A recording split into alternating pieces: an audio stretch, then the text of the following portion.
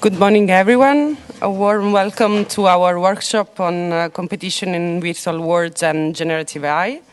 I'm Carolina Lessi, and I'm a case handler of the Directorate C of DG Competition. And today I will be introducing you to the different panels and speeches. Sorry. As we begin our day, I hope you enjoyed the welcome coffee. We'll start soon with our opening session, so please take your seat.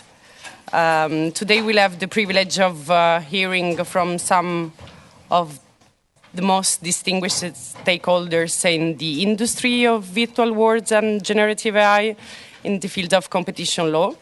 There will be 3 keynote speeches along this day. The first one will be delivered by Olivier Guersent, Director General of DG Competition at the European Commission. To begin the afternoon, we will be inspired by a keynote speech from Benoît Cœuré, President of the French Competition Authority. And to conclude our event, we will hear from Margrethe Vestager, Executive Vice President of the European Commission. The conference will feature 3 engaging panels. The first one on competition dynamics in virtual worlds, which will explore the structure and the competitive landscape of virtual worlds and will be moderated by Cani Fernandez, President of the Spanish Competition Authority. The second panel will be on competition dynamics in generative AI and will delve into the market power of and competition in the realm of generative AI and will be moderated by Carlotta Reiners Fontana, Director of IT and Digital at DG Competition. The third one is on the role of competition enforcement in fostering a competitive market for generative AI, and will examine the role of regulators in ensuring a healthy competition environment for AI innovation, and will be moderated by Inge Bernards, Director of Strategy and Policy of DG Competition. Before I give the floor to Olivier Guersent, just a few words on logistics. In between listening to our excellent speakers, you will have coffee breaks. Between panels, a lunch break and a cocktail event at the end. We have a very packed agenda today, so I will ask you to be watchful of time, please, and come back to the room when we will invite you to.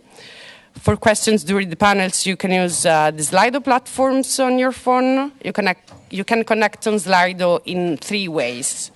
Either you scan the QR code, which is displayed here and also here, and the banners of our desk, or you go to slido.com and type our hashtag, which is also a bit everywhere, or visit the dedicated DG Competition web page where you will find all the information.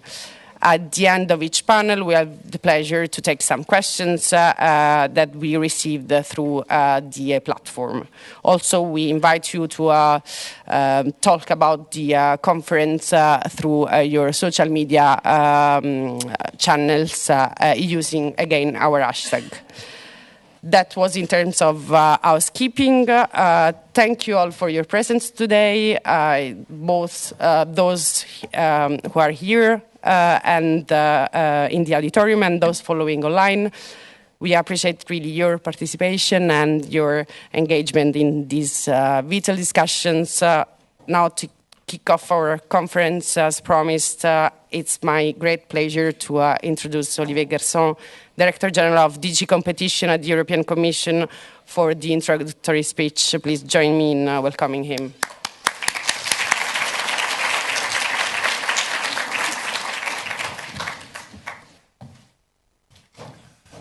Thank you, Carolina. Good morning and welcome in DG Competition. You will see it's a great amphitheater. You will see around the day that we have slight issues of ventilation in this building. So think at any point in the day that you're in a much better situation than people in their offices, because it's one of the best ventilated rooms of the building. So it's a pleasure for me to welcome you here in DG Comp for this workshop on competition in virtual worlds and generative artificial intelligence. also welcome all those that are, I understand, numerous joining online at the same time. So that is great. And I understand a number of people are connected already. Although you will have a graduation, you understand, the Director General, then Benoît Cœuré, and finally the Commissioner. Today we gather to engage in the beginning of a journey. What we want is to start thoughtful discussions, share insights on the many complexities of competition dynamics within both virtual worlds and generative AI, and to explore with you these challenges, but also the opportunities, the regulatory implications, basically the various implications of this evolving landscape and these digital innovations. Our task as competition regulators is to try to understand how these two transformative technologies will reshape the economy and competition on the ground.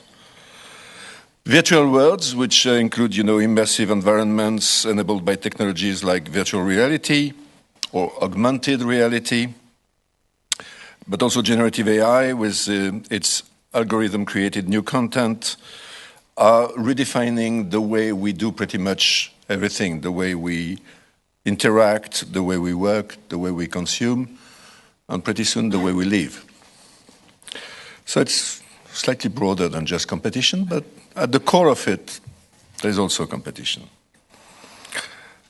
They will enhance automation, spur creativity, enhance productivity, so many opportunities, but they will also, they already raise some challenges, some of which in terms of competition and enforcement. So as Carolina said, the workshop will feature 3 panel discussions, each addressing what we think are key themes and issues pertinent to competition in virtual worlds and generative AI. We have a very good lineup of participants from a number of backgrounds, a number of people from the industry, and I thank them for joining us today. Academia, colleagues from national competition authorities, and you will start the day with Kenny in particular. So it will be a great day in which we will have a lot of expertise to be contributed to the debate.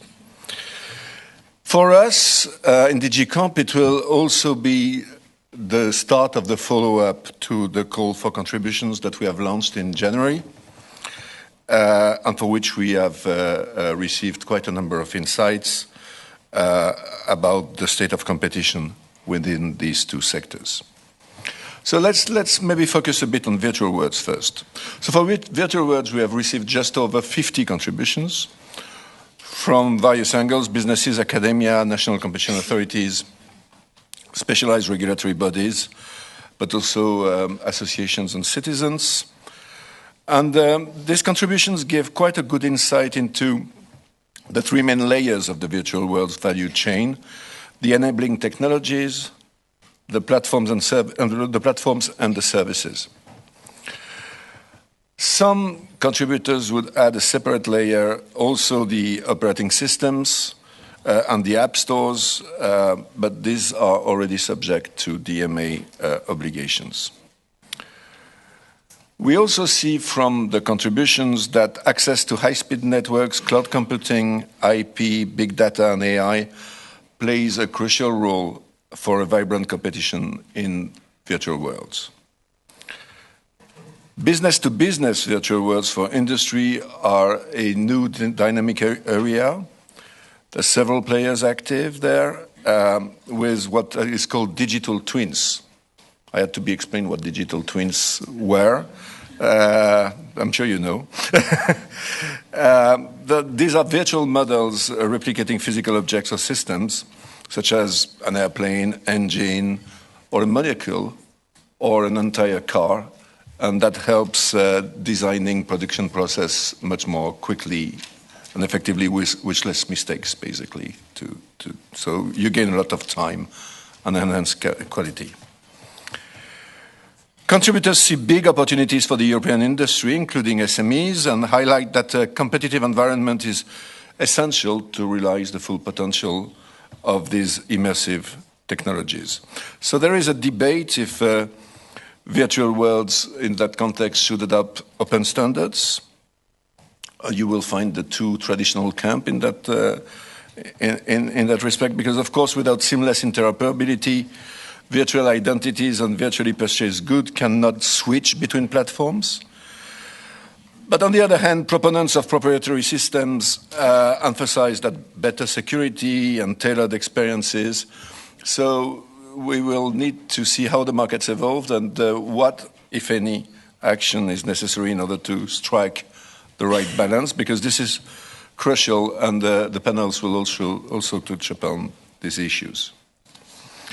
Many other issues will be explored. Barriers to entry is an obvious one, as several contributions have been pointing to them. Many contributors called for caution to regulate nascent market. That's an ongoing debate for some time now. If you regulate too early, of course, you take the risk to slow down innovation.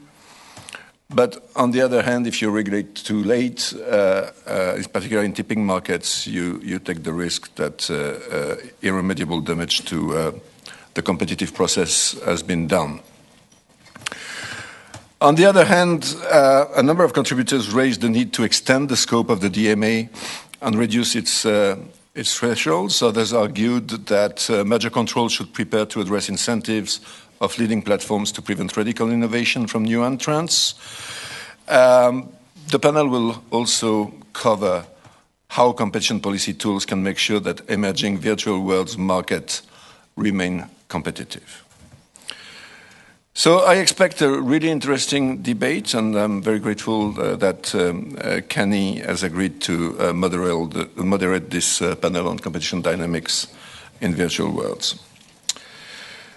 Now turning to generative AI, there we have received about 120 contributions, mostly from companies and business representatives, who see a very dynamic and diverse landscape for AI foundation model developments.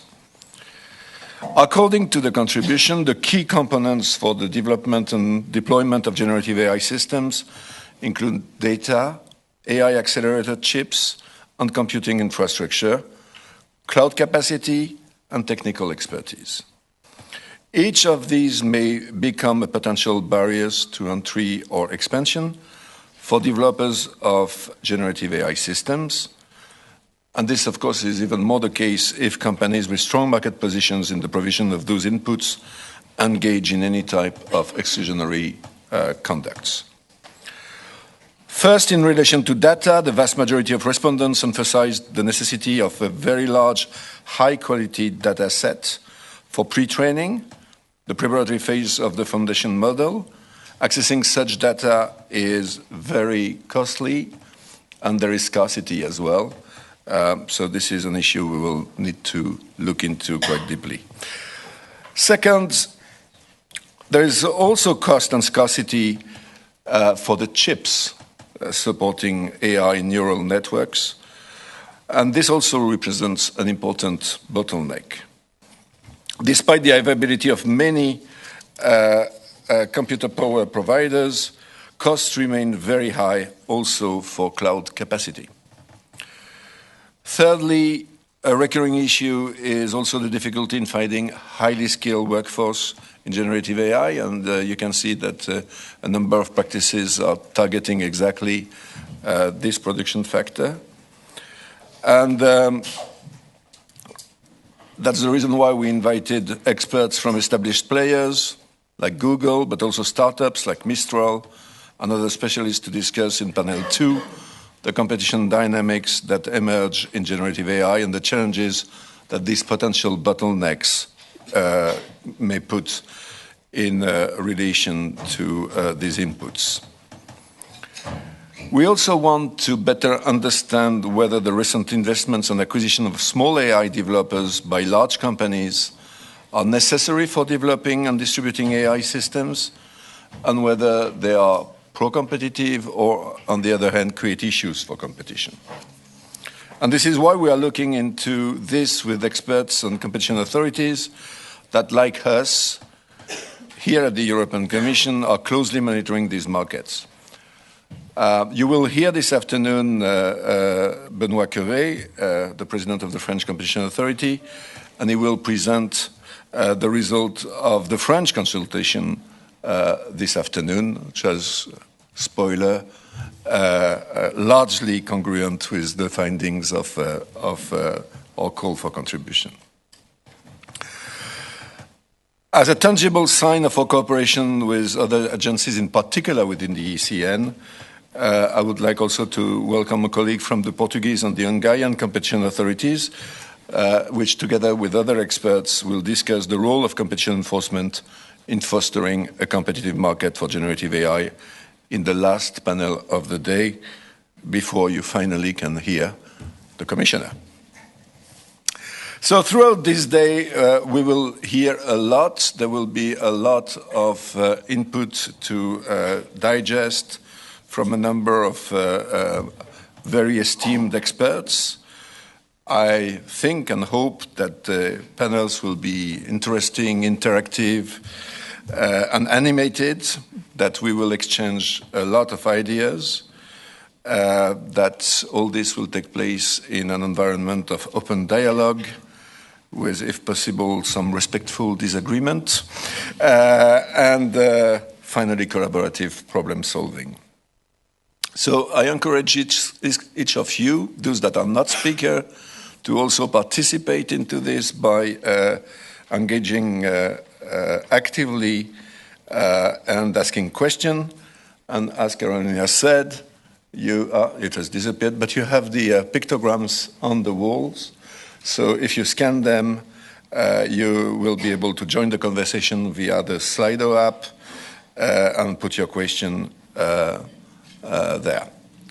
So that concludes these introductory remarks. I'm sure, it's not that I hope, but I'm sure we will have a very productive and interesting day. And without any further ado, let's move to the first panel. Thank you very much.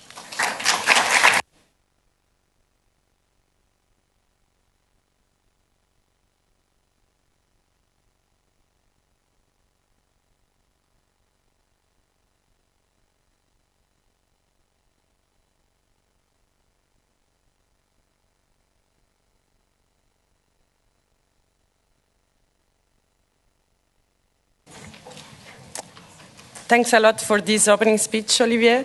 We'll now start with the first panel, as he said, of the day, which will focus on competition dynamics in virtual worlds. We have the honor to have with us today Cani Fernandez, the president of the Spanish Competition Authority, who will moderate the panel. So enjoy the first panel. Thanks.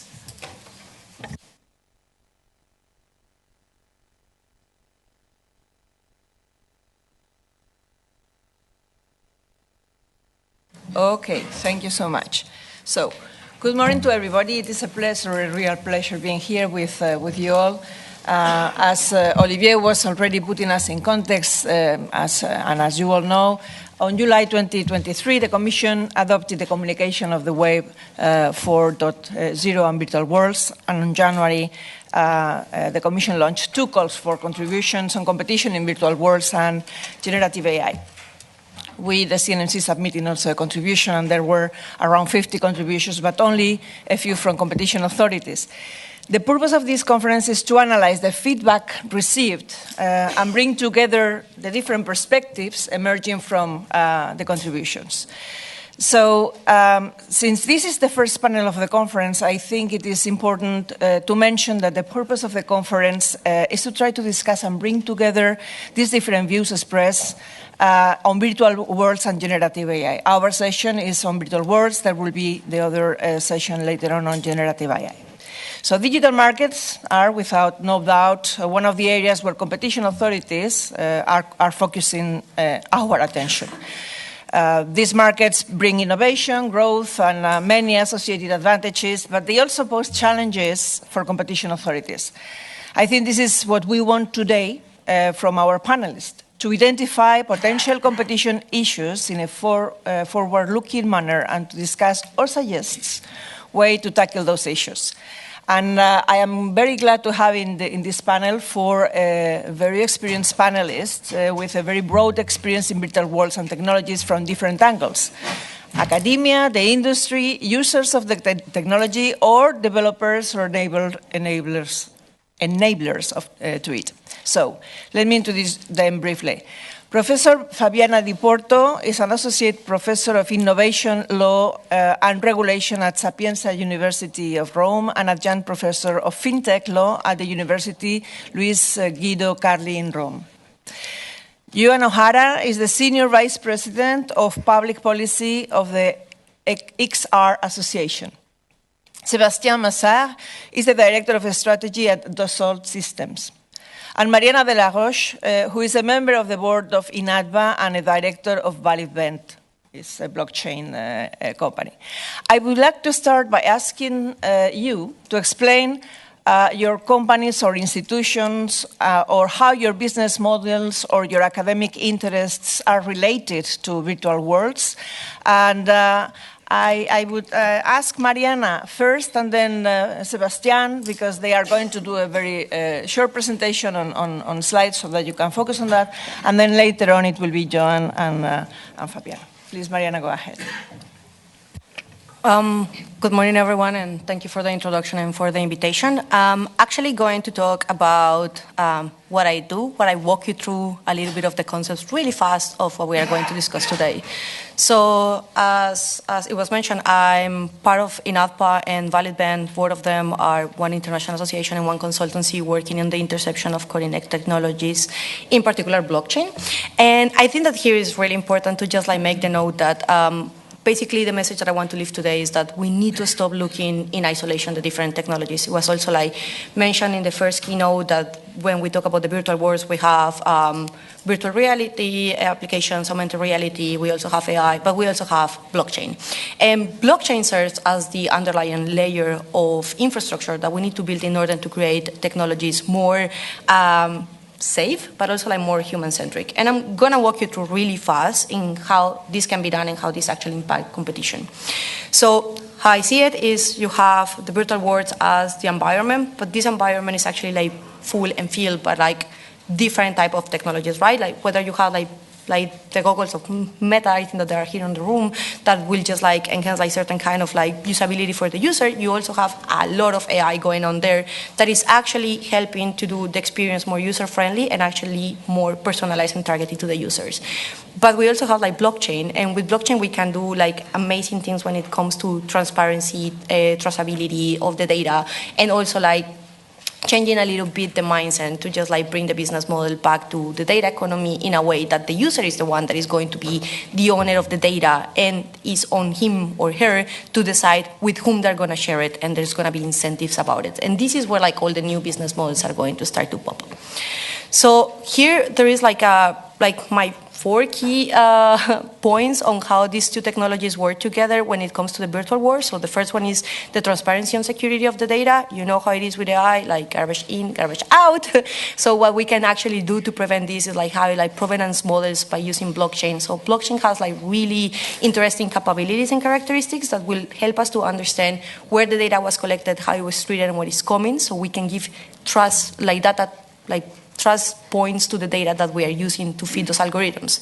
And because of this decentralized settings that we can create also with blockchain, we can also prevent biases when we are using on the databases and how we are training the databases, because we can use different data sets coming for the decentralized AI. I don't know how familiar you are with the concept, not so much time to go on it. I'm going to be here the whole day if you want to talk about it.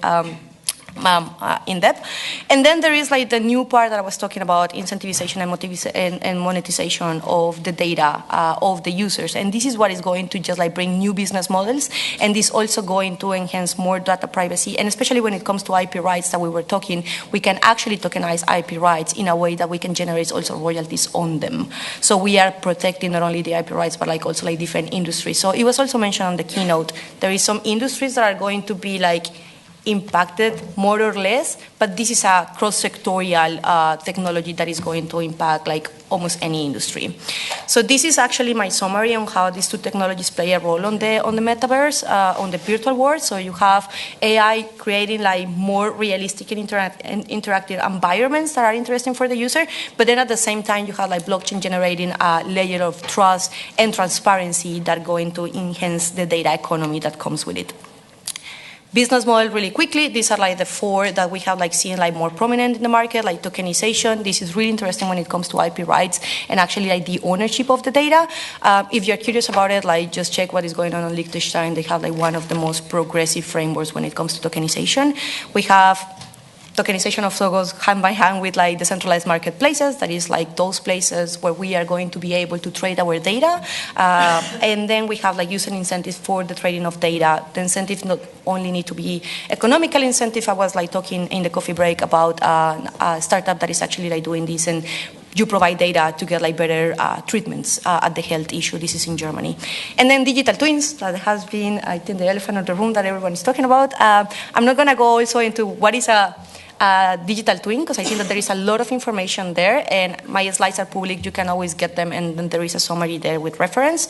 But this is actually the role also of AI and blockchain when it comes to digital twins on the virtual world. So real-time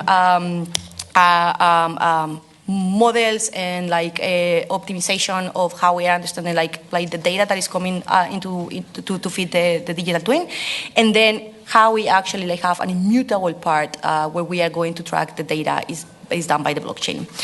Then here I wanted to bring you a video. This is actually happening in Charité in Germany. This is like different industries that are already using the digital twins, but my colleague is going to explain more on that. I just wanted to talk about like what Charité is doing, because they are like this is not with blockchain yet and not so much on AI, but really going into like the digital twins.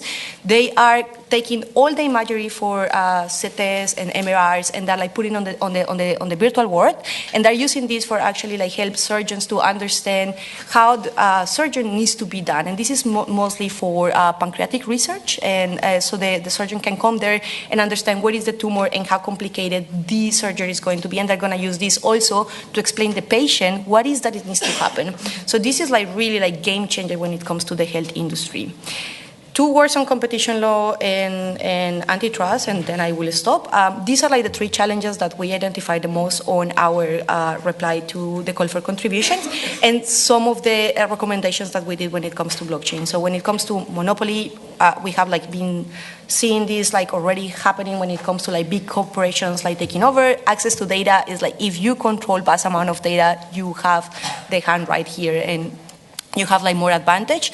And the key that was also like briefly mentioned on the keynote is interoperability, because if there is no interoperability between the platforms, it's going to be really hard for the user to change from one platform to the other, especially if there is not portability of the data. And these are things that can be solved with interoperability. So we see also in blockchain a way to promote transparency and fair competition, because all the transactions that are on the blockchain are public, so we can see it. You can also have like permissionless networks where some organizations are going to be the ones that are going to see there. I don't have that much time to explain you how blockchain works, but I'm more than happy to catch up later on. And then also like if you enabling decentralized governance, this will also help to enhance competition when it comes to the virtual worlds. And antitrust is basically the same. That here are some of the recommendations that we did at the policy level, like monitors and audits needs to be adapted, because what we have right now might not work the same for the virtual worlds, especially like you think like any kind of audits that are done, like you cannot like simply do it as you do it in like a real world space in the office. Then promotion of standards and user rights and data portability are going to be key to actually enhance competition in the virtual worlds. I think that these are like the 2 key recommendations that we reiterate over the whole time, and I guess we're going to go in depth on this later on. that was me. I know it was really fast and a lot of concepts. I'm going to be here the whole day, so I just wanted to give an opening of what we will be discussing. If you have anything that you would like to discuss further, I'm happy to go more in depth. Thank you very much, Mariana. Sebastian, please go ahead. Good morning, everyone. What I wanted to share with you is just a quick view about what is virtual worlds and giving a few examples that can be used further in the day, I think, based on my experience from Dassault Systems. So Dassault Systems is a global company, but it is born in France, in Europe. It's a European Società or Europea company, so really our fundamentals are here in Europe. I want to tell you about our story. So Dassault Systems is born in the 80s, so we are about 40 years old. So you see here a short timeline about our story. Our story began when the engineers were just designing the aircraft on paper and with paper documents. And if you just 40 years ago, so it's not a long time ago, they were using papers, and for instance, Boeing engineer teams were about a few thousand engineers. They used these papers and they produced every day 2 cubic meters of paper to design aircraft. Can you imagine if this is possible to design an aircraft in this manner? No. So when they wanted to design the new aircraft, the 777 in 1989, so they thought that to have a disruptive program, innovative program, they needed new methods. And this is where Dassault Systems had the opportunity to help them and became a company helping engineers worldwide progressively to design new products. First aircraft, then cars, then high-tech mobile phones, etc. So, and we entered into different domains. Why so? Because we were able to build what Olivier Guersent explained, so the digital twins of the products. And if you have a digital twin, you are able to design the product differently. So our legacy is of having helped these industries for 40 years to transform and worldwide in many, many industries. And this has brought real progress. This has changed the way aircrafts are conceived or designed, and therefore this has changed flight security, flight safety. Now you go to an aircraft and you don't have worries normally about the way the aircraft will fly. Currently we are entering into a new domain, and I will come back to it, in healthcare.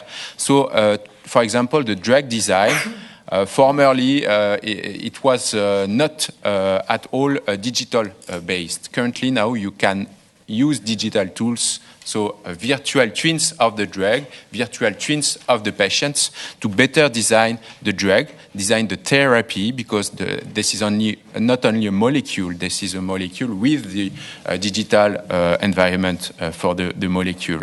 And just think of 40 years, it's not long. So if you look at the 40 years ahead, the changes will be really fast. You can imagine we will be able to print DNA perhaps at home and create new food at home with DNA. Just think of it. So in this short time frame, we had to imagine collectively, I think, our societies, our businesses had to imagine new ways to work together. And many people have experienced in 2020 a new way to work remotely. And this is something that is a long trend. Virtual worlds, I think, should be seen in this way, that this is the new way to be together, to work together. And this is also something that we should keep in mind. Also the new jobs. It creates new jobs. It changes the skills you need for your jobs. The reorganization of industrial value chains at global scale. So it changes the whole economy. So what Olivier Guersent said, he said, it redefines the way we do everything. So you should understand it not only from the perspective that, okay, I have a screen and I will do different things with my screen.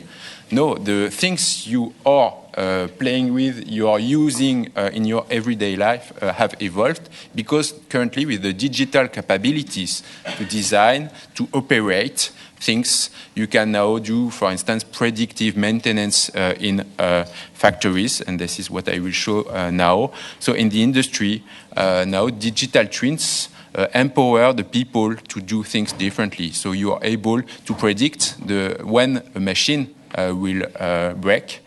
So you are able to anticipate and change the parts in real time.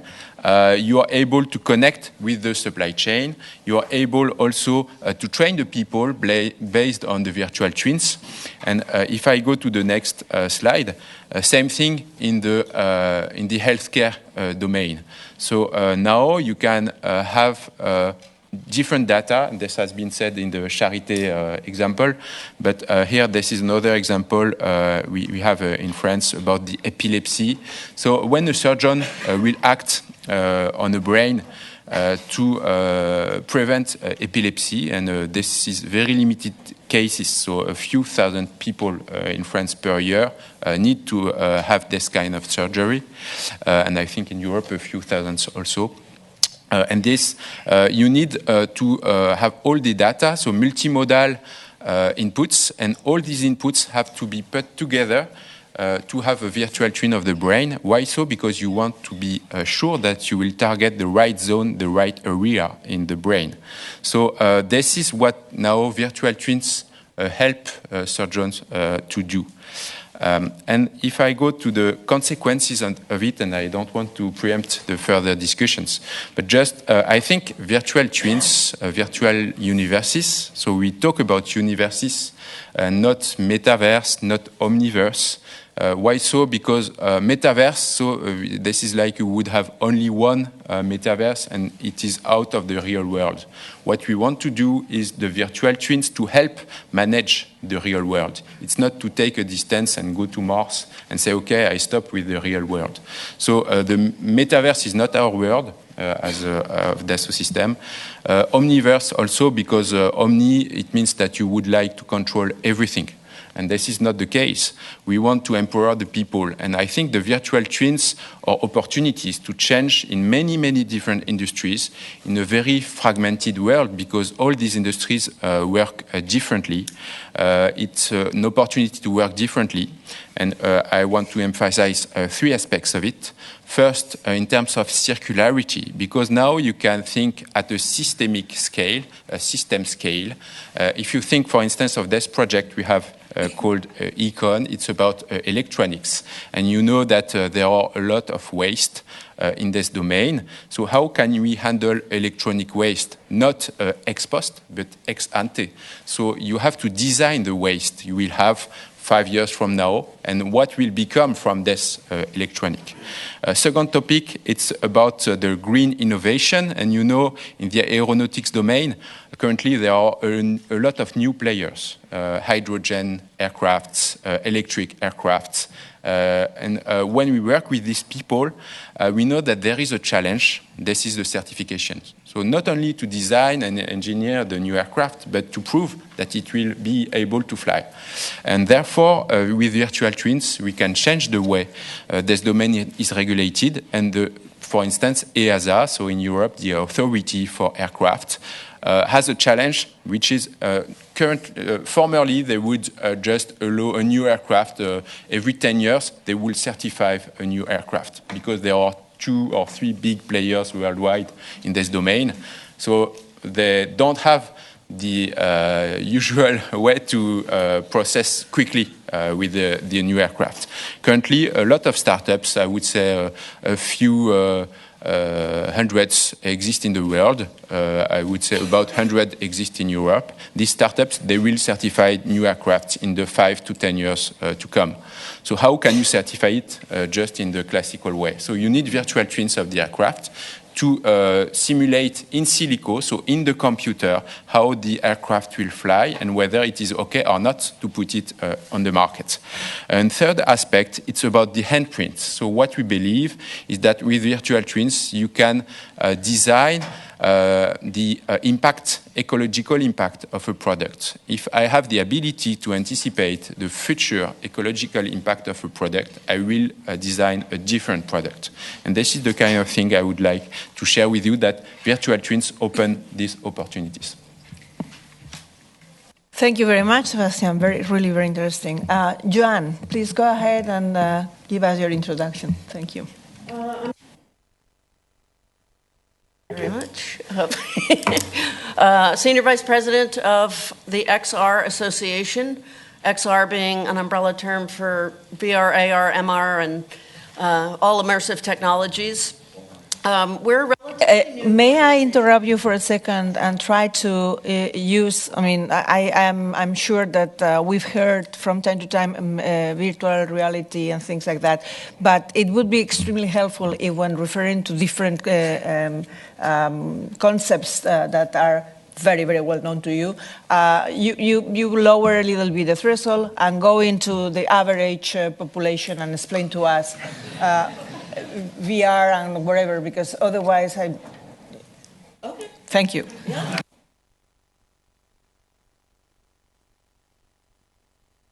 Thank you again. Thank God you're here. What would I do? Virtual reality is a fully occluded situation where you're putting on a headset, head-mounted display, and you have no view of the actual physical environment. It's a completely digital environment in which you can interact. So a lot of it is thought of currently as gaming, at least in the United States. When I mention virtual reality, people, that's the first thing they think of is Beat Saber or other like cool games that they've done with the headset. Augmented reality is an overlay, a digital overlay of the physical environment. So you can still see the physical world, but you're seeing digital information, whether that's an image or text or what have you. And you can view that either through glasses or through your phone, typically. A very old example is Pokemon, which was obviously all the rage like 10 years ago or something, where you're seeing little characters in the real world and hiding in a flower pot or something like that. That's augmented reality. Mixed reality is sort of a combination where you can interact with the digital assets that you're viewing. So you can use hand gestures or what have you to potentially manipulate something. If, say, you're a medical student and you're wearing a visor or glasses and you're looking at a model of a heart, you can turn the heart and look at different aspects of it. Is that helpful? Good. Okay. All right. I think very much so. Thank you so much. Your micro. I'm not a technical expert. I'm a policy person. I'm a lawyer. So I think my understanding of the technology is probably appropriate for the ordinary civilian. Anyway, back to XRA. So we are a relatively new trade association. We're just over 5 years old. We focus exclusively on immersive technology. Our membership consists of the big tech gatekeeper type companies. We do have Meta, Microsoft, Google, Samsung, Sony, and others. We also have end users and service providers like Qualcomm, for example. And then we have this very, very small startups who might be a company of 500 people, or it might just be 1 or 2 people. So we really represent the entire ecosystem in the immersive technology space, and we're very proud of that. As the director of policy for the association, I host monthly policy meetings with our membership, and there are people from Meta, and there are people from companies that you've probably never heard of who might have. Some of them are one person, and they each have an equal voice in the discussions that we have. So we think that representing the entire ecosystem, whether you're a trillion-dollar company or you're a startup who's just struggling to get off the ground, all of those voices are really important, and that's what our membership looks like. Beyond our membership, we really engage stakeholders from every walk of life. We do a lot of convenings, whether they're workshops or conferences. I host quarterly salon dinners with thought leaders. We engage everyone from government officials, former government officials, civil society groups, academics, scientists, economists. We bring them all to the table. They're not members of our association, but we bring them into these conversations with our membership to explore some of the more challenging policy questions. Because we really do believe that if we're going to get this right, we need to engage everyone, and it needs to be a broad conversation. And then going beyond that, we really do feel strongly that there should be an international conversation. Obviously, we've got a lot of the big tech giants based in the United States, and arguably the US companies have made the biggest strides in immersive technology so far. But that doesn't mean that this is a US conversation or a conversation only among those big tech players. This is going to impact the world. This technology is going to change the way we work. It's going to change the way we take care of healthcare, as we just saw some really remarkable examples, the way we design products, including aircraft, the way we teach and educate, the way we communicate, the way we provide public services. All of that's going to be impacted by immersive technology. So this is not something that stops at a geographic border. It needs to include voices from all over the world. We're also in a time where, we do have international tensions and international competition in many aspects. I think this is a very important moment for like-minded countries to come together and talk about what this technology should look like, what virtual worlds should look like, and to have a common vision of that, and to work together to create regulation, policy, and governance structures that make sense. We're not going to agree on everything, but I think our fundamental values are the same, and that's a really important starting point. So I'm very pleased to be here. I'm not representing the United States, although I used to work in government. I am now a civilian. And I'm not representing U.S. companies. As I said, we have companies from other nations besides the United States. So I'm really here as sort of an ambassador for the technology to encourage as broad a dialogue as possible. And very pleased to be here in Brussels with you today. So thank you for having me. Thank you, Johan. Fabiana. Thank you, Mrs. President. Again, the microphone. Yeah. No. Okay. I'm sorry. I thought I was here to switch on microphones, but eventually I'm not good at that. Okay. My contribution today would be a reasoning on how competition rules and regulation apply to virtual worlds. And to do so, I think the basic notion which we should look at is the one on ecosystems.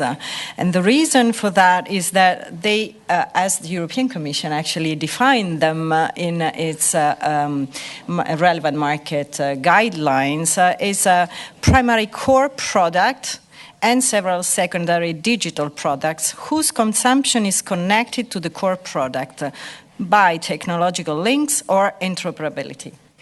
I think that, as we have seen today, a lot of those components are definitely present in the virtual world's more widespread business model.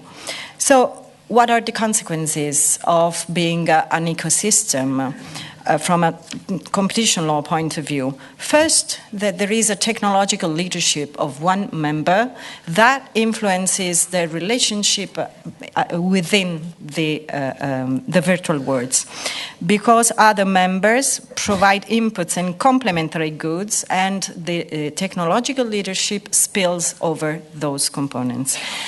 The other concept that is relevant to me is that of intermediary ecosystem glue, which means that the leader may master the competitive dynamics of virtual worlds.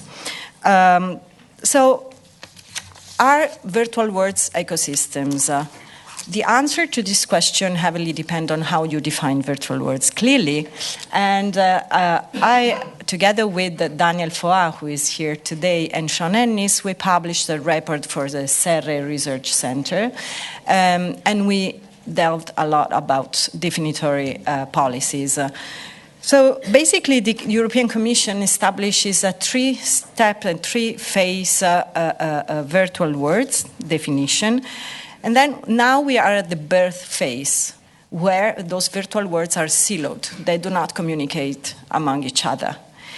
The infancy stage is the one where those virtual words will be interconnected and will be interoperable, and therefore they will communicate and allow the seamless movement of items. The third one is maturity, and it intercepts the development of the Internet 4.0, and that means that most probably the virtual words, the interconnected virtual words, will more or less coincide with the web.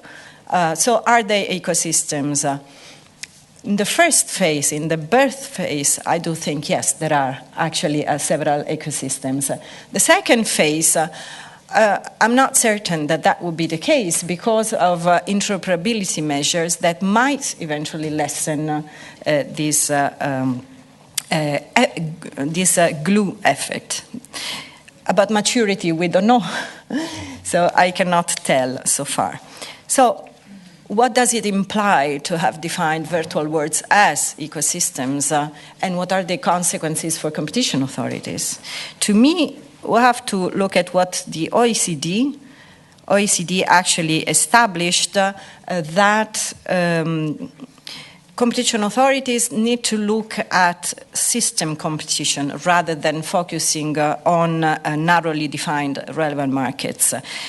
That, in OECD's words, will help intercept competition harm to a nascent but rapidly developing market. So it follows from this that competition authorities should assess, first of all, the degree of technological complementarity and interconnection among the different layers of virtual words and among different virtual words. How do they do that? They could use two concepts that are both included in the relevant market guidelines, and these are the notion of ecosystem that we have already seen, and the other one is the multi-sided platforms. How should they use those notions? The first one should relate the ecosystem is a useful notion to investigate and make a competitive assessment of competition among virtual words, while the one on multi-sided platforms is useful, in my view, to analyze what happens within, what the competitive dynamics within one virtual words. This way, by combining these two, I think that competition authorities will be able to, let's say, look at a lot of those complementarities that are relevant within virtual words and across them. Also, the theory of aftermarkets, it has been suggested to use the theory of aftermarkets to investigate competition issues, and I do agree that that might be very relevant. And what then, once competition authorities use those notions?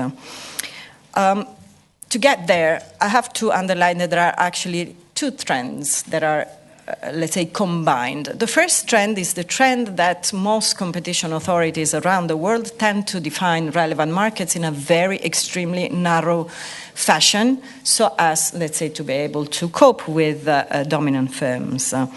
The second tendency is the very concept of ecosystem. Together, these tools can actually enable early intervention in new emerging markets to reverse critical competition issues. This trend can, in my opinion, be applied to virtual words with the advantage of being explicated through the analytical tools that competition agencies already have. So no new tools are needed.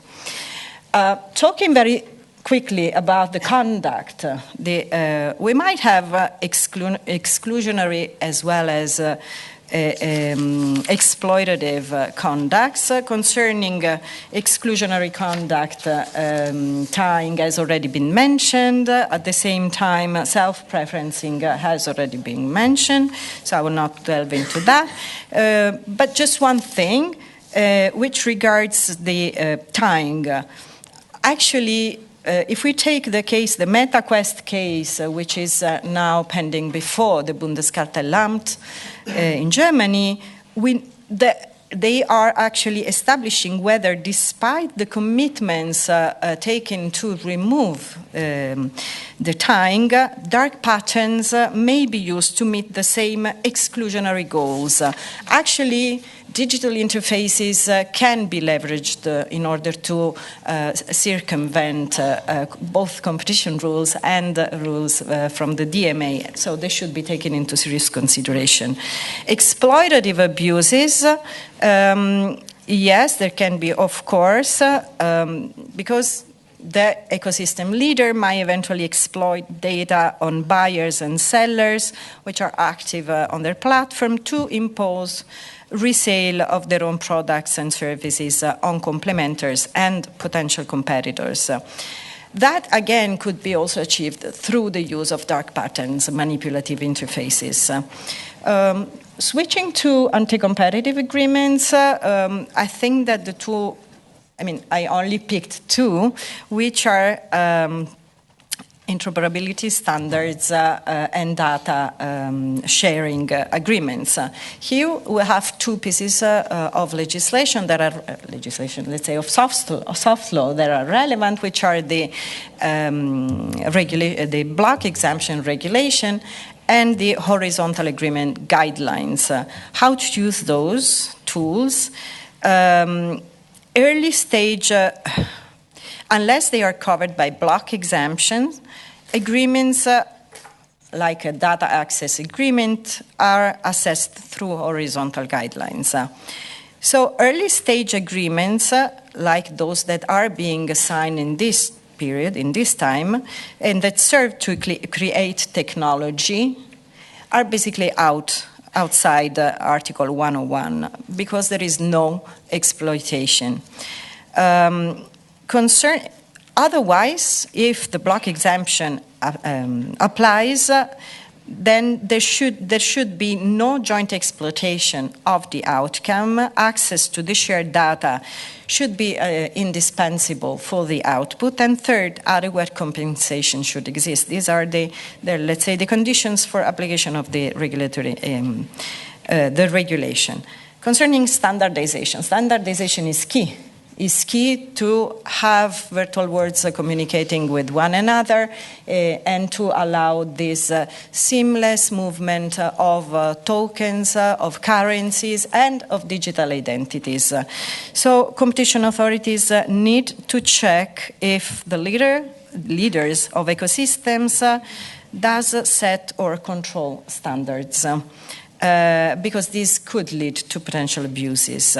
One last word is on intricacies that stem from the parallel application of antitrust rules on the one side and of regulation, especially the DMA and the Data Act. Because, as we say, information circulation should be somehow favored in order to establish and to go from the birth stage to the infancy stage. We must ask ourselves whether those agreements are, let's say, stipulated voluntarily, or if there is any regulation that either mandates that exchange or eventually favors that exchange. And the situation, the assessment, the competition assessment is clearly different. Let's take the case in the Data Act where those agreements are somehow mandated.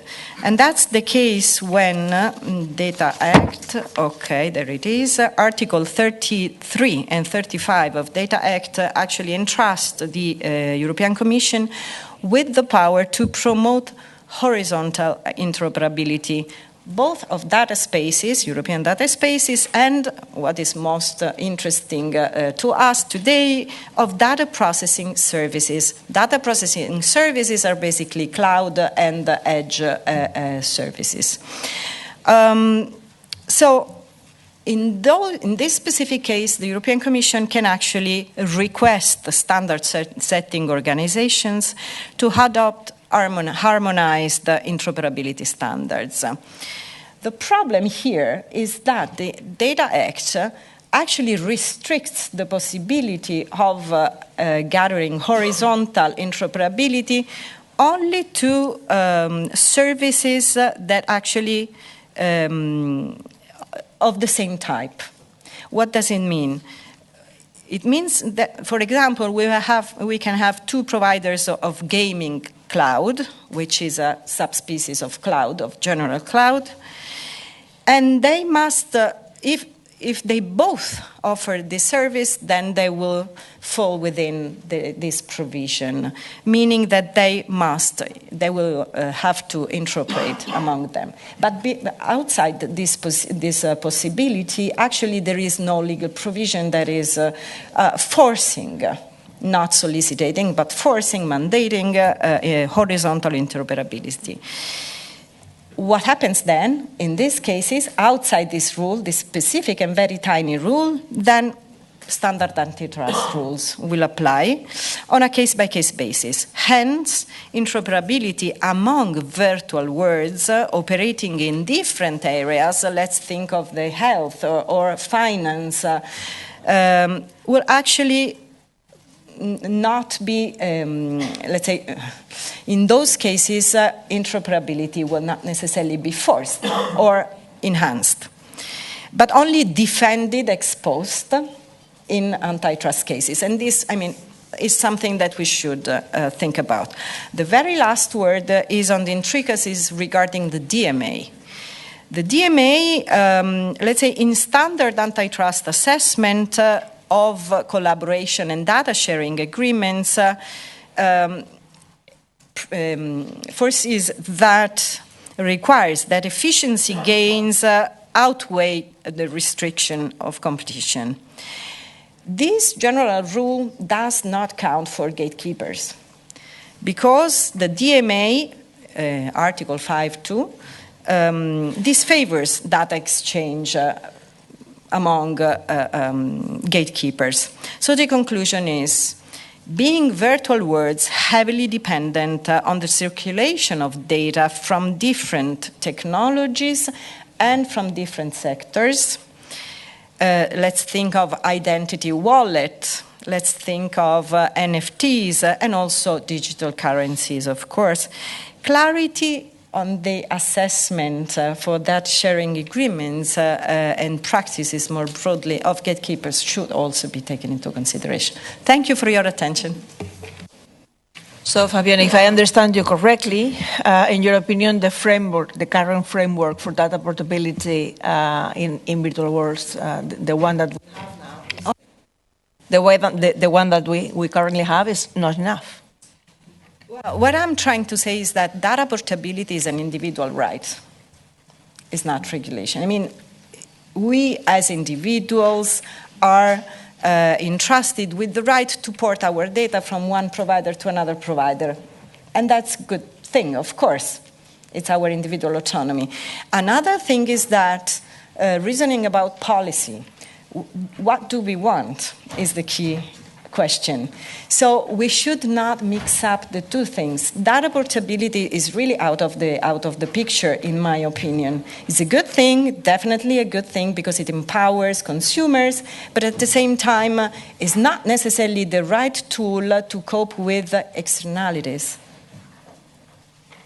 Okay, thank you very much. Let's go now to try to give a perspective view of virtual worlds. I would like to know, and you may jump if you want to answer these questions. I'm going to put you some questions. I'm also adding some that I have received in Slido.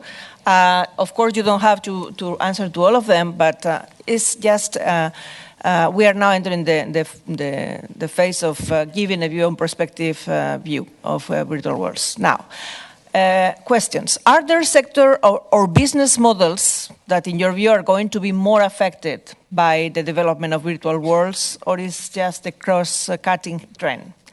What are the companies or the business models more likely to lead? And then, how are firms to compete in virtual worlds? Which are the drivers of competitiveness?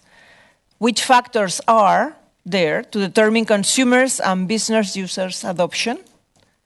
And last question, what are going to be the strategies of monetization? So I allow you to choose, or if you feel like answering all of them. After I will open the floor for questions here. I've already included some of Slido. So who wants to start? Okay, Sebastian. Okay, sorry. You go? No, you go. Dale. Sebastian. Thank you. Is virtual worlds a sector somehow? I think this is the question. My opinion here is that this is impacting all economic sectors. So this is changing the game in many, many domains. And as I explained, it changes the way you certify the products, the way you communicate, the way you work in companies, etc. So at the end, the topic is that this is pervasive. This is not a sector per se by itself, but this is a pervasive approach like the digital. Digital is not a sector. There are sub-sectors, there are activities in this domain, there are markets, but at the end this is changing everything in our daily life. So you will have a virtual twin of your car, a virtual twin of your home, and you will simulate the energy consumption of your home with the virtual twin.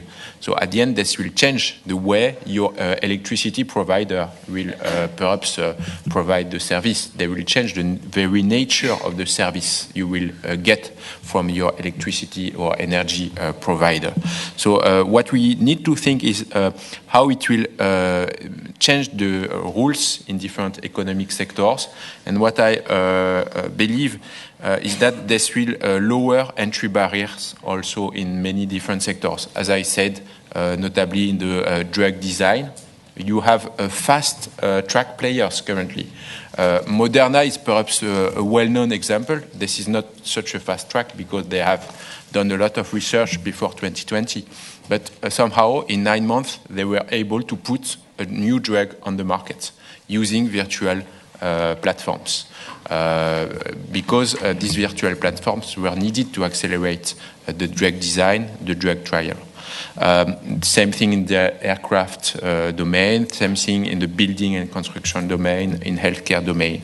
So what we need to ensure is that this new possibility to innovate in all sectors is made possible thanks to the power of virtual universities. And therefore, the standard topic that has been brought on the table is, I think, the right topic.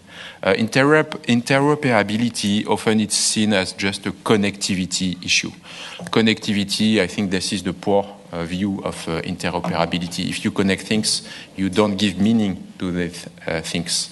What we need to do is to make intelligent connection and intelligence camps come from the shared understanding across a sector, across a domain. To give 2 examples of standards, in the engineering domain, there is an important standard called STEP AP 242. So sorry, this is really technical, but and this standard is really necessary to help exchange data across businesses, across engineering teams, because they design the same product. They don't talk the same language, they don't have the same disciplines, but at the end, they need to be sure that this is the right wing and the left wing for the aircraft, and at the end, the aircraft will fly. So this kind of standard is really necessary, and this has been created across the years by the whole sector, multiple players, multiple different interests and stakeholders building these standards. Same thing in the healthcare domain. You have the FHIR domain, FHIR, so this is for a fast healthcare interoperability resource. This standard is needed because you have the same patient going to different hospital, and you need to interpret the data the same way in different hospitals. So same thing here. This is not about connectivity. So you don't just connect platforms. You need to make sense of this data and be sure that your interpretation is the right one.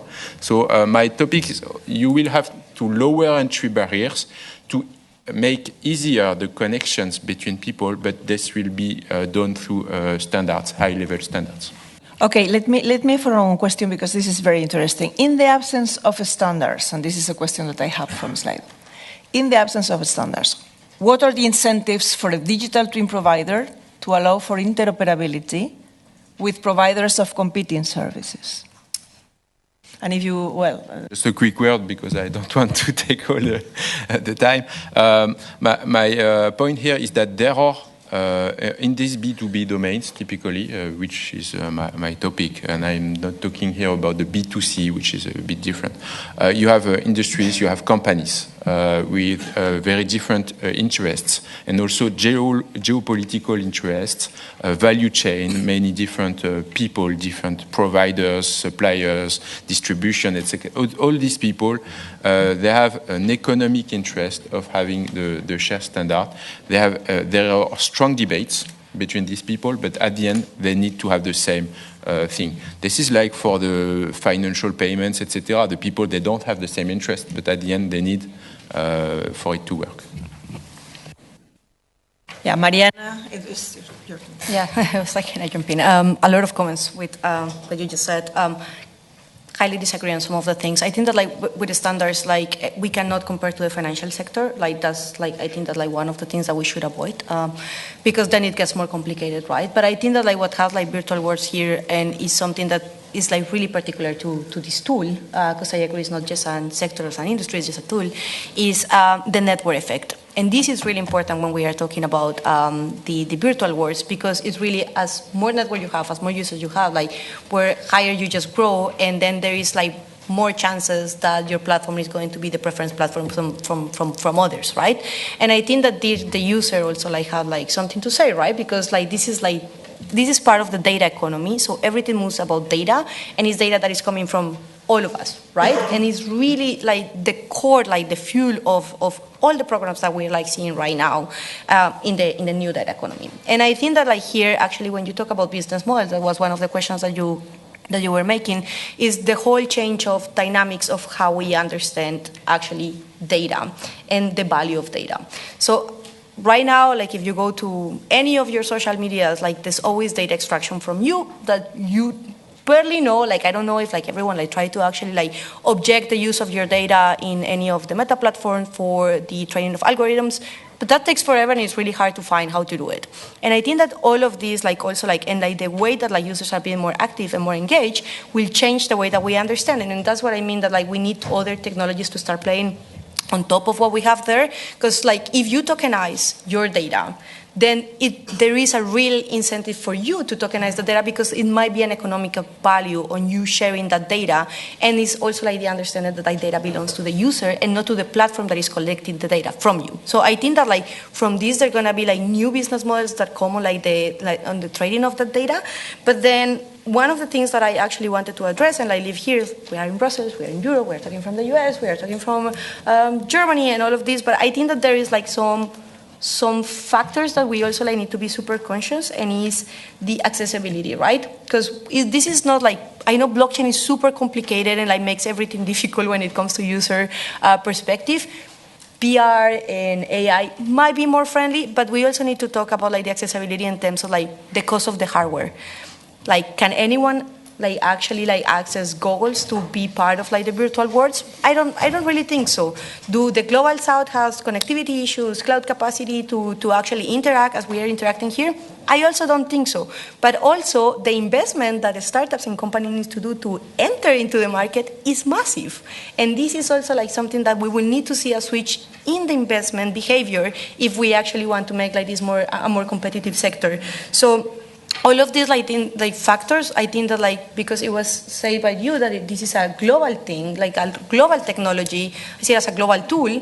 We actually like need to see from where we see it and to whom are we speaking. Because if we actually want to make it global, we need to see actually how we use it for remote health facilities, for example, or health training of practitioners that are in the global south and don't have the same kind of training that we have, or how we change remote work for working like with like people more in the global south. But then like there is a question also of salaries. Are we paying like salaries from the global north, global south? Where are the headquarters? All of these are like questions that we also like need to enter to address when we are talking about new technologies, because at the end, and on that I highly agree with like what you were saying on, we cannot design a virtual world to just create a more a space between the realities that we have and more inequalities, if you want to just to put it like into the basic ones, right? Like we need to see how we use like these technologies to make better the world that we have right now. And this is like, I think that is like the core that we should be discussing when we talk about competition and inclusion and accessibility, is like, for whom are we designing these technologies and for what exactly? Thank you very much, Mariana. Joan?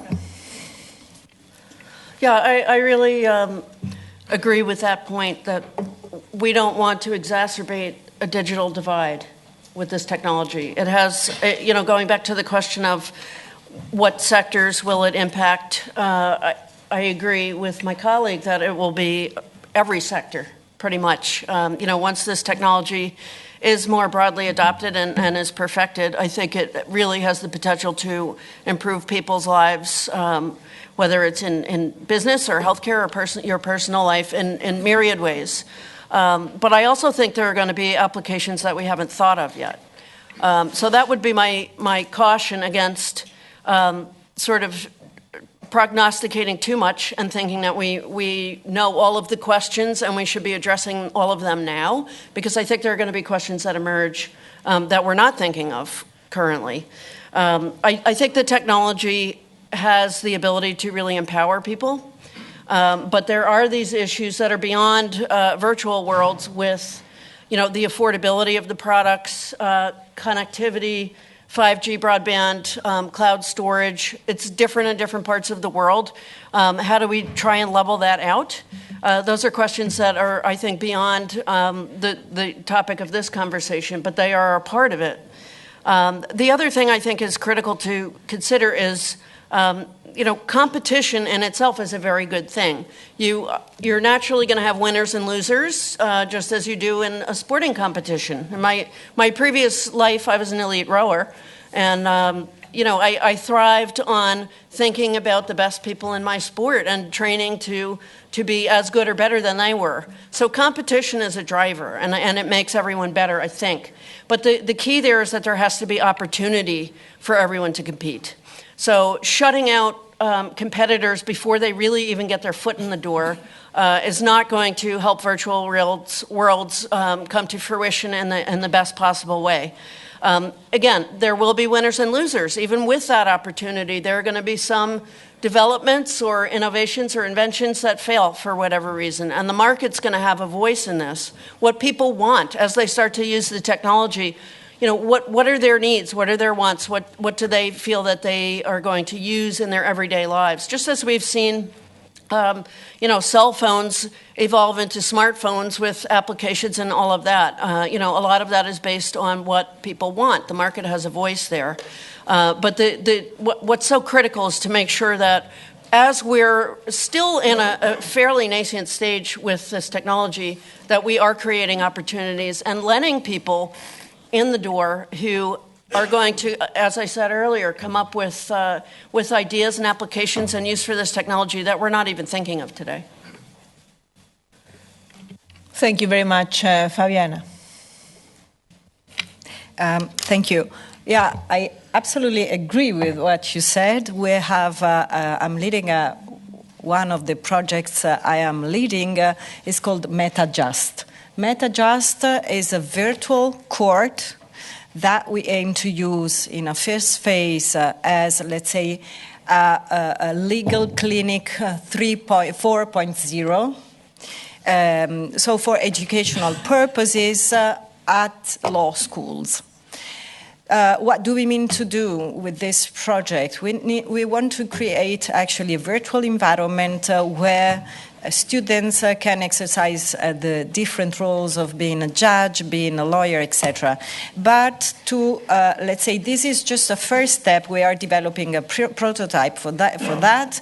But this is a first step, and if it works, we would like, let's say, to have virtual words not supplementing, but at least being used for, especially for rural areas, etc., to enhance access to justice.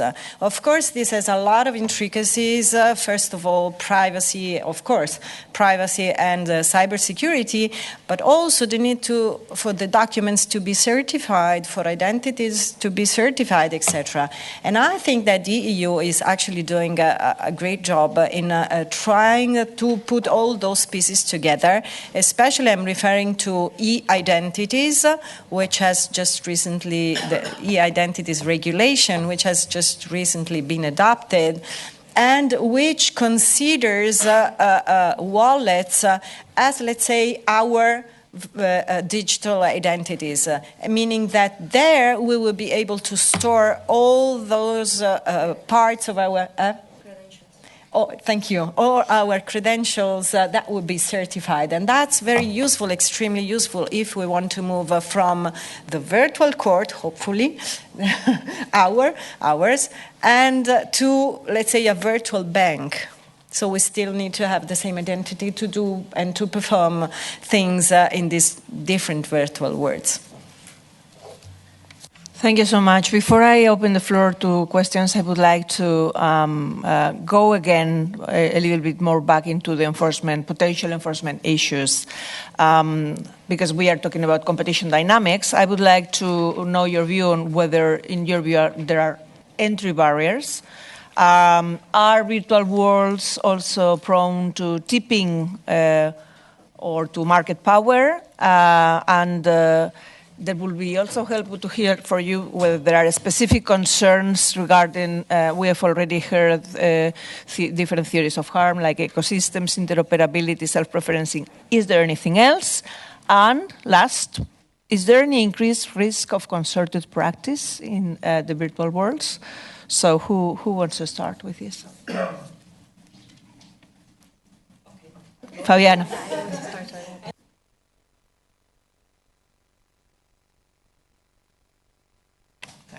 Sorry. Barriers to entry, as I said, there can be ecosystems, and at present phase, those ecosystems are, in most cases, at least for the big ones, subject to the DMA, to antitrust scrutiny. So are there... Yeah, we need an analysis of the ecosystem dynamics in order to establish whether there is enough competitive pressure or whether there are too heavy barriers, tipping scenario. This is, I think, one of the big anxiety of the European Commission. And, well, again, here, I think the answer is it depends on the phase we are considering. When and if interoperability among different virtual worlds will be fostered and will be established, I think that would lessen a little bit the problem of dominance. And even more so, I cannot see one single firm with such a huge amount of research that allow them to tip the market. Why so?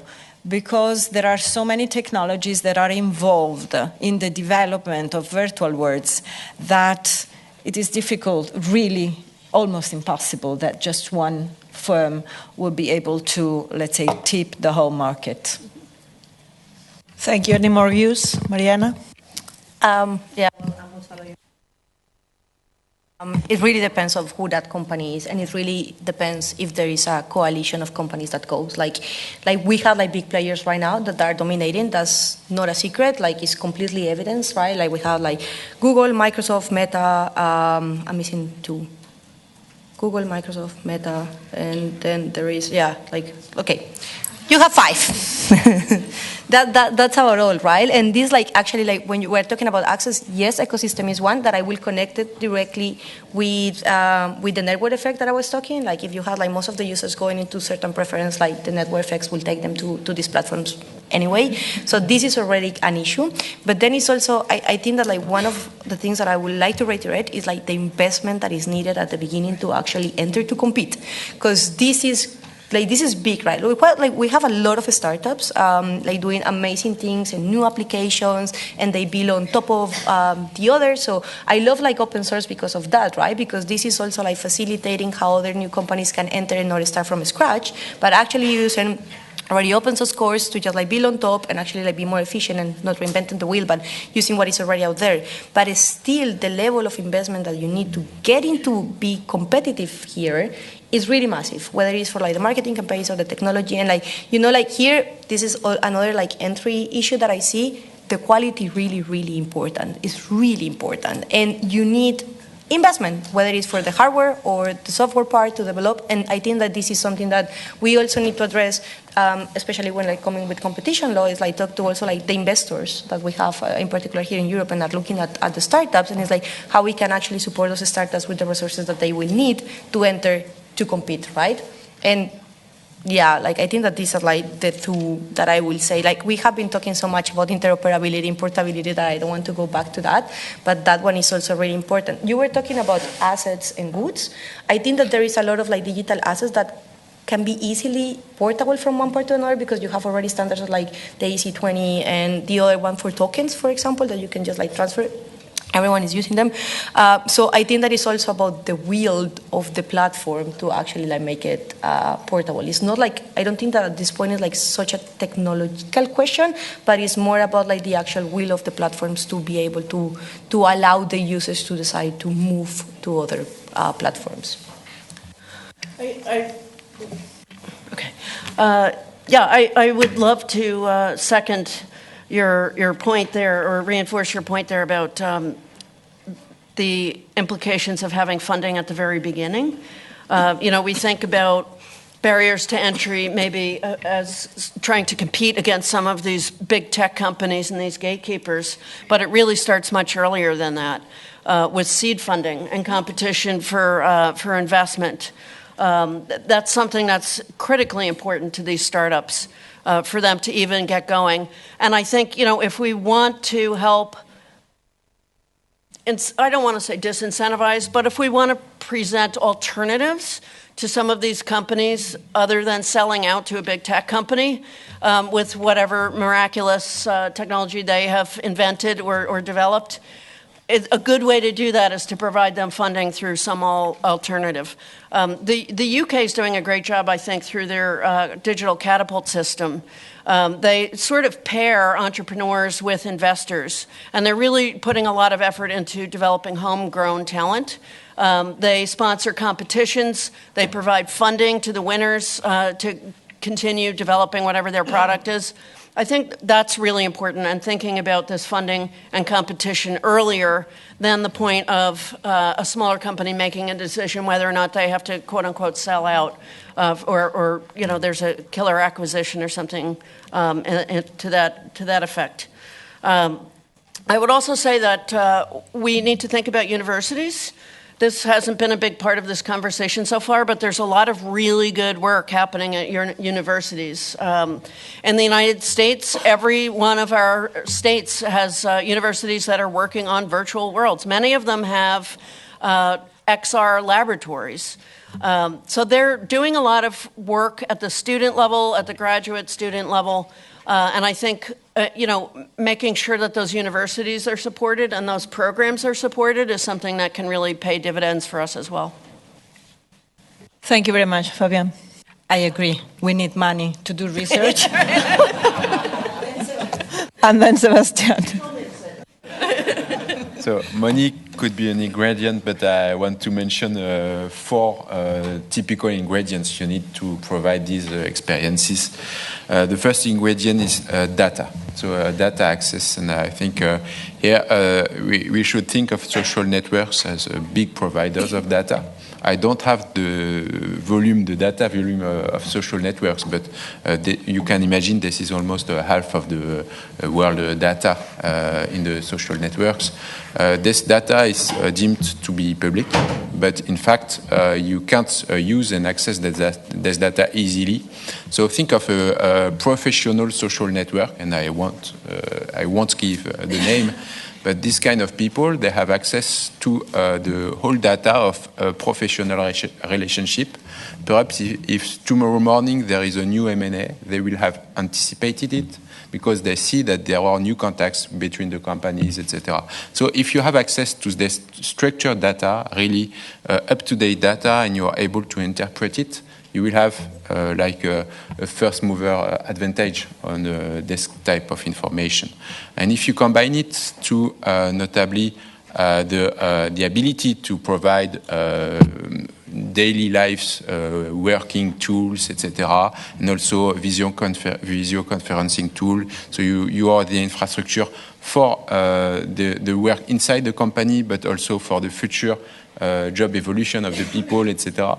It becomes something that is, I think, anticipating on the future. What is the virtual world 10 years from now? This is the same thing, but you don't have the same distance. Because currently you have a distance, you open your screen, you open your phone, etc. Tomorrow you will have just the glasses and you are immersed into this new world. And the data is not yours. Perhaps what you do is yours, but at the end the data, you are not able to use it. So we have to think about the consequences, and here I speak from as a citizen almost about the consequences of this new world. So first ingredient, data. Second ingredient, and this has been said, the hardware, the GPUs, the ability in terms of computing power, of cloud services, etc. This is a key ingredient. So the real infrastructure behind the immersive, intangible experience. Third ingredient is the skills and the talents. For companies to succeed in this domain, they need to hire talents. And here, as you might know, in Europe, we have a lot of talents, really good talents, coming from universities, coming from really high-level trainings. But we have a difficulty to keep these talents or to make them work for our companies. And I can talk as a company here. It is a real challenge to keep people when you have huge differences in terms of salaries with other types of proposals. When I was young, this was the financial domain who was proposing the biggest salaries, biggest remunerations. Currently, this is not the case anymore, I think. And fourth ingredient, which is really important, this is trust. When you are immersed in a virtual world, so imagine the future of the current social networks, you need to trust what you see, to trust the other people, etc. So the question about digital identity comes here. So the question is, who will manage this digital identity? Who will be the third party guaranteeing that I have you in front of me while I'm immersed in this new world? So this is a big question mark. And currently you can see that there are some non-governmental digital identities that are really pervasive, I would say. You go to different websites, you have the same ID process to enter these websites provided by a few players. And I won't give the names, but you might imagine. So here, the digital identity regulations, etc., I don't know them perfectly, but what I understand is that at the end, this is the experience from the citizen who will be important. This is not the experience for public services. This is, okay, my daily life, I want to read the news, I want to send an email, I want to register for a concert or a museum, and I will use, what will I use as an identity? And this is the big question mark. Second topic here for trust, this is IP reliability. So as a company, I don't want my IP to go to people I don't know, or to people I know, but who will steal perhaps the good ideas. So here there is a big question mark about the loyalty of these environments. And what we should expect is that these environments are loyal I would say, from an economic standpoint, but also from a geopolitical standpoint, which is a bit different, as you might imagine. And I think there has been progress in the global maturity here in Europe about so loyalty in terms of geopolitics, etc. We need still to go ahead, and there are a few steps required. We are currently having a discussion about the EU CS, as you might know, so for the cloud security standards. We need the standards, so not only for interoperability, the standards are also required for security level, and here the EU CS is a proposal currently discussed in Europe, and I think this is a very important thing to guarantee to companies, to sensitive organizations, that their data will not be used against them in terms of competition. So these are my few words about the ingredients and the challenge. Okay, thank you very much. I would like to open the floor now for questions because we just have 6 minutes, 5 minutes. So is there any question from the floor? Yeah.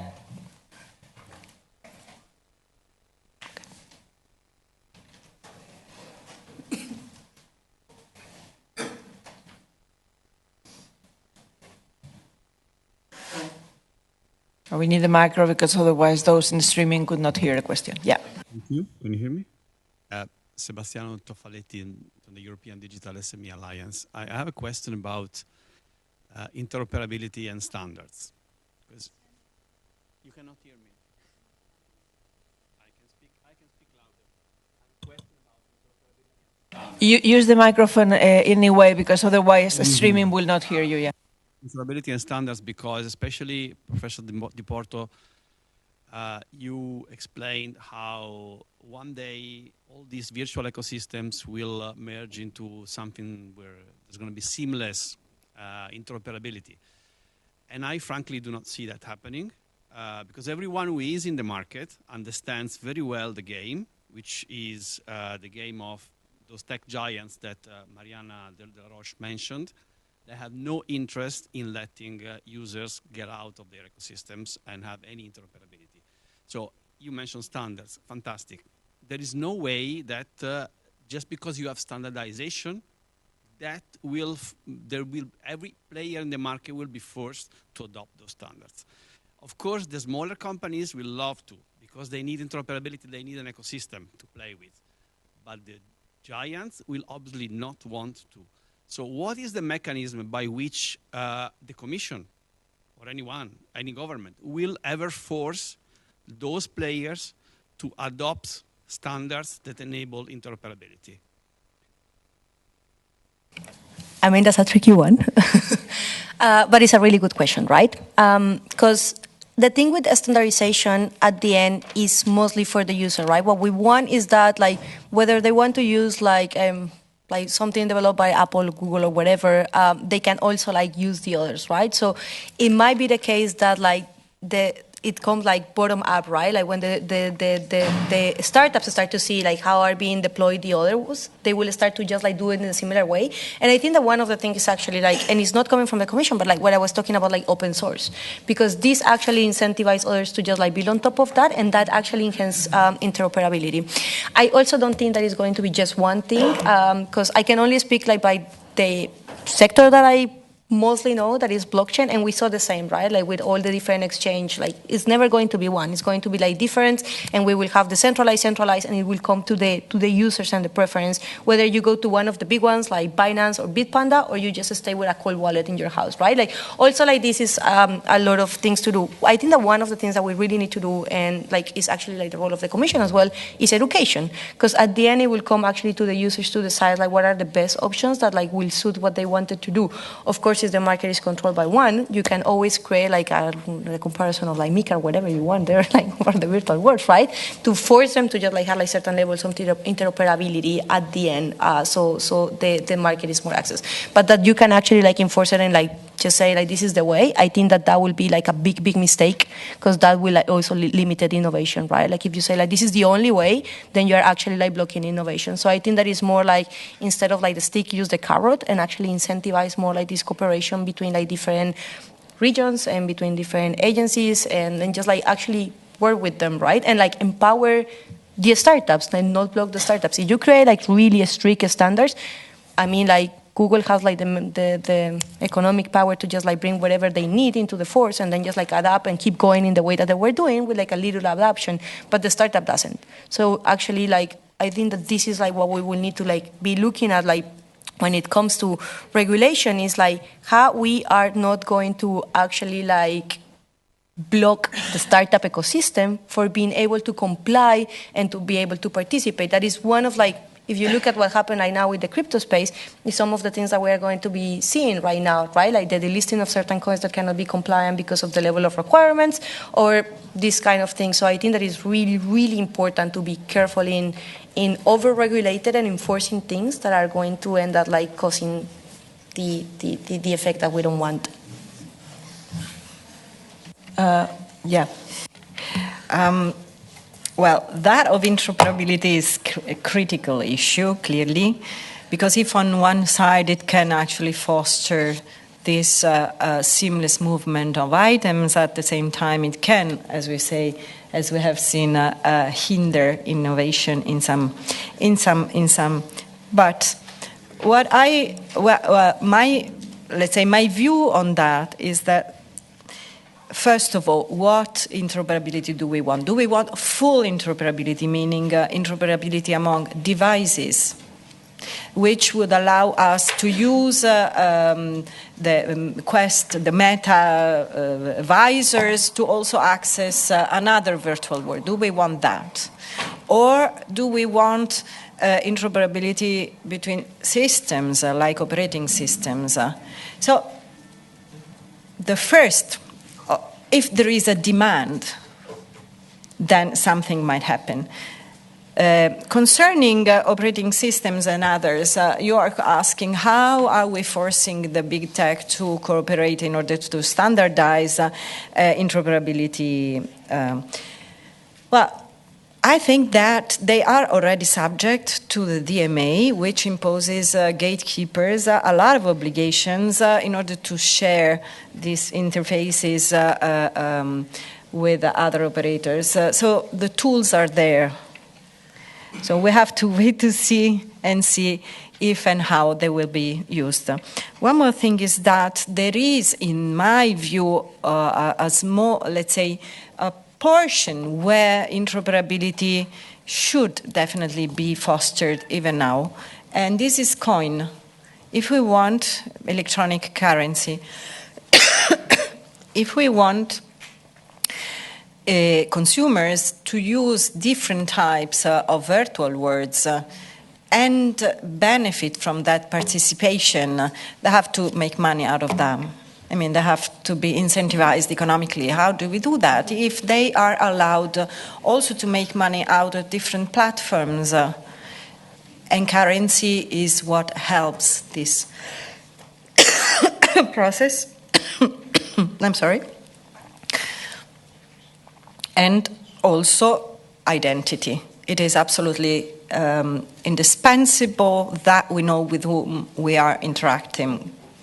And especially if any misconduct has occurred in one virtual world, then we should make sure that that information, that data regarding the misconduct is also somehow attached to the person.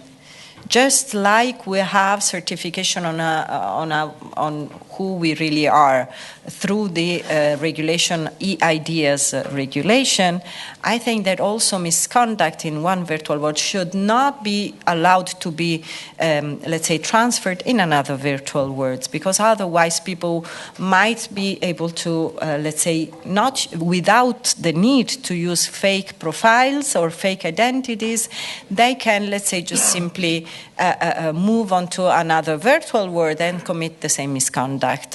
To avoid so, there must be some sort of technologically encapsulated way to transfer that information from one virtual world to the other.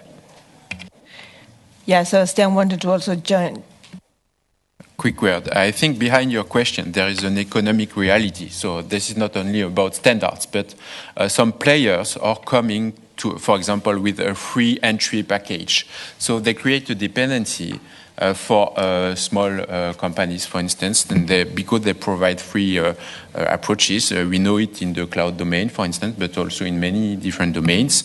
They create a dependency. And the question, I would say, in the terms of competition law, and I'm not an expert, but my view is that we need new metrics. This is not only about revenue stream, but also about information flow, also users, number of users, etc. So you need new measures for the market power. The market power can be linked also to the number of users, etc. For instance, the open source can be biased. I think that we need to look for the business model behind open source. When you have an open source offer, there is often, or a freeware offer, there is behind it a business model. You need to look for the business model. And if you look for revenue streams, in that case, you will not see revenue streams. So you need to identify which player is looking for more users, more impact on information, more impact in terms of bottlenecks, for instance, in terms of digital identity. Just if I might, just one small thing that I wanted to add. I think that actually concretely, but it's not a standardization, but one way to actually prevent that market dominance is actually having more or better rules for mergers and acquisitions, because we have seen that these have been the normal behavior. When we see that there is startups coming with interesting solutions that might compete with one of the biggest ones, they're just simply acquired, right? And I think that this actually damage competition in the market. A small comment, because I see a lot of people mentioning digital identities, and I think that there is a misconception, right? Because the digital identity is not just a copy of your passport that you just upload there and then that's it. That's a special kind of identity that comes with a KYC process, or if it's with the IDAS, you have a centralized entity. But most of the virtual worlds platforms work with the centralized identities or digital identities that are not connected to your real identity. It just basically says that account that you're using and that wallet or that address belongs to this person that is using it, but there is a difference with the anonymity. And I think that with these concepts is really, really important, because then we are having a lot of misconceptions, which is also damaging a lot the tech industry when it comes to energy consumption, one of them, all of the things when it comes to identities and actually who is behind these accounts. Normally you don't know. You know that account belongs to that address, but you cannot know unless that there was a KYC that and the gatekeeper. And this is really important to understand as well. Thank you very much. Just a brief comment on what Sebastian was saying. Yes, a brief comment on what Sebastian was saying. In fact, competition authorities already use other metrics. For example, we in Spain, we have a market share threshold for mergers, and the 30% of market share is not only analyzed on the basis of turnover, but also on the number of clicks, on the kind of users, devices that you have. And the DMA also is, yes, answering your second comment, for the killer acquisitions is already foreseen in this. So I think at least we are in a position to, but do you think that we have the appropriate tools anyhow? Focusing on mergers, let's say that I think that we need more clarity, especially for under-threshold mergers, which, according to Article 14 of the DMA, gatekeepers should notify to the European Commission and to other competition authorities. That rule was meant to assess all the small mergers, small acquisitions, meaning acquisitions of small undertakings by dominant firms, by gatekeeper. However, we just had the opinion of the Advocate General in the Illumina case, which is, let's say, of another view, meaning that it will not allow the Commission to actually investigate itself these under-threshold mergers. Why? Because this would widen too much the powers of the European Commission. Of course, we need to wait and see whether the General Court, the Court of Justice, will uphold this opinion, or whether it will, let's say, keep the powers of the European Commission to investigate those small mergers. In the case of virtual words, clearly external growth through small mergers is something that is extremely relevant to see and check whether because there you might have by buying other small competitors and eventually competitors that are especially innovative, then you might actually create bottlenecks and then end up being a gatekeeper. An ecosystem. I would love continuing discussing, but the time is there and the coffee is waiting. So please join me in thanking the panelists.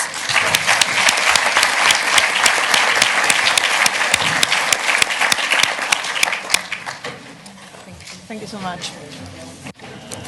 So we just ask you to come back in 15 minutes, please, like in 11:25.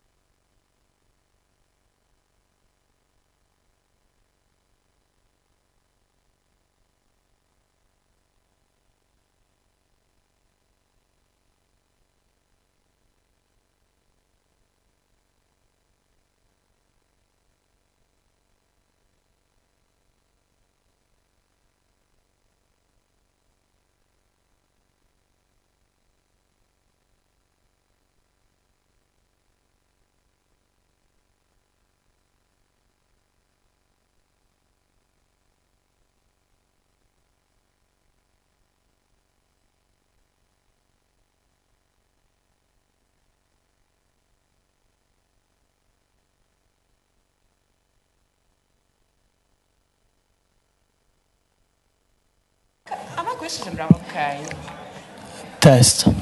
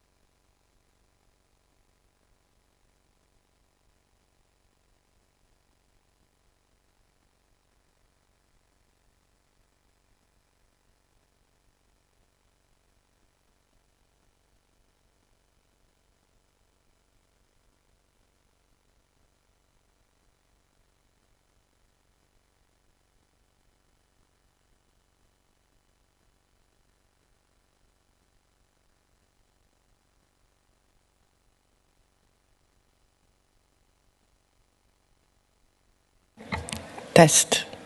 Beh.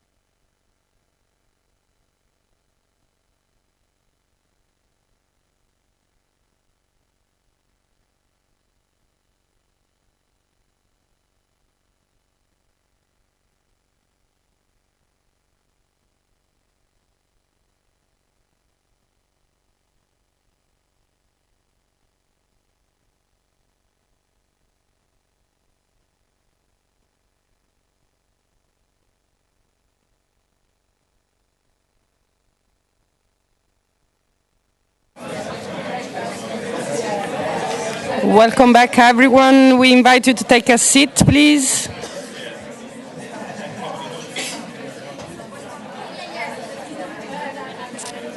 Test.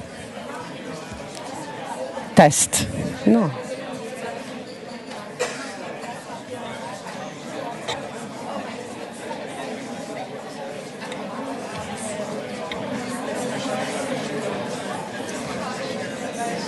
Works. Welcome back, everyone. It doesn't work. Doesn't work. It's like on. Hello. Yes, this one works. Hello.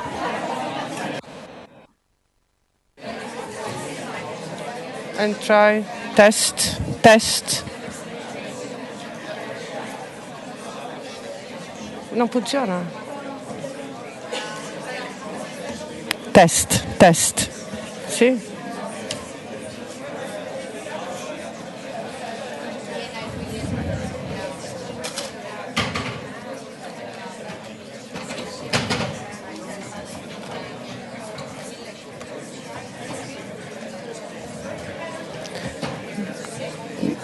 Works, maybe, yes. No, no. Doesn't work. No, maybe yes, yes. Can I please ask you to take a seat, please?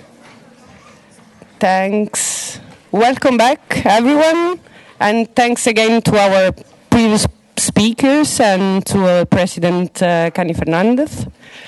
As announced, we have now another panel on competition in generative AI, which will be moderated by Carlotta Reiners-Fontana.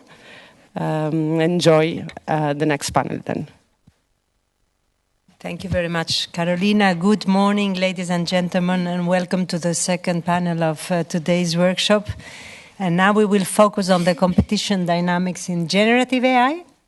I think we've heard very interesting things this morning. Some of them are actually also very relevant for the discussion we will have here now. So my name is Carlotta Reiners. I'm the Director of IT, Communication and Digital here at DG Competition of the European Commission.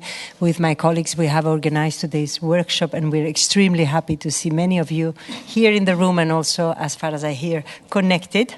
So in the panel now, we want to delve into the key factors driving competition and market power in generative AI and understand the evolving competitive landscape that surround this technology. And Mr. Guersent this morning already gave a few hints of what we have heard from all those that have contributed to our call for contributions. What we hear is that the competitive landscape is diverse, with both large and smaller players present. However, generative AI, which enables the production of new content in very different formats, currently rely on a handful of very costly inputs, such as, and we heard a bit this morning, high volumes of high-quality data, computing power, and expertise, to name a few. As these seem to be very necessary to thrive in AI markets, companies that control these resources may have the ability to rapidly gain large market shares, but also to have the incentives to exploit market bottlenecks or eventually distort competition. And indeed, these are the elements and the challenges that we are worried or we are interested to monitor in this house in DG Competition. So as we competition authorities become aware of these risks, we see also a number of partnerships and collaborations which are happening typically between AI startups and large digital players to provide them with those necessary inputs. These market dynamics can raise very interesting questions for us around how this partnership might affect market entry, but also what obstacles, if any, exist to the supply of these inputs. Which are the most important inputs for AI foundation models? Is competition at the level of the supply of large AI foundation models fundamental, or is a lively competitive environment downstream sufficient to preserve choice and innovation for consumers? How important is to control high-quality proprietary data in these markets? Will open access models continue to be present, or will they progressively disappear? And what forms of monetization will become the most popular downstreams? So as I said, questions also that were exchanged in this morning's panel. So with today's speakers, we wish to address these and other questions, examine whether these competition concerns are well-founded, but also explore strategies for fostering a very healthy competitive environment. Of course, the relationship between generative AI and markets is much broader than just the competition issues, and the panelists we have today are indeed very knowledgeable, well beyond the competition aspects, but we really want to focus today's discussion on the specific competition challenges relating to generative AI. Before introducing the speakers, just to remind that the way we have organized our panel is through a series of varied questions, which I will invite you to reply in as short and targeted manner so that we can enable a bit of a conversation. And I also want to remind the audience that you can use the Slido, and I think you have the QR codes, and you can there type in your questions and also vote so that I can use it in the discussions. And now, without further ado, let me introduce the speakers.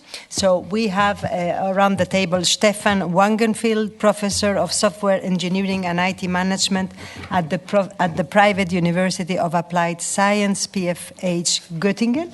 Hello, Stefan. We have Blanche Savary de Beauregard, General Counsel in Mistral AI. We have Thomas Senderovitz, Senior VP Data Science at Novo Nordisk, and Dominique Kostosek, Senior Competition Counsel at Google.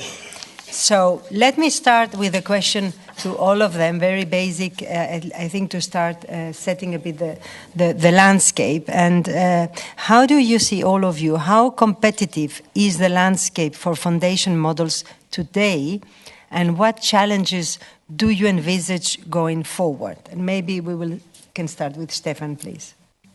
Yeah, thank you, and also thanks for having me here. First of all, I would put a bit of a scope here, because generative AI is not just that thing we have with ChatGPT and so on. Generative AI is used in many sectors. It's used in automotive, it's used in healthcare, it's used actually everywhere where machine-generated content, newly generated content, brings any value with it. And I want to make clear that when we're talking about generative AI, that we're talking about the whole market of generative AI. And one very important thing of this are those foundation models. Those foundation models are actually pre-trained models used for various purposes. There are general models like those large language models, but there are also very specialized models. We will hear something about that in quite a second, that focus on very distinct use cases. And currently, we have a situation where we have some big players focusing on those interaction-based language models. That's, for example, ChatGPT, Google Gemini, and so on. But we have a very large number of smaller players focusing on specialized foundation models. And what makes a foundation model is that you can actually fine-train it. You get a bunch of pre-trained data models and so on, and you can download it, or you can use it, or you can interface it via API, and you can fine-tune it to fit to your specific demands. And yes, there is a lot of competition, but that's maybe something where also my colleagues can provide some further input to. Thank you very much. Please, Dominique. Hi, everyone. So yes, I'm Dominique from Google. Very happy to be here. Thank you for the invitation. I think, it's obviously a very broad topic, but I think today we see the landscape for foundational models as a very, very dynamic and competitive area. I think we're seeing a lot of new entry, both at the level of developers of foundational models. I think think we have, a great example sitting right next to me, but there are lots of others. Aleph Alpha in Germany, Poolside in France, Qtai. I mean, there's just so many examples. I think the CMA report lists 330 foundational models that are available. So that's, super exciting. I think we're also seeing a lot of activity downstream with AI apps being developed very quickly. And to be honest, I think there's still lots of new use cases, being literally invented, I want to say every week, and new sort of types of apps that we're seeing. And I think what's notable here is that this innovation is sort of coming from kind of all levels. So I think we're seeing a lot of innovation at the level of large tech firms, but also academics, startups, grassroots developers. And I think that is really a great thing, because all of these sort of iterate on each other's breakthrough, and I think it's allowed for a very an unprecedented speed, really, of innovation. And as I said, it's also all then fueling sort of a new wave of competition downstream. And I think from our perspective, I don't think that is going to slow down anytime soon. So I think it's still very early days, and we'll see lots of interesting things happening in the next few months and years. Thank you very much. Do you see the same? Yes, so speaking from the smaller player, Mistral, so thanks for having me. And the perspective is quite interesting as well. So I would say more than smaller player, as you said, I would say the pure player, because one characteristic of Mistral and some other players is that we are right in the middle of the value chain. We are not integrated on that value chain. We don't have natively accesses to the upstream or downstream markets. So that presents a lot of opportunities, actually, because we are natively agnostic to every ecosystem. We are natively willing to trade with everybody and to make deals with everybody to open those doors on the upstream and downstream markets, and also we are free to be accessed by our customers wherever they want on their environment. So that is an opportunity from our point of view. But this is also a challenge, for sure, and we've been here for 1 year. The company is 1 year old. We've already raised two series, A and B. We've already got a lot of partnerships, a lot of contracts. So that gives you a sense of the intensity and the speed at which you have to open all those doors when you are a pure player and you're willing to be hyper competitive on this market. Thank you very much. Good morning, and thanks for being here. Sort of quite different representative. I represent a global life science company, so not traditionally tech. And we're 101 years old, so approximately 100 years older. But we're still going strong. And what I want to say with this is representing the pharma business, but also life science and health in particular. We are actually witnessing an industry which is voluntarily or involuntarily transforming itself from having a main focus on molecules and wet, which means using wet labs, into data-driven organizations and digitalized organizations, transformed organizations. And so we are smack in the middle of a major transformation. I think part of what we're talking about now is that this area, this field here and the competition here is impacting all sectors. We heard that in the first panel as well. So from where we sit, we are customers of tech companies, we are collaborators of academia, and we are ourselves becoming a tech company, at least a hybrid of a pharma and tech company, because increasingly data science and AI is driving the way we do R&D and decision making. So for us, having access to a huge opportunity of collaborators, small and big, and academic institutions is key. We really welcome competition, and we also find it necessary because we are deeply rooted in the healthcare sector. And let me give you today's bad news. Sooner or later, you will all be patients. All of us will be. So we're all citizens and patients, which means when we make decisions in this area, let's make sure we do it right. And for that reason, regulation is key. So for us, the balance between regulation and free competition, that sweet spot is what it's all about.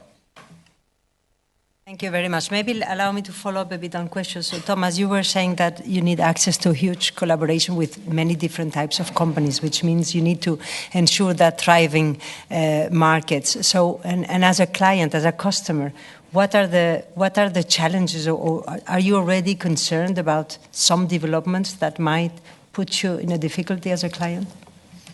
I'm not a born concerned person as such. I'm a general optimist, even though it's hard from time to time. But we're very mindful about a lot of the changes we currently see happening. We are mindful about geopolitical imbalances, politics influencing access.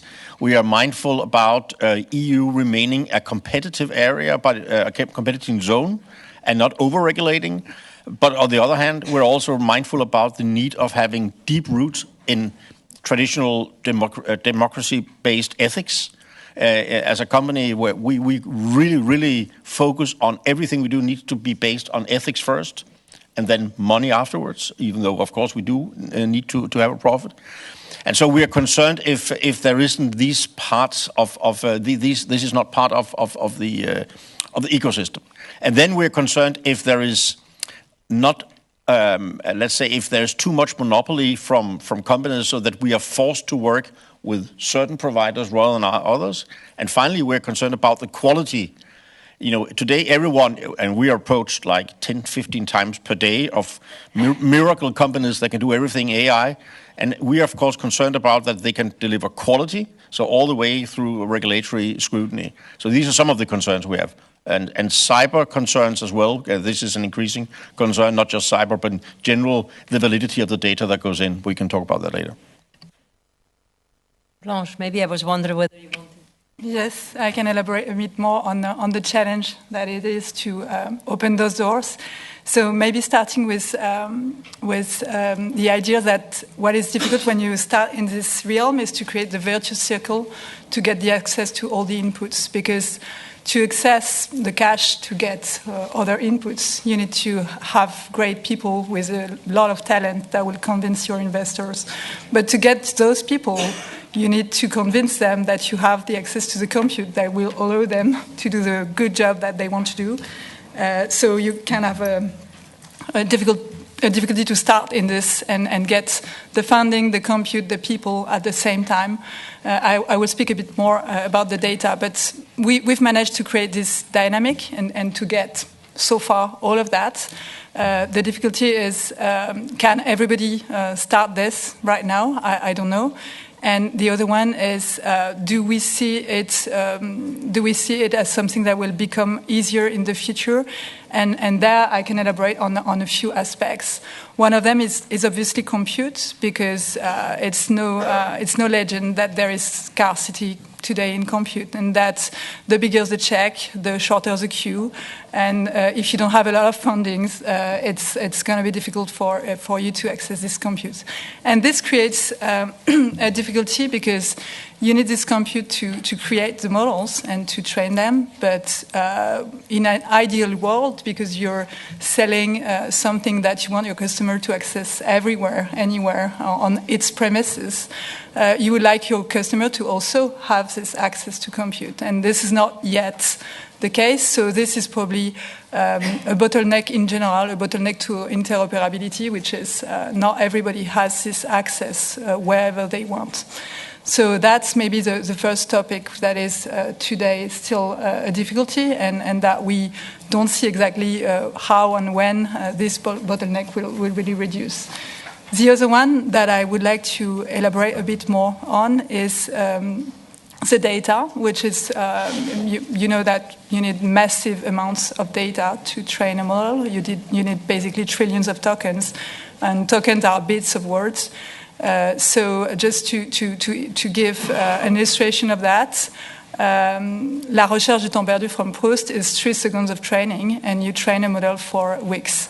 So that gives you an idea of the vast amount of data that you need. And the difficulty might increase when you want your model to have a different tone, a different voice, And here I'm speaking about the European voice that we're trying to have at Mistral, successfully so far, because we're natively trained in the 5 most important, most spoken languages in Europe, and we'll do more in the future. So if you're trying to have this different tone, and it's common knowledge that there is less data available in languages that are not English, you might have a challenge here. And this challenge might be accentuated by different legislations that could close certain accesses. So that is something that we're looking at for the future. Thank you very much. If you allow me, transitioning to the question of the key inputs, but if you allow me, there is a very interesting question already in the slide about data in particular, which says, is it true that data from the interaction between the models and human beings is amongst the most precious types of data for the purposes of training a model? Is there any of you who would like to react on that? Sure. I think it's a super interesting question, and I think it very much depends on for which purpose you're using the model. And in some cases, and where, in which business, and whether it's very, very broad, foundational, and as you mentioned, very deep and specific model. So it's an area we're just beginning to understand. We know that when we work with models, we have models training models, and you start seeing a whole chain of models training models, which is not far out in the future because it's too slow to have human training models de facto, and particularly when you work with very advanced systems. And then you start having a challenge on, they may be valuable, but we may also really have insight into what are we actually talking about, which types of data, how do you validate those data. So I think the value of that is linked to the applicability of the data. So that's my starting point, but so I think maybe you have some add-ons to that. No, I'll concur with what you said, and there is the data that is useful to train foundational models, which again is a huge, vast amount of data, which is not really specialized. There is some speciality in those data, but not the same as you're speaking about. And there is then the data for fine-tuning or for RAG, and this is specific to verticals, I would say. So if you're in a vertical where you're trying to, for example, have a chat that speaks like a professor, you're going to fine-tune the model differently, and you're going to value a lot certain kind of data. If you are in a medical vertical, it's going to be different data that you are going to value, and this is probably more specific to industries where it's not generally available data. Thank you, Stefan. Please. Yeah, I think there is one very important thing that all of those data topics have in common. This is the context. All the models need to understand in which context of use they are currently in. And this is quite a challenging task because we are building general models that can actually be used to find the next bus connection, but also to do your math homework and so on. And to determine in which context a model is currently used in requires more or less the knowledge who is using me, where is he or she using me currently, and also what has this person done in the past with me. And all these topics come together if we're thinking about the interaction with the AI tools we are currently using in the market. And the more interaction a user has with such an AI tool, the easier it will be for the AI tool to determine such a context. Because it learns, it's recognizing where you are and what you're doing, and maybe even what your next steps are going to be. And this context also directly affects trust, privacy, data protection, and all the topics that are relevant and that are, of course, part of a regulation topic. That's just what I wanted to add here. Dominique, do you want maybe to add anything on the inputs and the challenges? Sure. I mean, I think we're sort of touching on a lot of different topics at once. So maybe, maybe I can try to sort of like structure the discussion a little bit. I mean, I think that today there's a relatively broad consensus, but you all should feel free to disagree with me. But I think there's pretty broad consensus on, what the key inputs are. I think there's really, we've talked about computing power, quality data, investment, and talent, right? I think those are really the four key inputs. And, I think all of those present sort of challenges, but also, really exciting things happening, I think, in each domain. I think, on computing power, you've talked about the chips. Obviously, that's a challenge. But at the same time, I think we're also seeing, quite a vibrant cloud market with, there are a lot of cloud providers available, providing computing power. We're also seeing some governments now developing super calculators. So I think there's a lot happening there. And at the same time, I think we're also seeing a lot of developments in trying to improve the efficiency of models. So, to try and achieve the same results or even better results with less computing power. And I think, in our experience, what we've learned is that, bigger is not always better.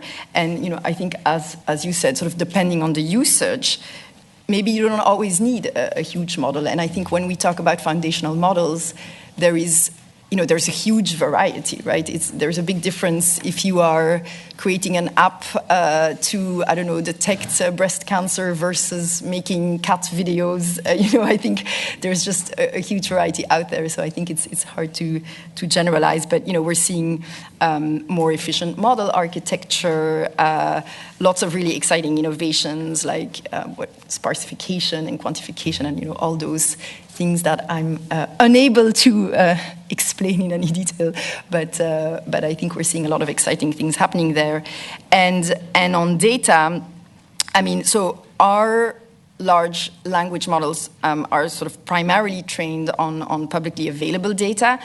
And maybe one thing I would like to say there, because I think we often see, I was trying to read a little bit the FCA report, the French Competition Authority report this morning, talking about search engines. You don't need a search engine to have access to data, right? You don't even need a crawler. There's lots of open data source sets that are available, and I think in our experience, and I think the CMA report also says that there's no sort of single data source that's like a must-have today. And there, I think, we also see, similar to compute, we see also really exciting developments like, synthetic data and reinforcement learning, trying to see if there are other ways to maybe use sort of less volume and more quality. I'll stop there because I think we could go on for another hour. But I think, as Blanche said, one really critical ingredient in all of this is investment, right? And I think that unlocks all of the other inputs. And I think in Europe, we've seen quite an active. I think we're seeing a lot of investment from different types of investors, institutional companies. So I think that's very exciting, but we agree that that's a very important element to all of this. Thank you. I think we're well on time, so we can spend a bit of the time. So I think just to close on the inputs and the importance of it, you have all mentioned access to computing and data as one of the critical assets. And one of the questions in the Slido is, do you see those already today, that there are sources of market power there that can be of concern? Because you also say everything is developing, it depends what the model is for, etc. But do you have already concerns of a risk of market power there?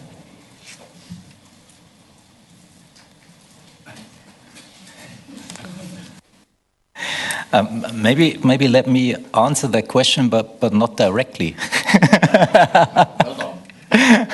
Because I think we have the situation that also the access of talents is quite an important topic, and actually that's kind of my business I'm dealing with.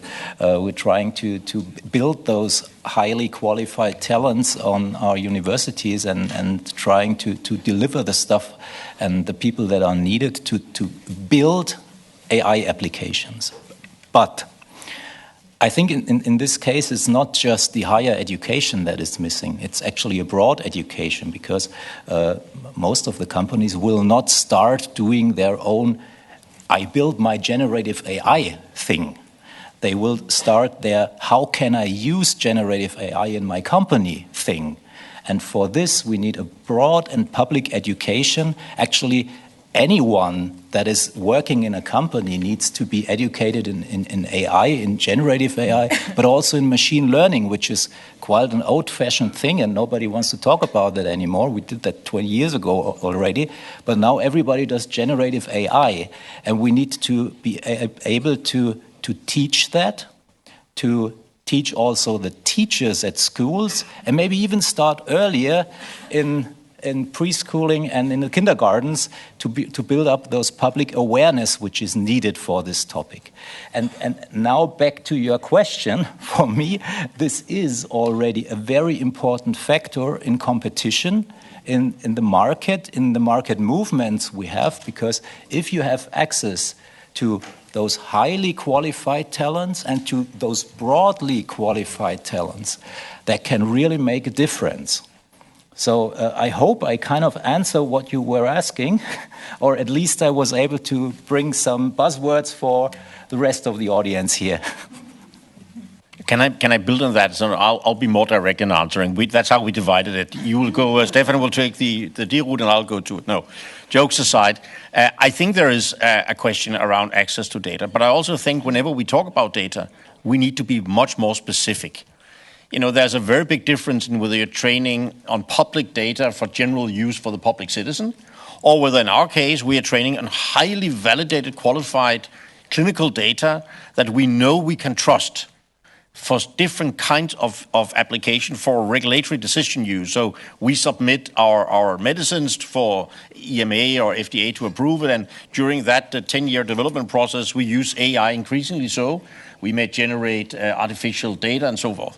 Then we need to trust it, and access to that requires that those who give the data away, which are you folks in clinical trials or from your electronic health records, that you trust that these data are used appropriately. So we should start being much more specific about which types of data we talk about, because public data everyone can get, but not everyone can have the talent or the skills to evaluate the data that goes into the model, to be critical around the quality and the trust in the data so that what comes out of the model is valid. You know the old saying with models, they're all wrong, some are useful, and garbage in, garbage out. And to be able to do that in an increasingly complex algorithmic world, you need trained folks, so they're very interlinked. So it's a competitive challenge, and access to the right data at the right time may become bottlenecks, but it all depends. Thank you very much. Maybe not getting out of the data topic for a minute, but on the question of market power, I think that certainly the market is yet open, but there is certainly a difference in situations when it comes to being integrated on the whole value chain or not. And I'll just pick one example, which is, I think, interesting, which is, again, the compute power. It's true that there are several sources of compute power, but not all of them are valid technically for training models. And that's a different type of GPUs. That's also a different way of serving them. And not everybody does that in the right way. So here it's a difficult access again.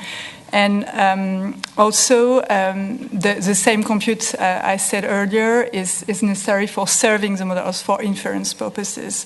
And here, there might be a situation where on those both ends of the value chain, you have high prices, which makes it difficult to thrive in the middle. So I'd say here, not being integrated creates kind of a tension in the whole value. So that's maybe one of the topics that I would bring to the subject. The other one is maybe more classical and well known, is its network effects. Of course, if you have a whole basis of customers, you've got a lot of feedback, you can progress fastly. And so getting those access very fast to being in the same position, again, was our challenge of this year. And we manage it quite successfully. But this is what you need to get to get those networks, those positive network effects. And when you're served and many customers want you, then you unlock the accesses to the person who serves the model because their customers ask them to serve your model. So that's kind of the loop that you need to create when to just change, to not have these strong market power positions. May I hijack the role as second to my colleagues? We've mentioned 4 inputs or 4 in-streams to this. I think we are missing the 5th, but it's an hypothesis. Access to sustainable energy. Is that going to be a competitive? We haven't talked about it yet, but running these larger and larger models is not entirely for free. And I think it's something we, as all big companies and smaller companies, we need to have in our. So I'm asking the 3 wizards here to the right, and the 5th wizard. What do you think? I can start, and I will concur with Dominic on the bigger is not always the better. That's part of the answer. So now we are developing a lot of techniques to fine-tune smaller models to make them super apt at doing very difficult tasks, specialized on a vertical. And that's one of the answers, which is on the computing for training side and on the inference side, there will be less electricity in those models. So, and one other answer to that is, of course, about geographies. I think we maybe all need to think smart about the geographies of our compute and electricity. And that will be certainly part of it. And the name of your company is quite inspiring. Yeah, no, I fully agree with that, and I think obviously energy consumption, it's an issue, and I think at Google we definitely know that we have a responsibility also to address, for instance, the carbon footprint of all of that, and so we have for ourselves we've set some very ambitious goals on that front to, we're pursuing net zero emissions across our operations by 2030. And, but that's definitely a challenge, I think. So I think it's going to be a combination of that. I mean, we've done a lot of work, for instance, to run our data centers in a more energy efficient way. So for instance, today, our data centers are about twice more energy efficient than sort of, I would say most companies. So we think that, there's advances that can be made there. And at the same time, as Blanche said, sort of, finding innovative techniques to make sure that the models need less data, need less computing power. I think we've spoken a bit about sparsification. I think Mistral recently released a sparse model where, you only sort of have to activate select parts of your model for a given query. I think there's also, low rank adaptation has been spoken about a lot. It's sort of an innovative fine-tuning technique that allows you to fine-tune sort of at a fraction of the cost and the time, and so you also need less computing power. And for instance, that's a technique that emerged from the open source community that's being used a lot by Stability AI right now. So I think there's a lot of exciting things happening, but they're definitely part of the challenges that we are going to have to address. Maybe just a short comment on that. I think it's more or less also a question at what point in the generative AI process the energy is required. Because we have a very high energy consumption when we train models. This is a massive computational task. We need to build up huge GPU clusters and everything, and data amount is high, and that's just horrible. And it's very hard to do that without funding and without hardware and without energy. But the more we come to the end product, the less the power consumption is going to be. Fine-tuning a model, for example, requires much less energy than building a model from scratch. And applying a model within some specific context can even run on a phone for hours without any noticeable energy consumption.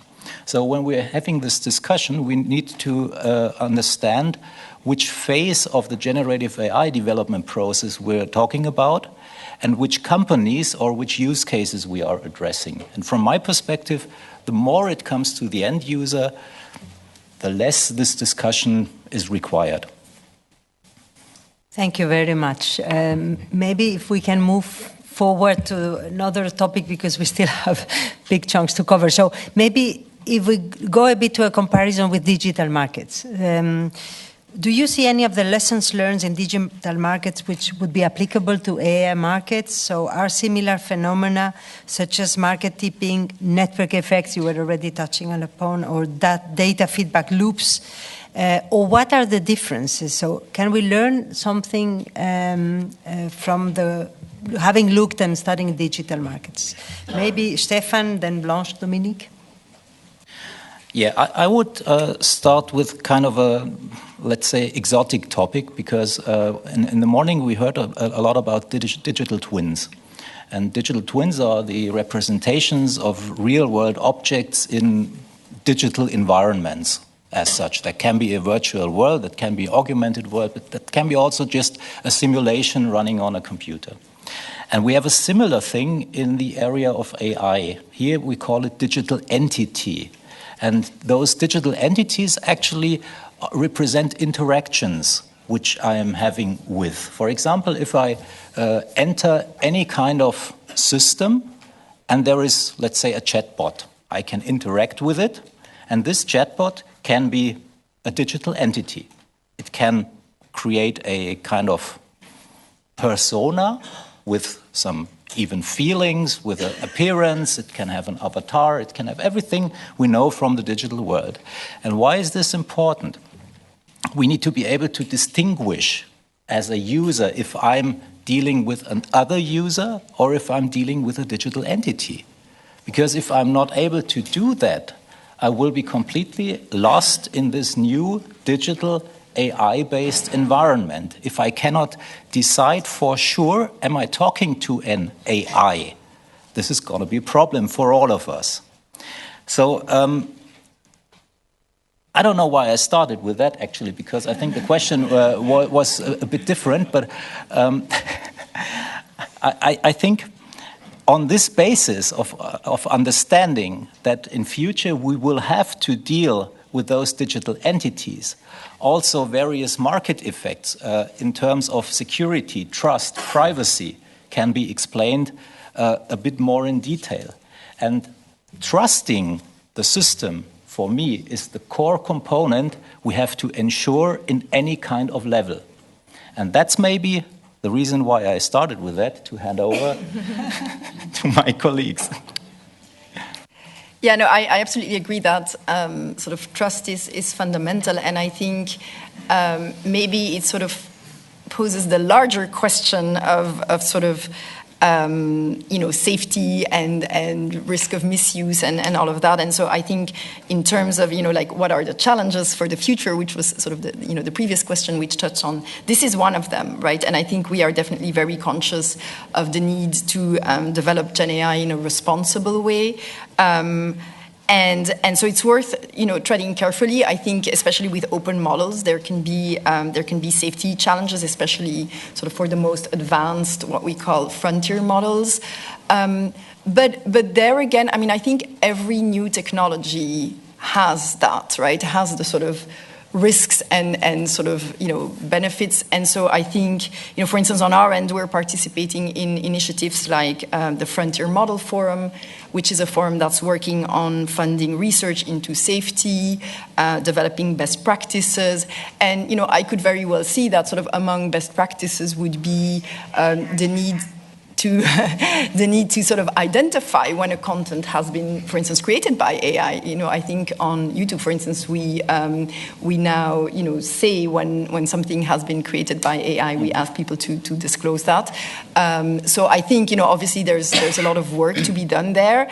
I will say that I think that misuse is a very important risk, but I would also say that we shouldn't let that stop us from, because I think there's also a huge risk in missing out, right, on sort of all of the benefits, because I think those are, hopefully will vastly outweigh the risk. And so I think it's just, getting the industry to that place where we can sort of safely deploy AI.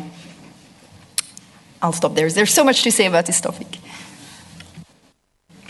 Yes, just to transition this, and I agree that it should not deter innovation, just focusing too much on this topic.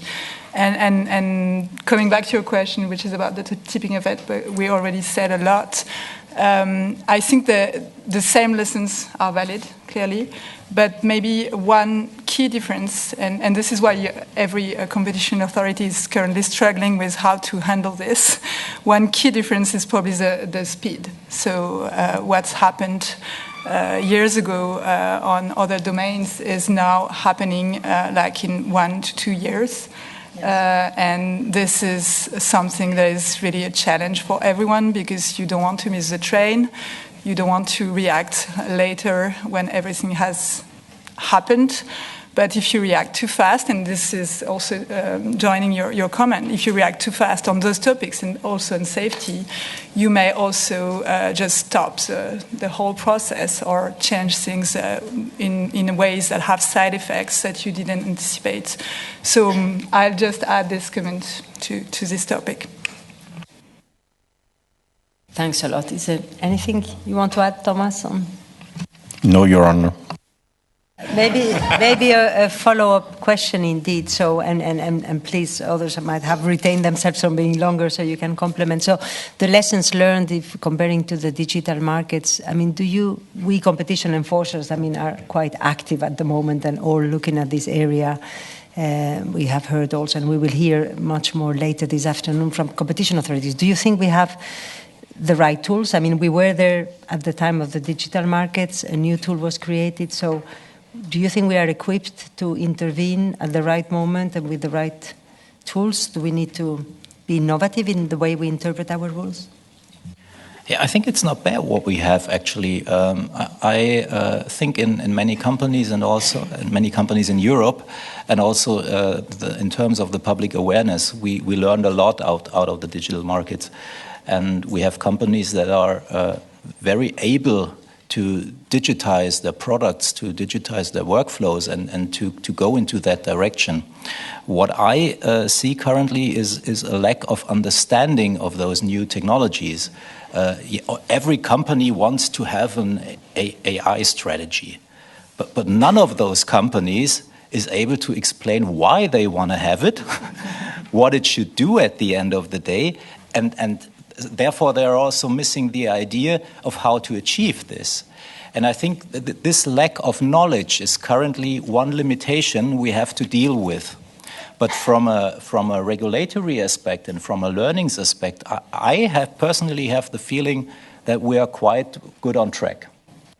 Just to supplement on that, again, maybe it's just me because I'm not that knowledgeable about the terminology of markets, but when we talk about digital market and the AI, generative AI market, I think there are many markets. There's the broad consumer market, there's the business-to-business market, and so forth, and that value chain is complex. And so maybe the tools are optimal or quite okay for one type of market, but maybe not for some other parts of the market.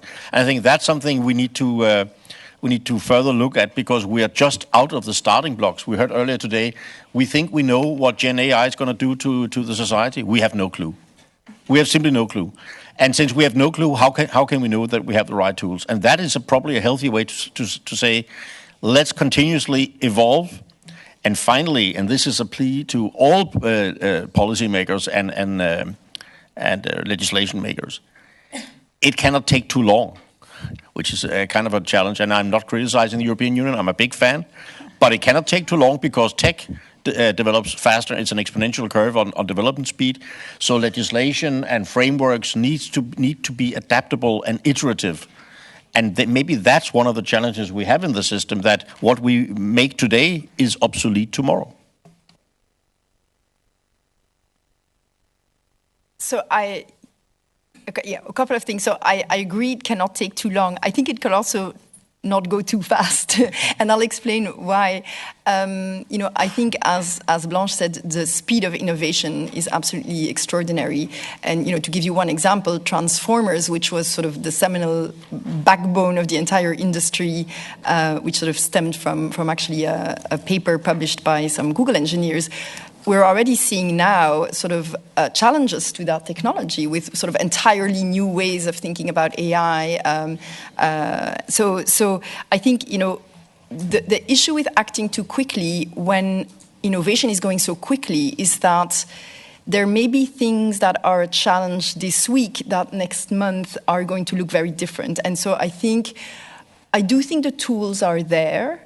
I think the challenge is acting on the right facts. And I completely agree with Stefan. I think what we're seeing today is that the tools are there, but there's a need for regulators and sort of society as a whole to just learn a lot more about how the technology works, what are the inputs, and I think events like today are a wonderful opportunity for that. So, but I think that's really, and I also fully agree that we need talent, but we also need broad talent, and I don't think everyone needs to be sort of a Stanford specialized engineer.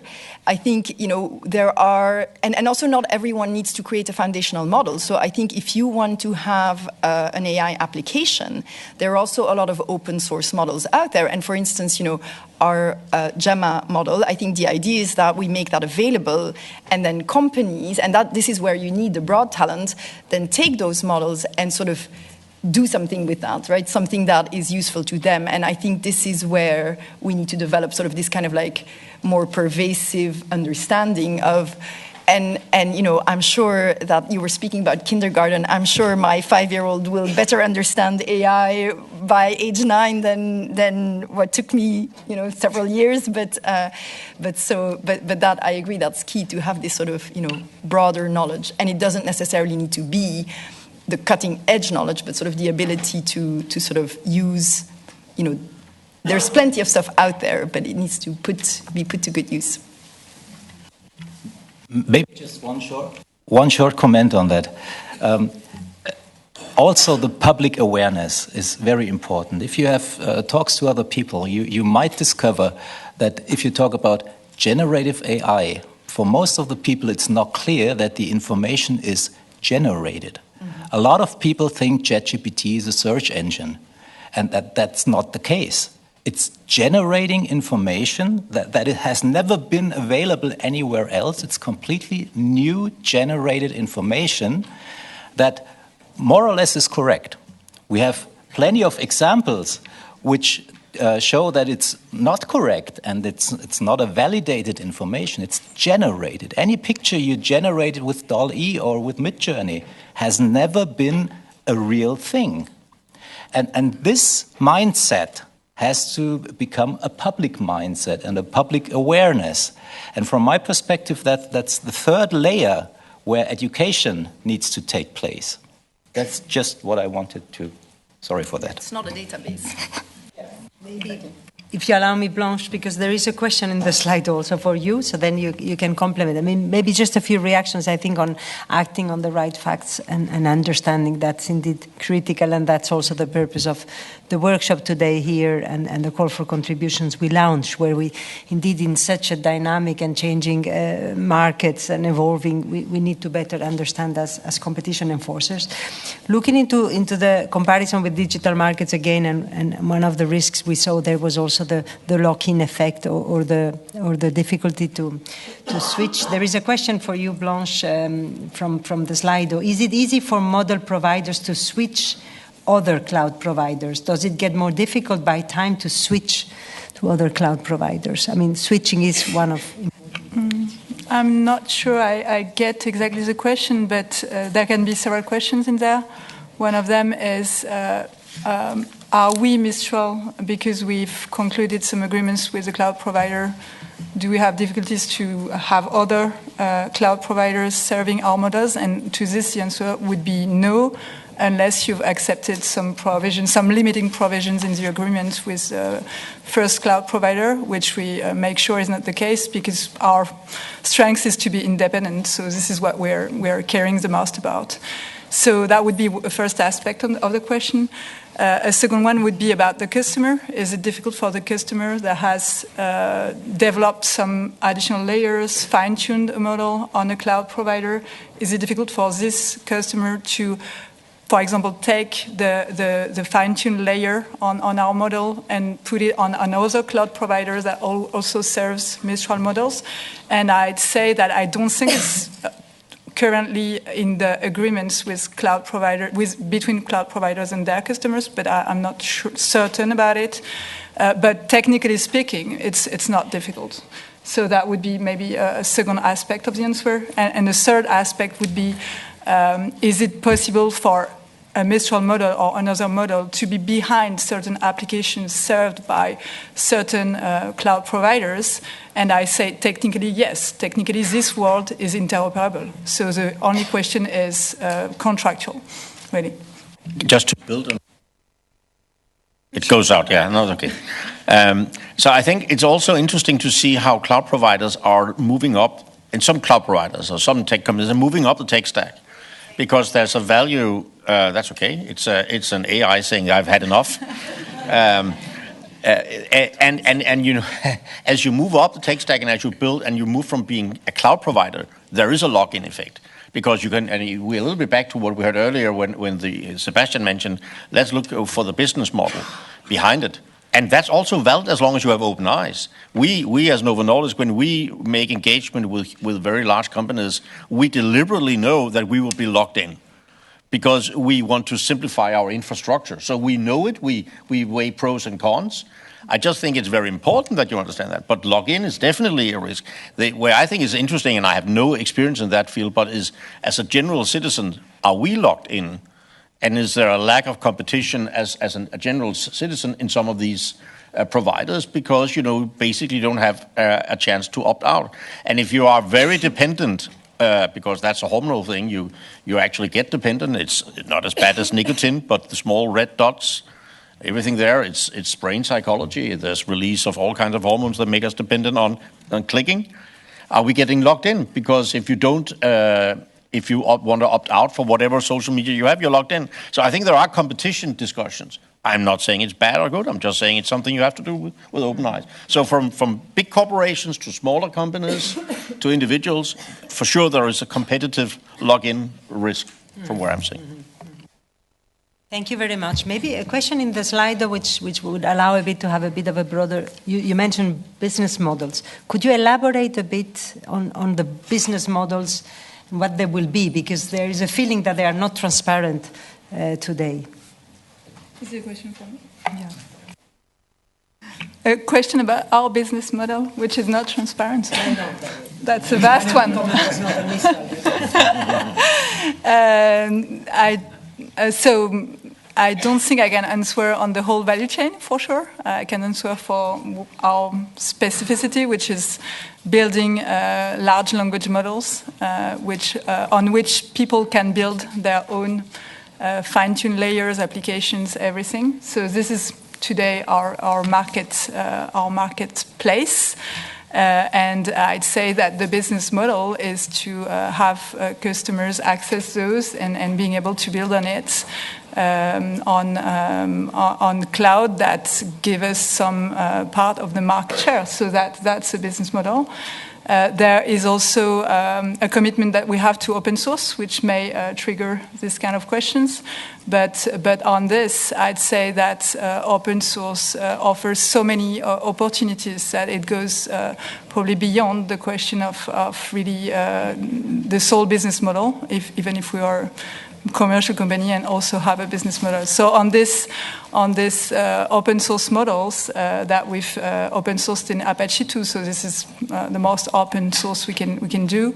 Of course, our customers can take those models and do whatever they want on them, and it's for free. And this is because we believe that there is really an importance of creating adoption, making the market get access to it, put their hands on the model, and getting some understanding of the models, some auditability of the models, and to kind of create the market and reassure everyone, especially in Europe, where I'd say the market is probably a bit behind what we observe in the USA. So we really need to create this adoption and what you talked about also about educating everyone to use AI, build on AI, and do this.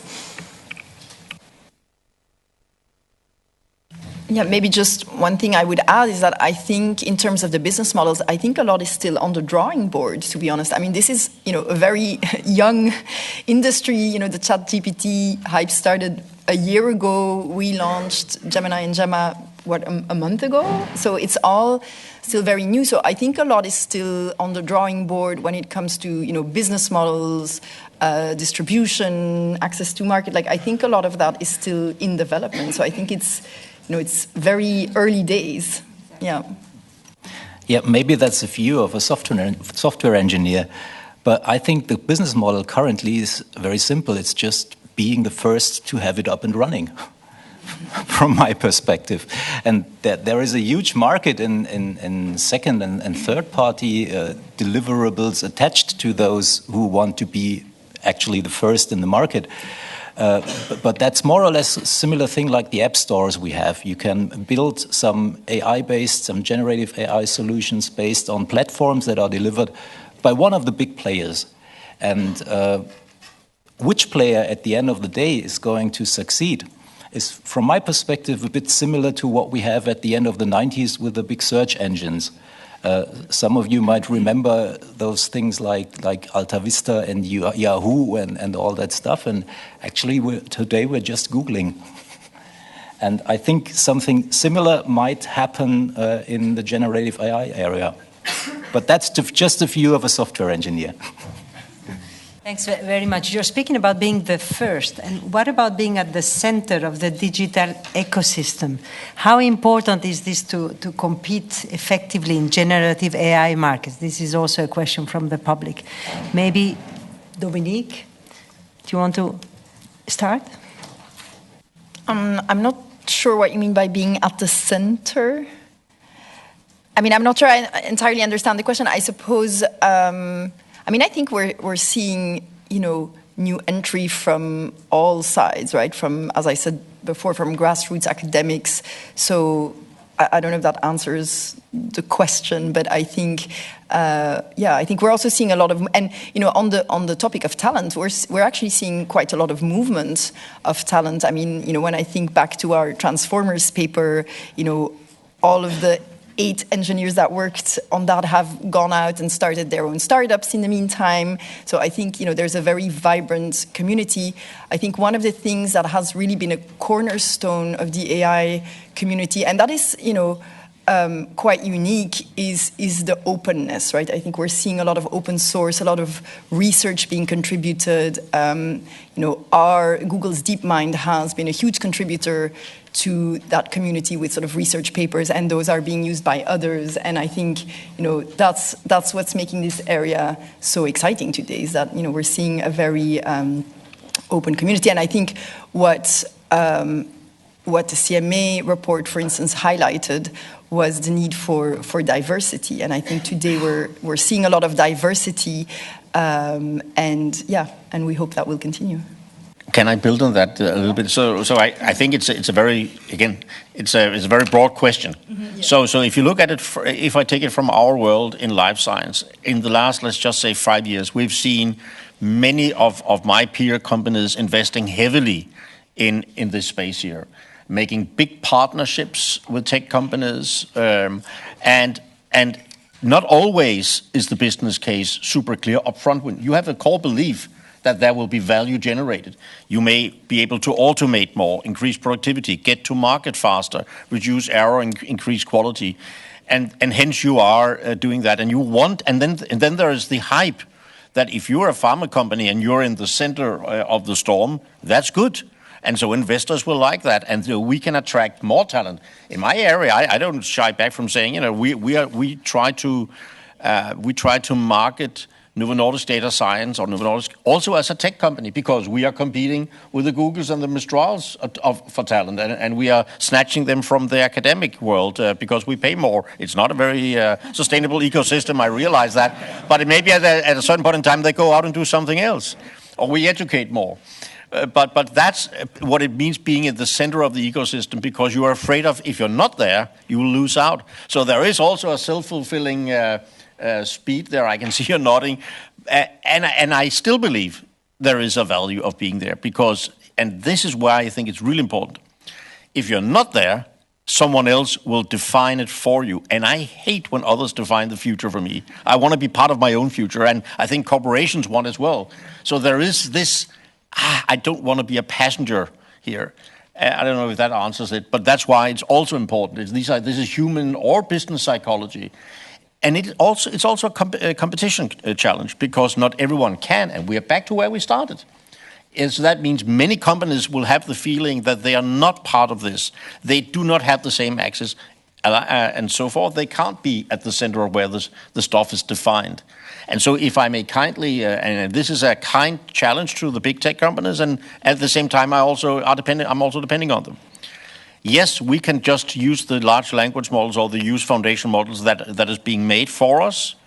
Maybe, but I don't know whether that's the only way I want to work with foundational models. And so this is something we need to have a conversation about.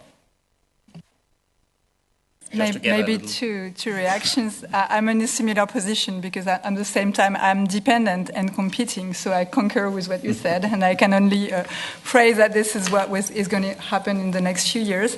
And I would like to react to what Stefan says, and to tell you, Stefan, that my mission will be to prove you wrong. So there won't be only one LLM in the next few years. There will be several, and this is our mission, is to keep this variety in tone and in style, and also to keep our customers being smarter and better at fine-tuning and doing some work on these models.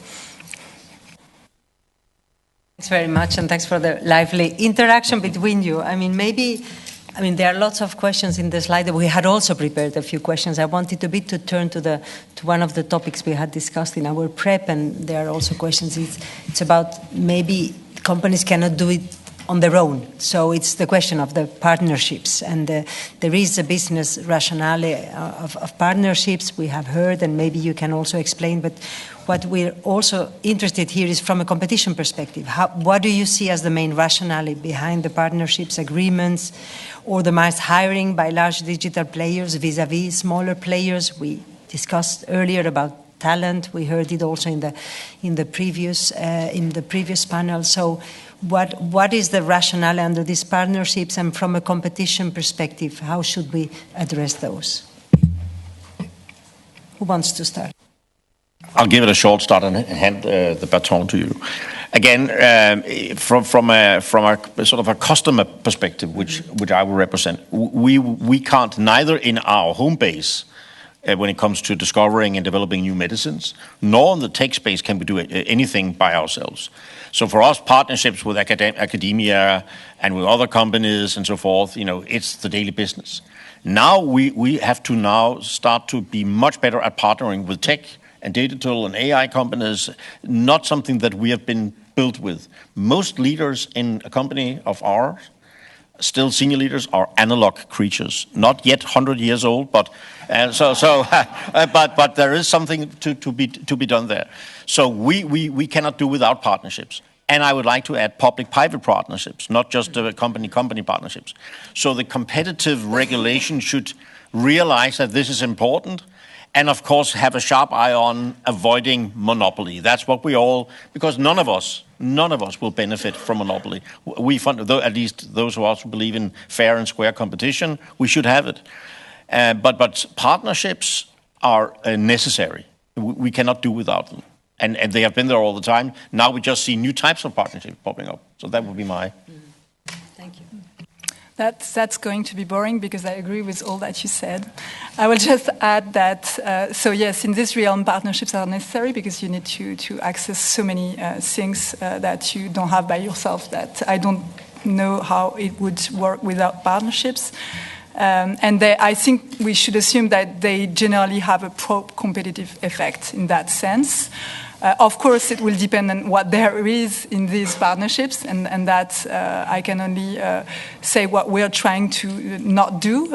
We're working a lot to make sure there are no provisions in the partnerships we sign that impede us to work with someone else, that close our capacity to be independent, to serve everyone, and so that is easy to say, and that is in practice sometimes a challenge when you're very dependent to some accesses, for example, to upstream market. That can be a challenge. So I think we don't want to be totally naive on those partnerships, but maybe one of the risks I see if there is a threat on partnerships in general is that it could have a deterrent effect in the sense that those big partners that smaller players need could be more cautious into entering into those partnerships if there is a risk that maybe the framework of analyzing those partnerships is not clear enough, and that creates friction and a risk. So I would advocate that in the best possible worlds, the framework is super clear for everyone so that we are all navigating in clear waters.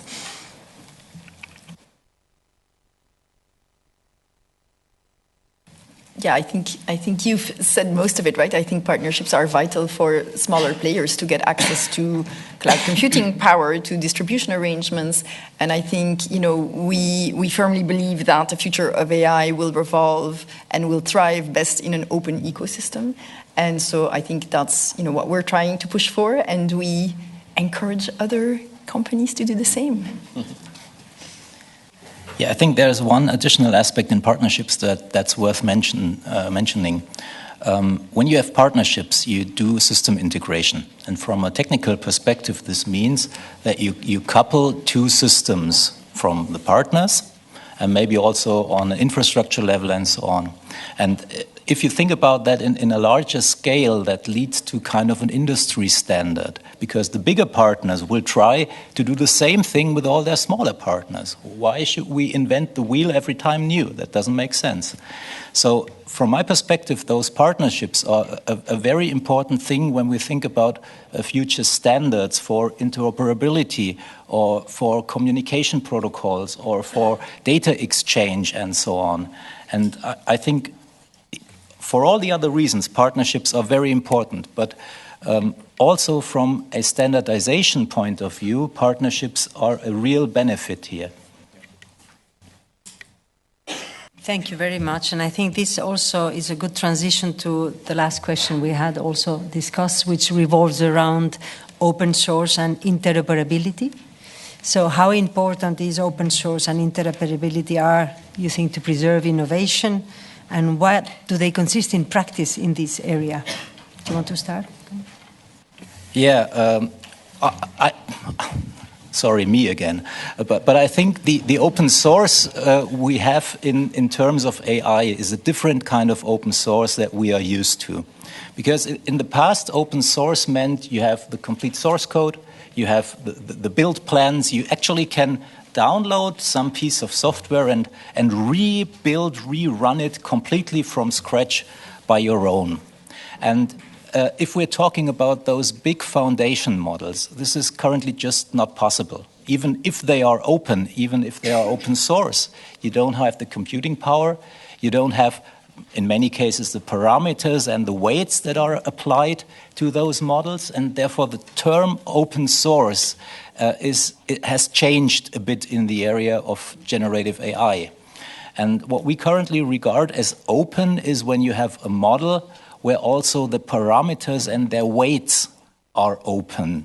And so you can really use this transparency and try to rebuild what you saw, hardware assumed, or analyze what has happened there.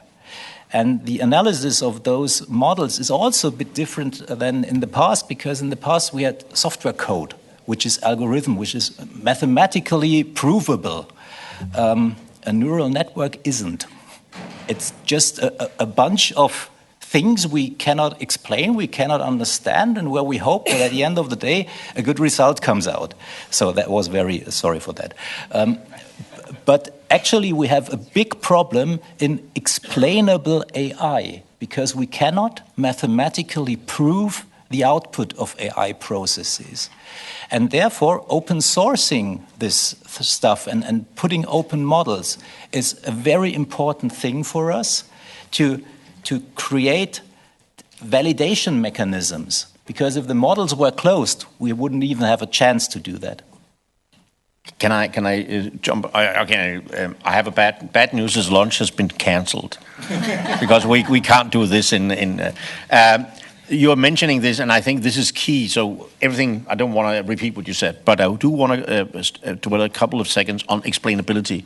Again, in our area in life science, but I think you will see it in more and more authorities, whether these are regulators or other payers, for instance, will start thinking we need to explain, we need to have transparency. That's not going to happen. That's not going to happen completely. So this is a new research discipline, which is good for academia, is explainability in your decision process, because it will become more and more complex, just as it has always been, by the way, to explain what goes on inside the head. Now we have to redo that all over again and understand the value chain of AI and generative AI as part of it.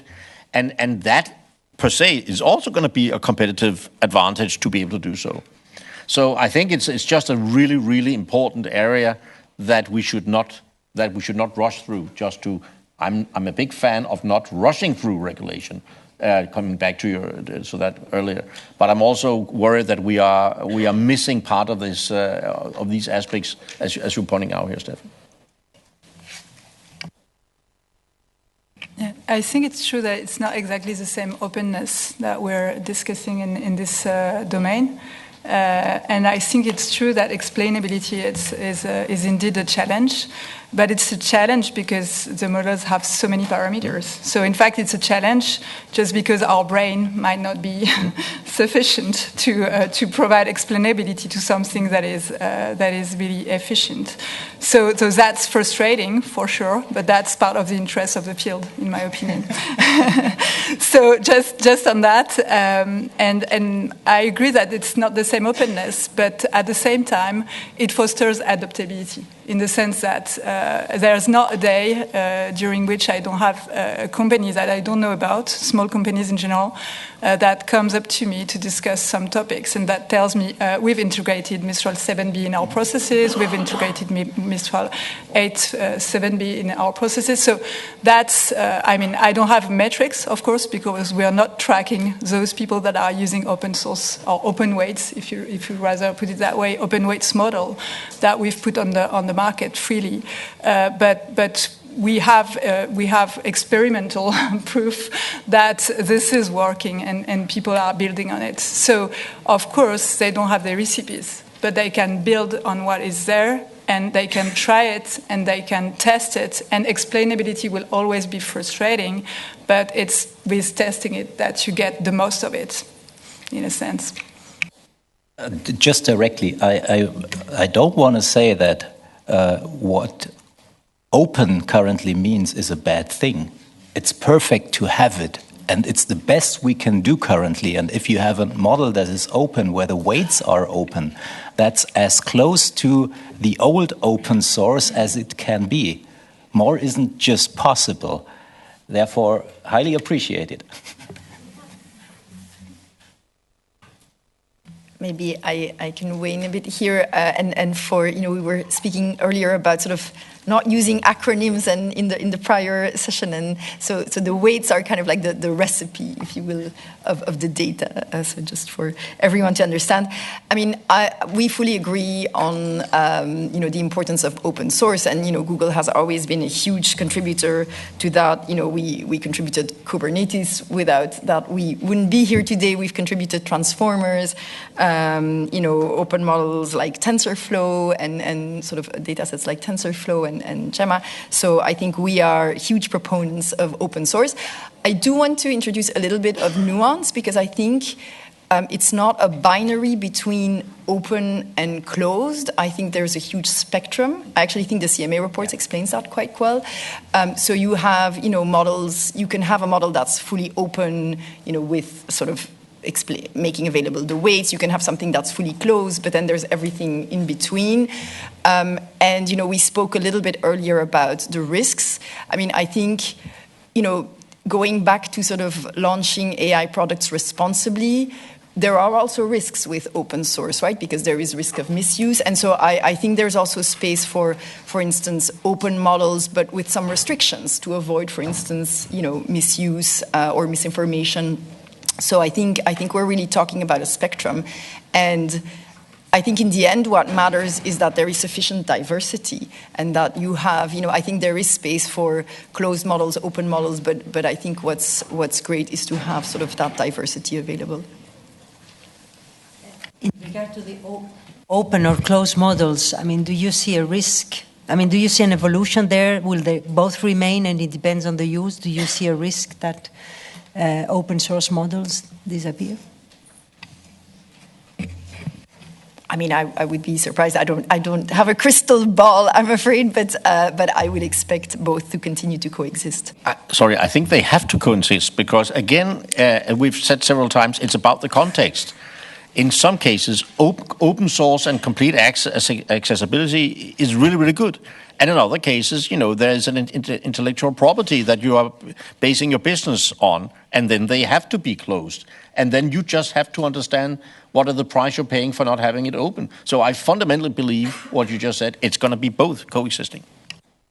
Yes, and I agree, and I don't have a crystal ball either, but I can say that we have a commitment to keep openness as a key part of our strategy. So for Mistral, at least, we're going to keep releasing some open weights models.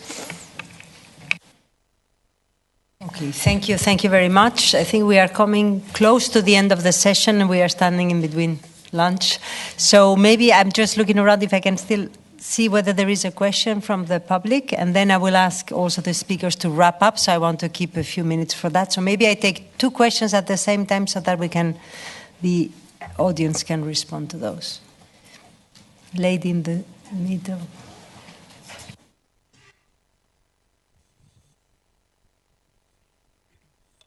Thank you very much. My name is Christina Oeker. I'm Deputy Legal Counsel of the Association for Private Audiovisual Media. And I follow the request of Olivier Guersent to show respectful disagreement. So thanks for the discussion. I have a question regarding the intersection between competition and copyright. Probably all of you already heard about Jonathan Cantor a couple of hours ago making a very impactful speech. He said, AI carries the potential to create dominant companies that can exploit monopsony power and levels we have never seen before, a dominant buyer for all the world's ideas. That's a crucial aspect for our industry. And my question to the panelists and the issue of training of data would be, how would your business models would like to solve the issue of commercial exploitation of data, of copyright, and how do you think you should ensure the compliance with copyright? Thank you. Second question, thank you. Hi, I'm a counsel at White & Case, and I'm also teaching on legal tech and AI at the College of Europe. And I may be a bit of an unusual lawyer because I've always been a hobby coder, so I love open source. I've played with Mistral a lot, CodeStral, and all these models. But when I'm in an innovation committee at my law firm, we want to buy AI because we don't have the tech staff to deploy it, even though it's not so difficult. I think there's only one provider that we are able to buy from, and it is the same that our operating system runs on and our Word documents. And I think there's many small organizations. I mean, in Germany, I think a small local authority would not be able to deploy an open source model. And I'm wondering, is that going to lead that the sales channel is is a very enterprise sales channel in a very complex regulated area with GDPR, AI Act, etc. And you can imagine thousands of other regulations that apply, cybersecurity, etc. Thank you very much. So clearly a different perspective from the audience, and I'm looking first at Blanche and Dominique, if you want to dare answering those questions. I can start with the first one. Dominique, if you want to complement. On your question, which is actually a very good question, I think the answer would be really differentiated depending on what we're talking about. And that joins the discussion we had earlier, I think, and we could speak about that for hours, clearly. But it's a different topic to speak about a data set of general language model, to speak about a data set for fine-tuning in a specific vertical, and to speak about a data set, for example, for doing retrieval augmented generation. And I think it's part of the discussion would be to clarify what we're talking about, because if we're talking about the first topic, it's not the same amount of data, and it's not the same type of data. If we're talking about the second one, again, you might need a smaller amount of data, but very specific, very refined, on which there is a lot of human work. So it's a very different type of data. And the third one, and this is what certain LLMs are doing right now.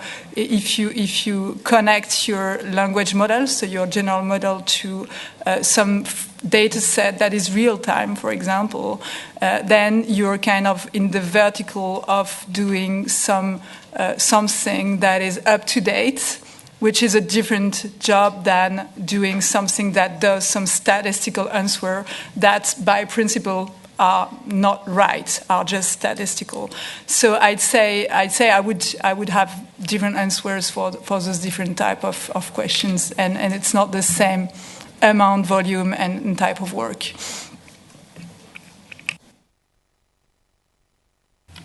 Yes, I mean, God, competition and copyright, my favorite topic. I think, so a couple of thoughts. I think there are several things to say. So first of all, I think I fully agree with what Stefan said before, is that it's, generative AI has, you're not in a database situation where, you put something in the database and then you sort of take it back out. It's generating its own content. And so I think that is presenting sort of quite unique challenges as how do you then think about that in terms of copyright, right? Because it's a statistical model. So what an LLM does is that it learns by looking at vast amounts of content that, when you see the word moule, the most likely next word is frites and not chocolat. And, it sort of creates words in that way. And so, is that then sort of use of copyright? But the other thing I would say is that I think people sometimes talk about this as if it was an unregulated space. And I don't think that's the case. I mean, there is copyright, which, we take extremely seriously. And there is also, Article 4 of the EU Copyright Directive, which explicitly permits training and data mining and provides a sort of exemption from copyright for that. And the last thing I would say is that, we think it's extremely important that copyright is respected. I also do think that if you want to have diversity on the market when it comes to foundational models, and if you want to have sort of, low barriers to entry, I think it's also important to make sure that access to data doesn't become unduly costly or difficult, for smaller players who may not be able to, pay very vast amount of money for use of content. On the way to the snack, and just to think about during lunch, so that's copyright, but what about intellectual property and patent? And I think there's a very interesting discussion to think about inventions here, but we can take that over a snack. Thanks very much. So maybe just 1 minute conclusion for each of you, and so that we can wrap up this panel. There was another question. Please, then go, yeah. Yeah, okay. I don't feel qualified to answer your question because that would be some software engineering answer again, and nobody wants to hear that. So maybe the colleagues can follow up on that. But my conclusion actually is that generative AI is here, it's going to stay, and it's going to change everything. And if there is one thing we can start today, it would be that we start marking which content is human-generated and which is AI-generated.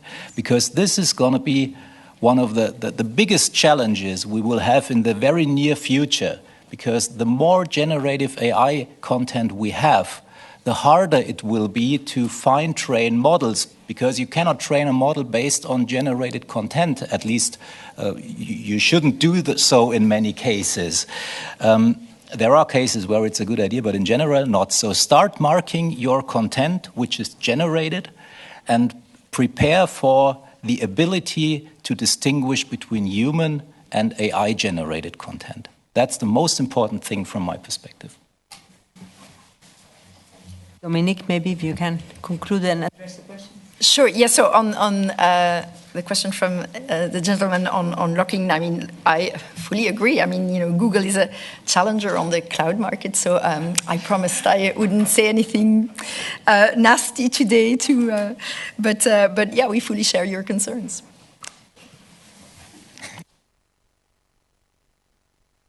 So is it the conclusion word? Or I don't know. Oh no, I was just answering the question about not being.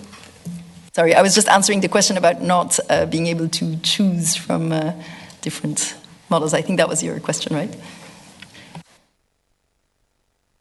And to concur on this is more and more unlocked. So now you have several hyperscalers that offer many models. So yes. I guess the next step is you're all going to have the choice that you want to have, and that's only legit. So yeah, I'm super optimistic on that. And on my conclusion word, maybe, I think Olivier Guersent said it all, so I will only repeat what he said, but I think the challenge today that we all have is to really move to adopt this technology, adopt this change collectively, have every company in Europe, every player in Europe being able to get up to stream on this revolution, because it will impact definitely all the industry sectors.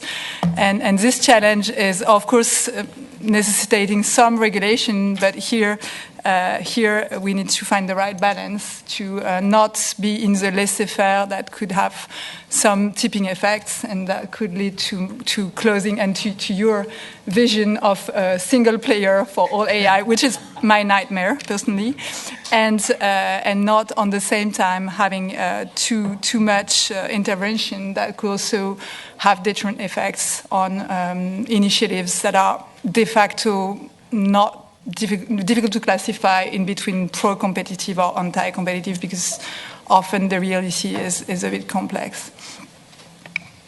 Thomas, you have the last word. Yeah, I need AI to help me sum up here.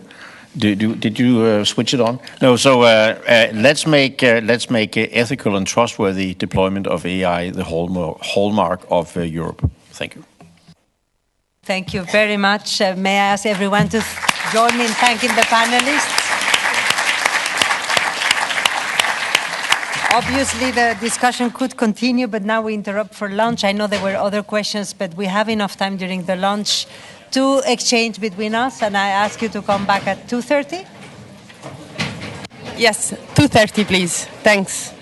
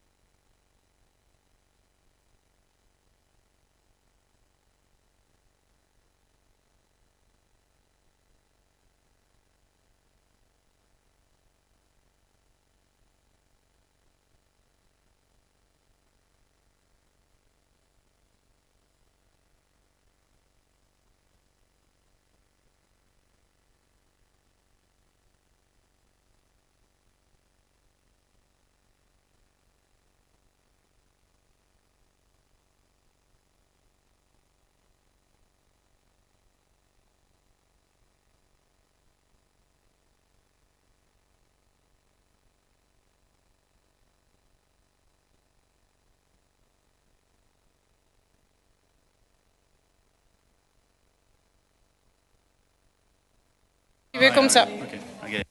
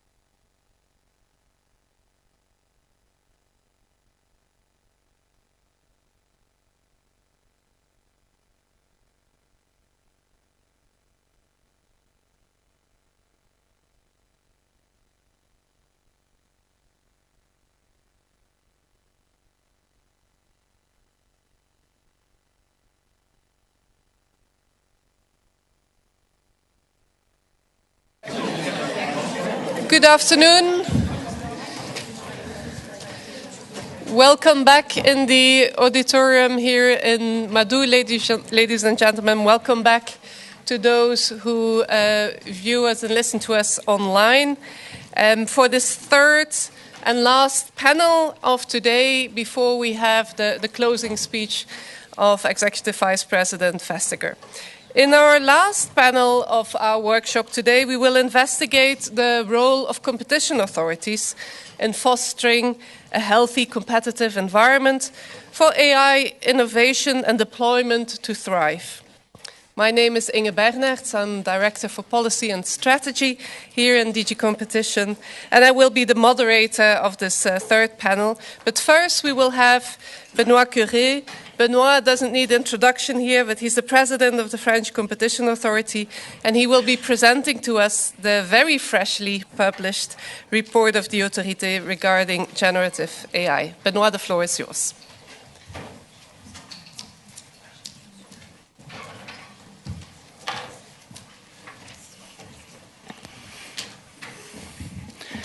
Thank you very much, Inge. Good afternoon, everyone. Thank you for having me here today in this workshop, which I'm sure will be a milestone in the discussion around the competitive dynamics of generative AI and the competitive concerns that it may warrant. And as Inge just said, I'm going to focus my remarks today on the market study the French Competition Authority published this morning. So it's really fresh from the oven. And highlight a few recommendations for public authorities, including competition authorities, but not only. So that's the cover of the market study.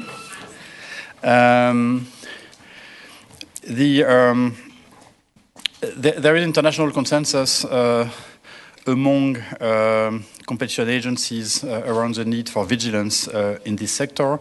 This includes, of course, DG Comp, and that's why we're here today, but also many national competition authorities, the Portuguese authority, the UK CMA, the US authorities, both FTC and DOJ, the Japanese JFTC, and so on and so forth. And this workshop today is proof of that we need consensus around what are the issues around generative AI and what to do about it. And that's consensus that we did not necessarily witness at the outset of the Web 2.0 technology. So it's good to see that consensus is emerging much faster today than it did at the time. And that's very positive.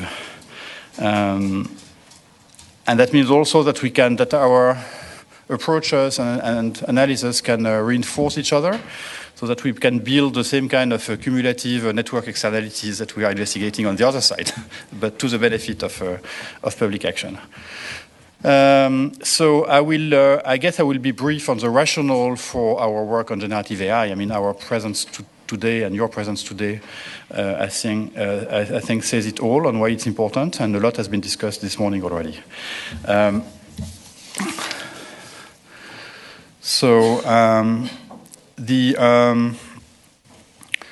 What I would just like to say, maybe to kind of capture the very reason, the deep reason why the French Competition Authority thought that it would be good and urgent to investigate generative AI, is two things, really.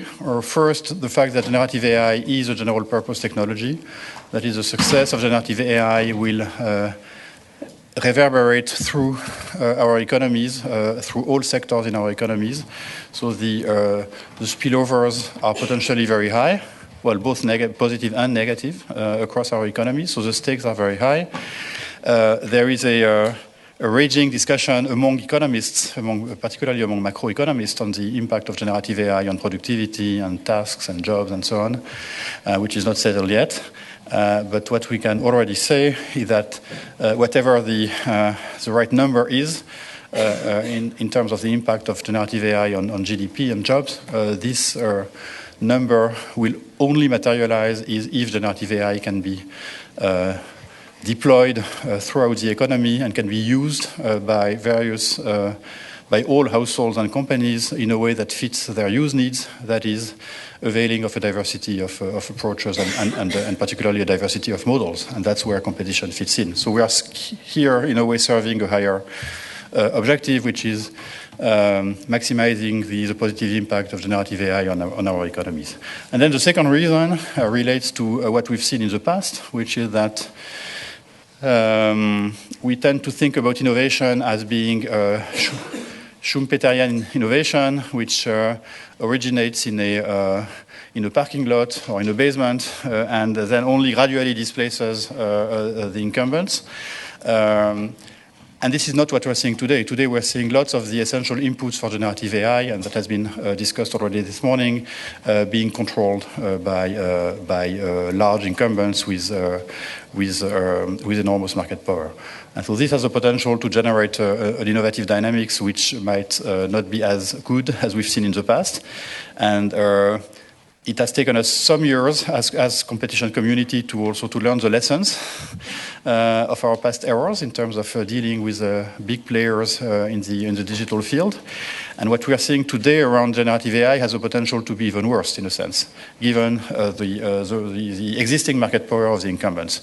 And so we have even less than yesterday. We have the luxury to wait and see what happens in the market. We have to take a view and act early if we're not happy with what we see in the market. So that's the basic rationale. So now, how did we proceed? We initiated our sector inquiry ex officio in February 2004.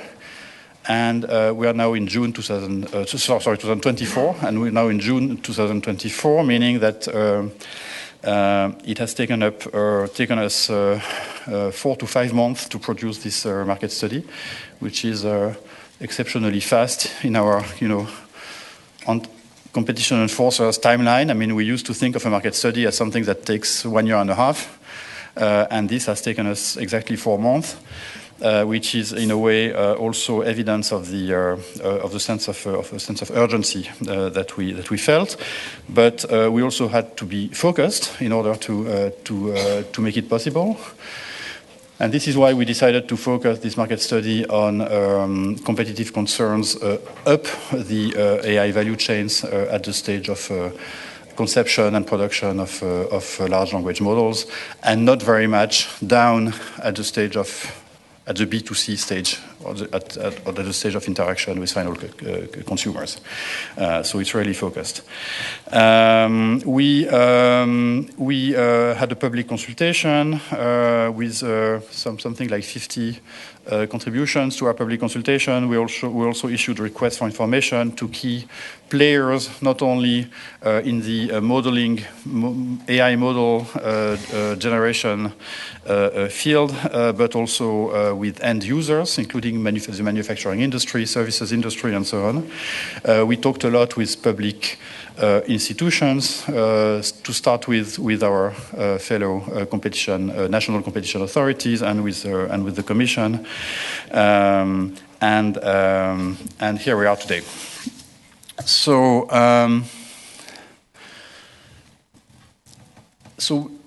this presentation starts with a presentation of the AI value chain. I think I'm going to skip it given the discussion that has taken place this morning.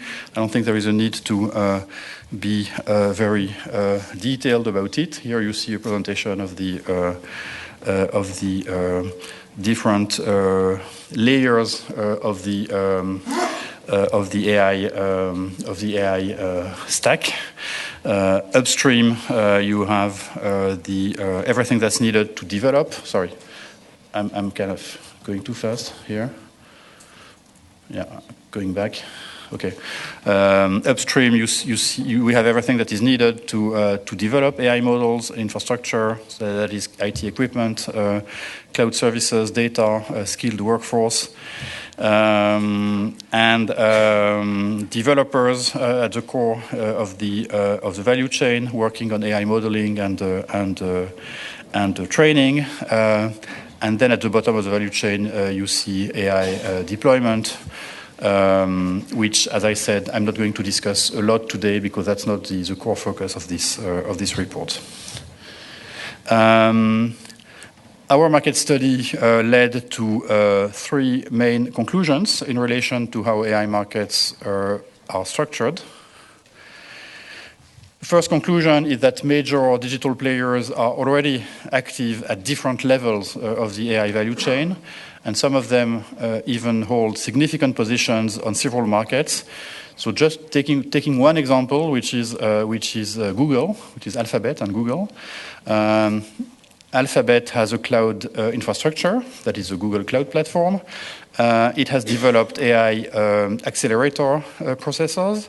It has a model garden platform, that is a marketplace, providing more than 130 AI models.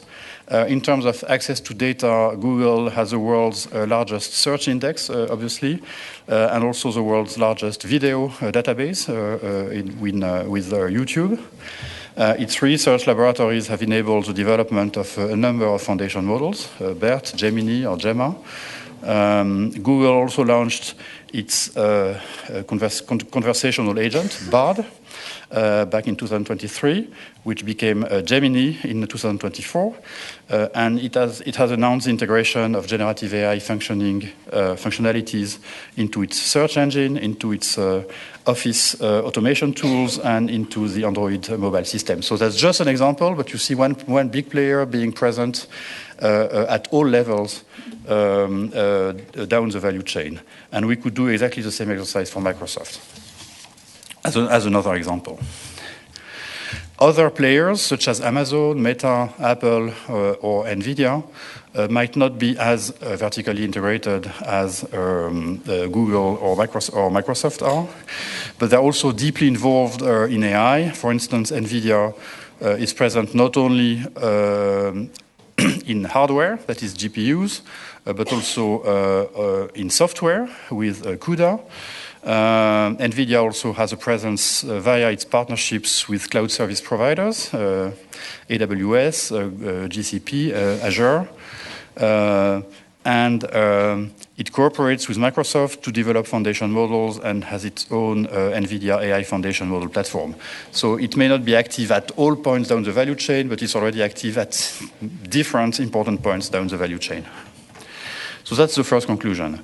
The already extensive footprint of major digital players at different levels of the value chain. The second conclusion that we drew is that the sector is characterized by very significant barriers to entry and to expansion. The inquiry confirmed that being a player in Gen AI requires access to at least 4 key inputs. Well, in fact, I will soon add a fifth one, as you will hear. And that has been discussed this morning again. So that's graphic processors, cloud infrastructure, data, and technical skills. That's well known. And these inputs can be rare and can be expensive. And the fifth one, which I will say a word about later, is energy, which I think is coming fast into the picture. So chips, I say chips loosely speaking, including processors, different kind of processors, like NVIDIA's GPUs and other AI accelerators, such as Google's TPU, are essential inputs and cannot easily be replaced, given their performance. They are expensive and rare, which was evident in the brief moment where NVIDIA was the first market cap on the planet. Well, no longer today, but that may come back. And many players that we've talked to during that investigation have complained about the shortage that they are facing. It was also confirmed by market participants that cloud computing is an essential input. And here it's worth noting that only a few players, such as Meta and Samsung, have sufficiently large in-house data centers and do not require the use of cloud computing services. For the remainder, which is the vast majority of market participants, companies do not manage their own physical data centers because it's too costly, and arguably also it's not scalable enough, and the hardware can quickly become obsolete. And that is especially true for the training phase of large language models, less so for the fine-tuning and deployment phases where the needs might be less important. So the cloud, therefore, appears to be the only way to access the computing power that is needed for model training. And the cloud is also used to market AI models downstream in the deployment phase, and therefore very often appears to be a necessary gateway for model developers.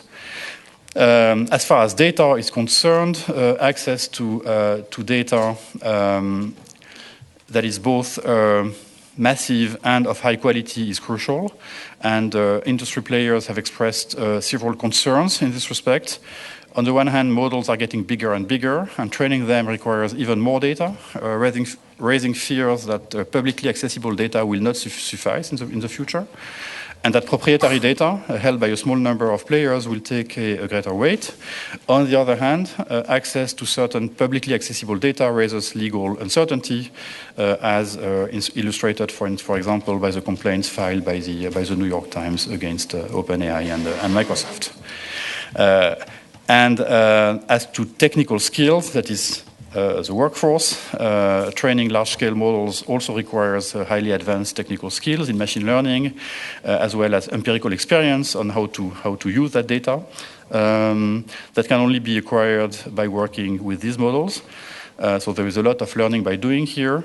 And what we found is that the design of foundation models does not necessarily require large teams.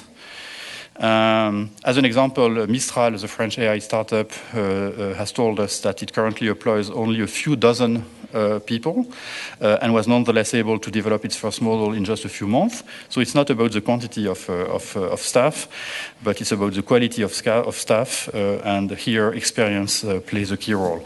And as another essential input, I mentioned briefly energy.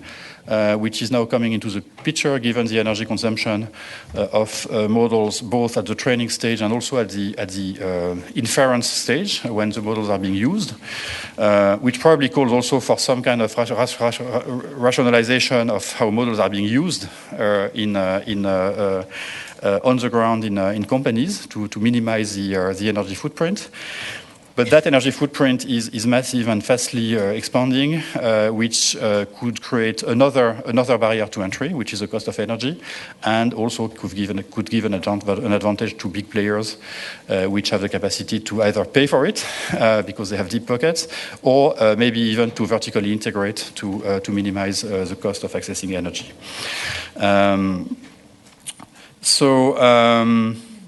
We found that. We found that some initiatives taken by either private or public players could help limit these barriers to entry, lower these barriers to entry, and that's where public policy can come in and play an important role, other than competition. We have looked into some detail into the role of public supercomputers, as we already see concrete examples of LLMs being trained on public supercomputers. So to take the French example, we've looked at what supercomputer Generative has been able to provide as compute to support AI initiatives. And there are also European initiatives, as we know.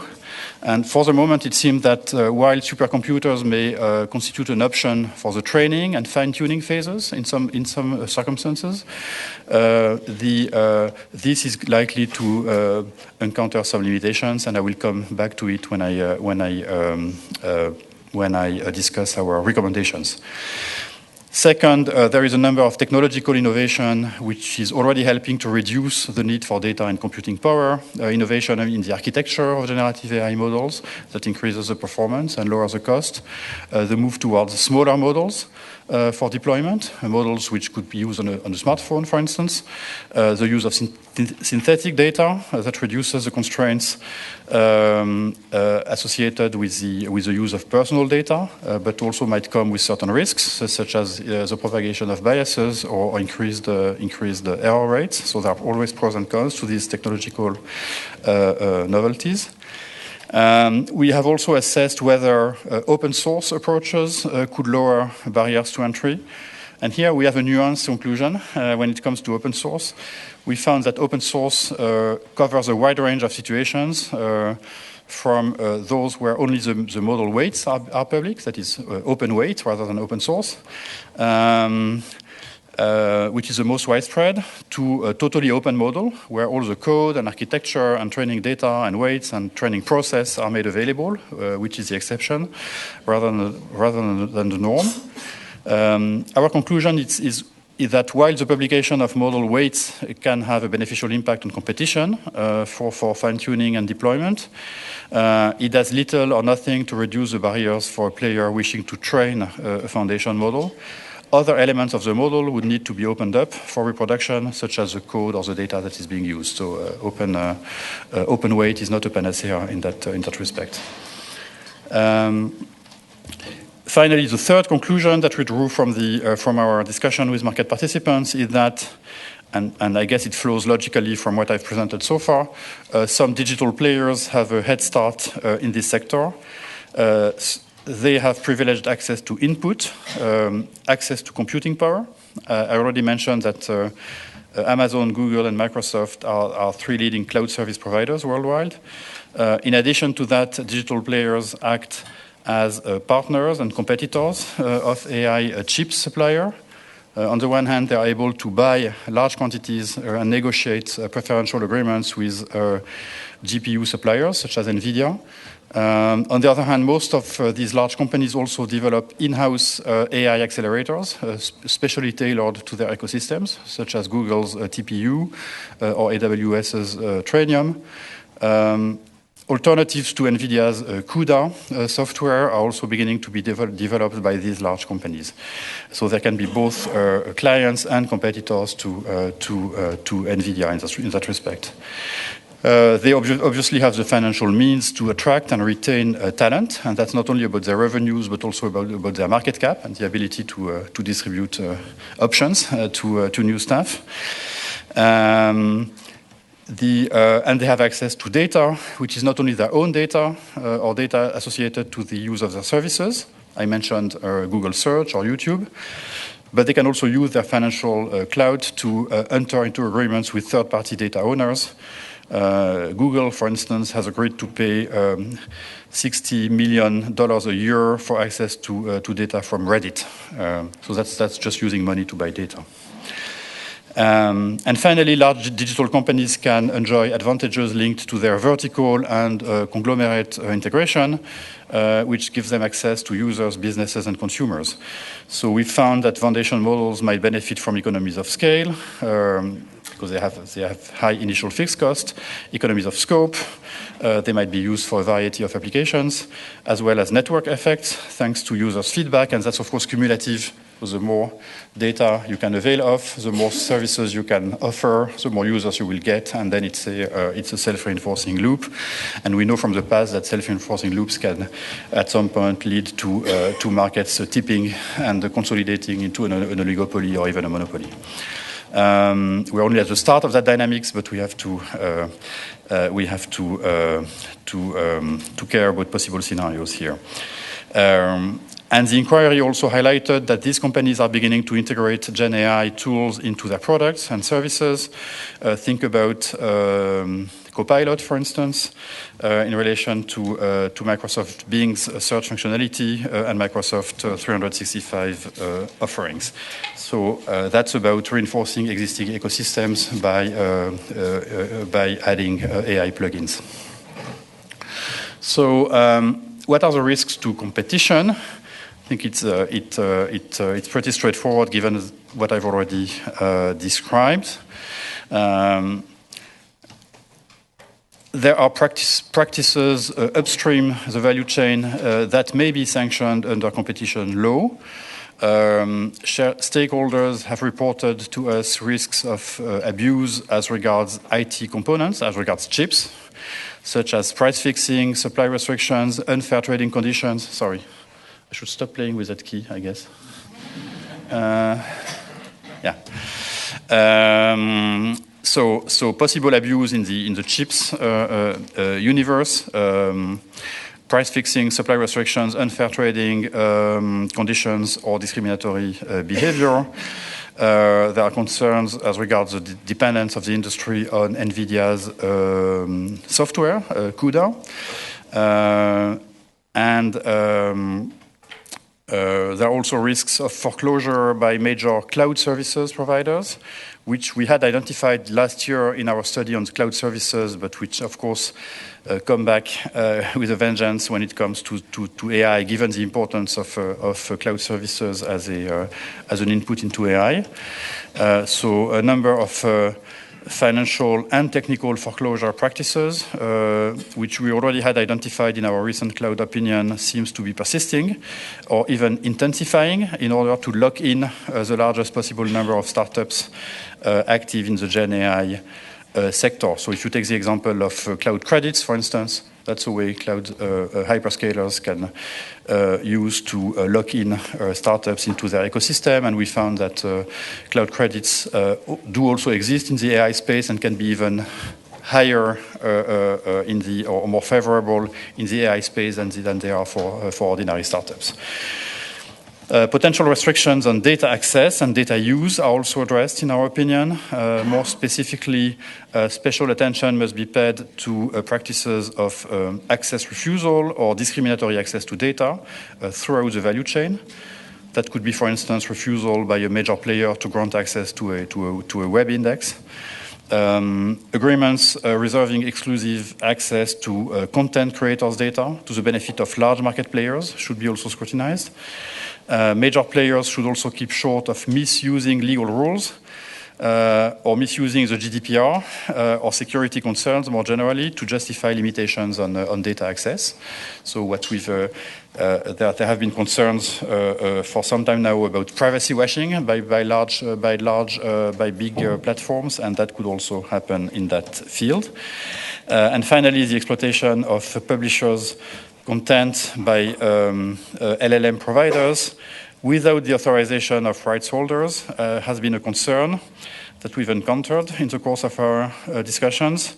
It's not a novel issue, and you may know that at the French authority in our latest decision in the related rights saga, if I may say so, because that's the fourth decision in 4 years against Google, we established a number of violations of the commitments taken by Google with us when it comes to the remuneration of related rights.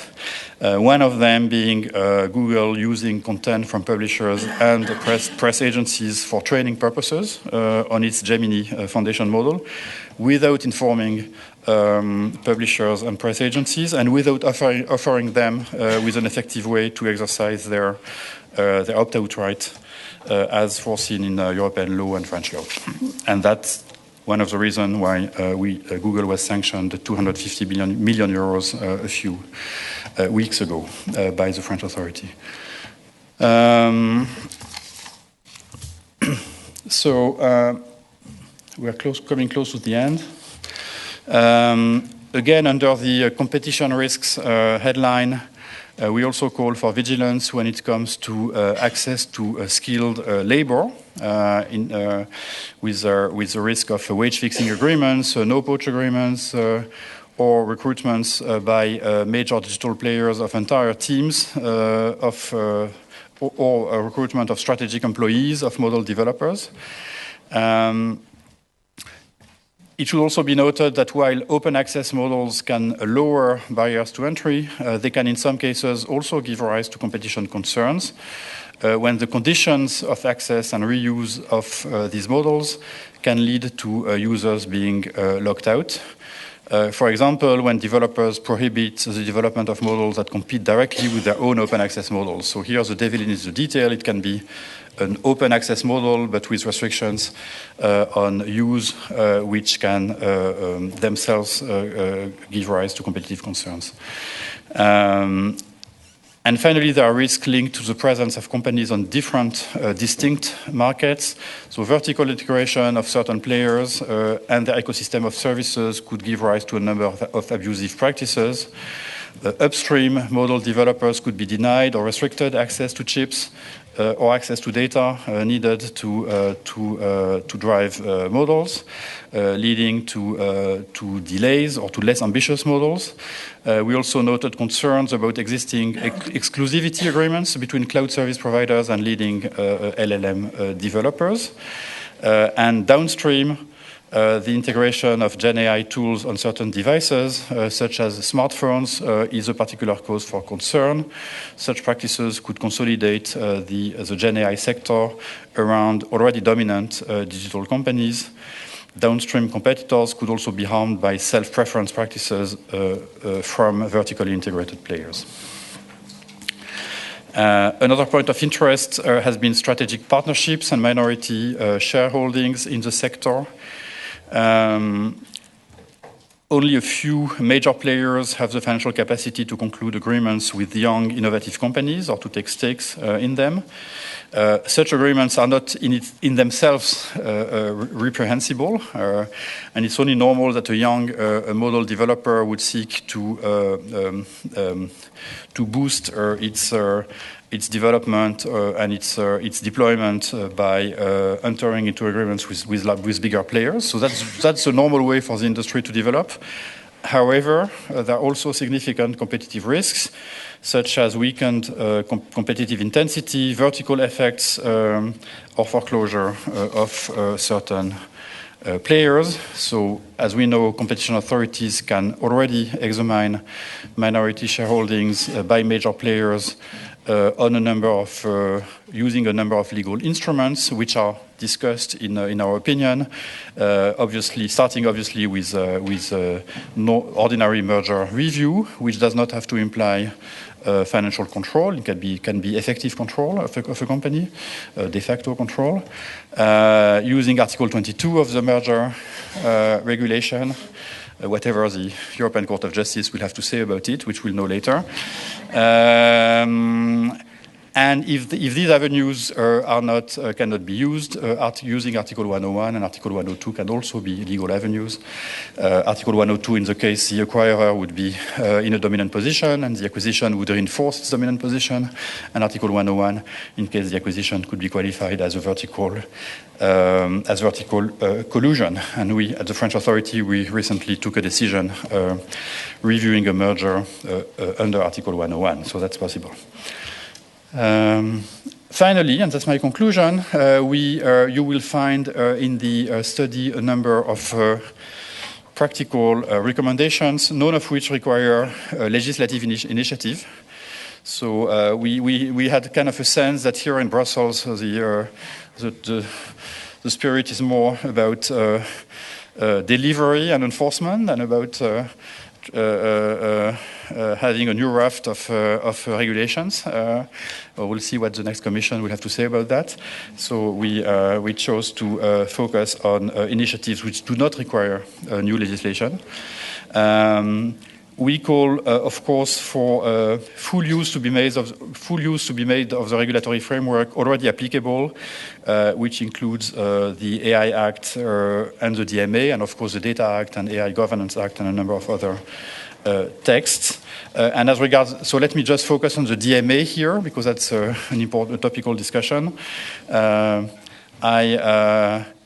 I would fully agree with those who think that the DMA is not a Swiss knife. You should not invoke the DMA to solve any competition risk that you see in the digital space. And the DMA has been designed to address gatekeepers or two-sided markets in a broad sense. And there are many issues here in what I've highlighted which cannot be addressed using the DMA. But still, there are some services in the AI space which could be described as platforms or two-sided markets. One example that we give in our advice is the way the development of services enabling access to Gen AI in the cloud space. That is what is now called Model as a Service, MaaS, or cloud marketplaces to distribute AI models. And we believe that it would be worthwhile assessing whether such MaaS services could be considered as core platform services under the DMA. So that's, of course, for the Commission to reflect on. And to so that if they would fulfill the relevant quantitative or qualitative criteria, then the relevant gatekeepers and MaaS services would be subject to Article 5 to 7 of the DMA, and a number of problematic behaviors that I've already listed would then be prohibited ex ante by the DMA. So we believe that there is some space to use some room to use the DMA in a useful way here. And turning to the AI Act, we believe that the AI Office, and also at a national level, as a national competent authority, still to be designated in France, will have to ensure that the implementation of the AI Act does not hinder the emergence or expansion of smaller operators, and that the largest players in the sector do not misuse the AI Act to their advantage. So, as there have been concerns about GDPR washing or privacy washing, we don't want to see the emergence of concerns about AI Act washing, that is, big players using the AI Act to foreclose their competitors. We also call for vigilance when it comes to, we also call for vigilance when it comes to competition per se. So that's a recommendation for ourselves. So let's call it a commitment.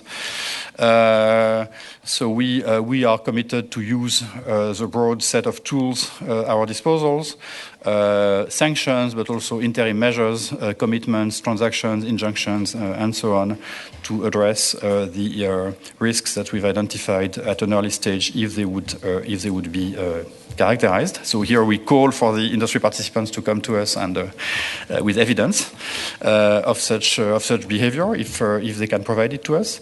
As we've I think shown convincingly in the past at the French authority, we are ready to use interim measures to act swiftly when needed and when appropriate. And we will continue to monitor some development in the sector, particularly in the GPU sector, where the French authority led a donor raid in 2023, and we are now investigating in close liaison with the Commission the possible practices in the GPU sector.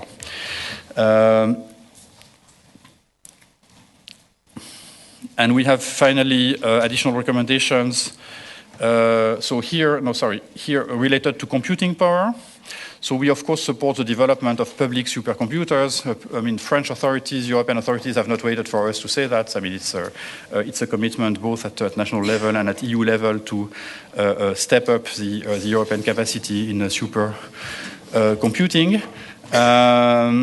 But what we want to add here is that we should also aim at proposing a framework that would enable private players, that is AI startups in particular, to use public supercomputer resources in an open and a non-discriminatory way, and for a fee, obviously, if it's a private use.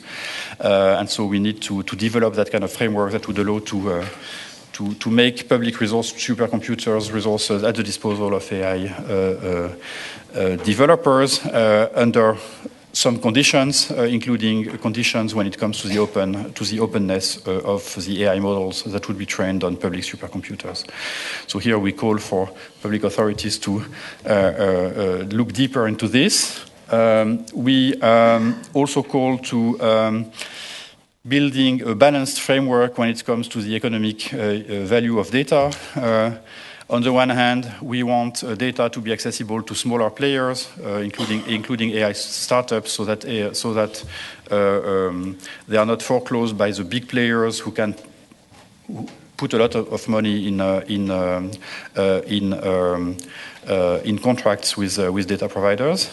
And on the other hand, we also want, of course, European law and French law on copyright and related rights to be enforced and data to be properly valued.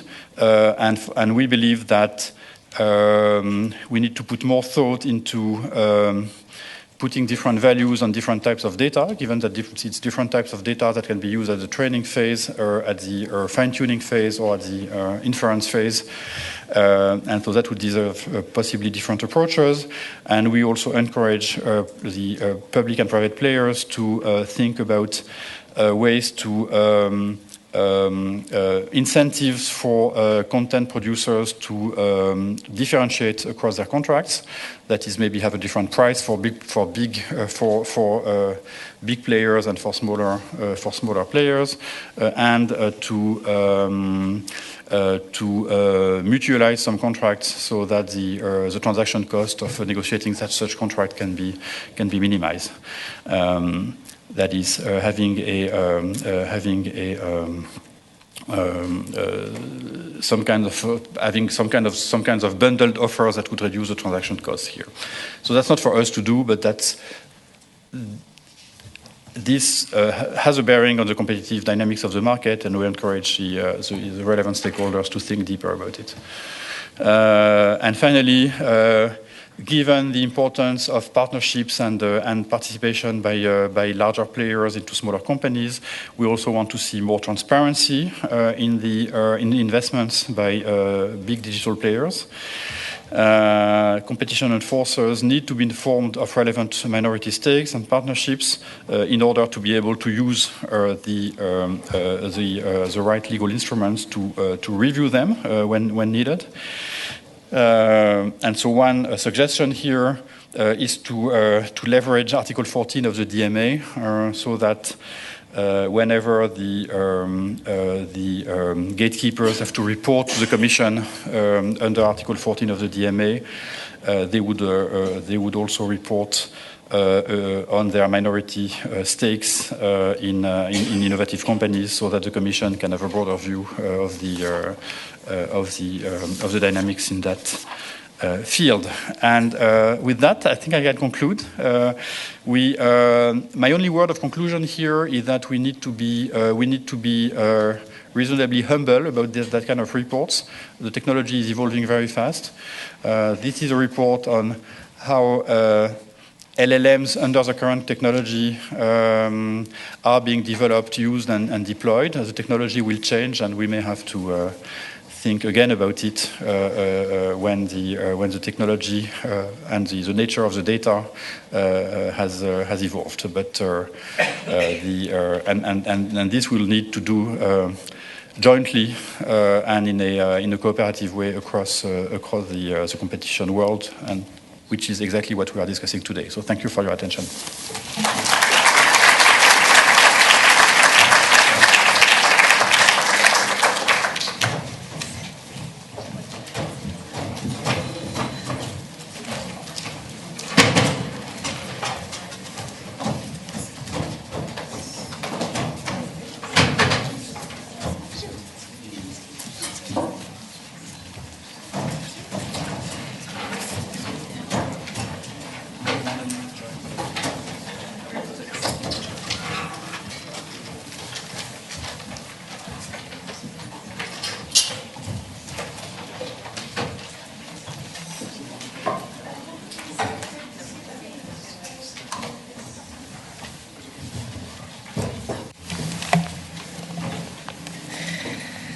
So thank you very much, Benoît, and congratulations to you and to the autorité for the work done. I'm sure that we'll discuss during this panel, but only afterwards, many of the issues which you have addressed in your speech. And I'm grateful, Benoît, that you're also here with us on the stage still. And I'll give you the floor at the end of the panel also to see whether you would like to comment. And that gives also the opportunity to the audience to ask questions to you as well. But let me now first remind you that you can indeed still ask questions to us by Slido. We'll have a Q&A at the end of this session, but I'll also already try to keep an eye on my computer here and pick up and introduce some of your questions to the panelists.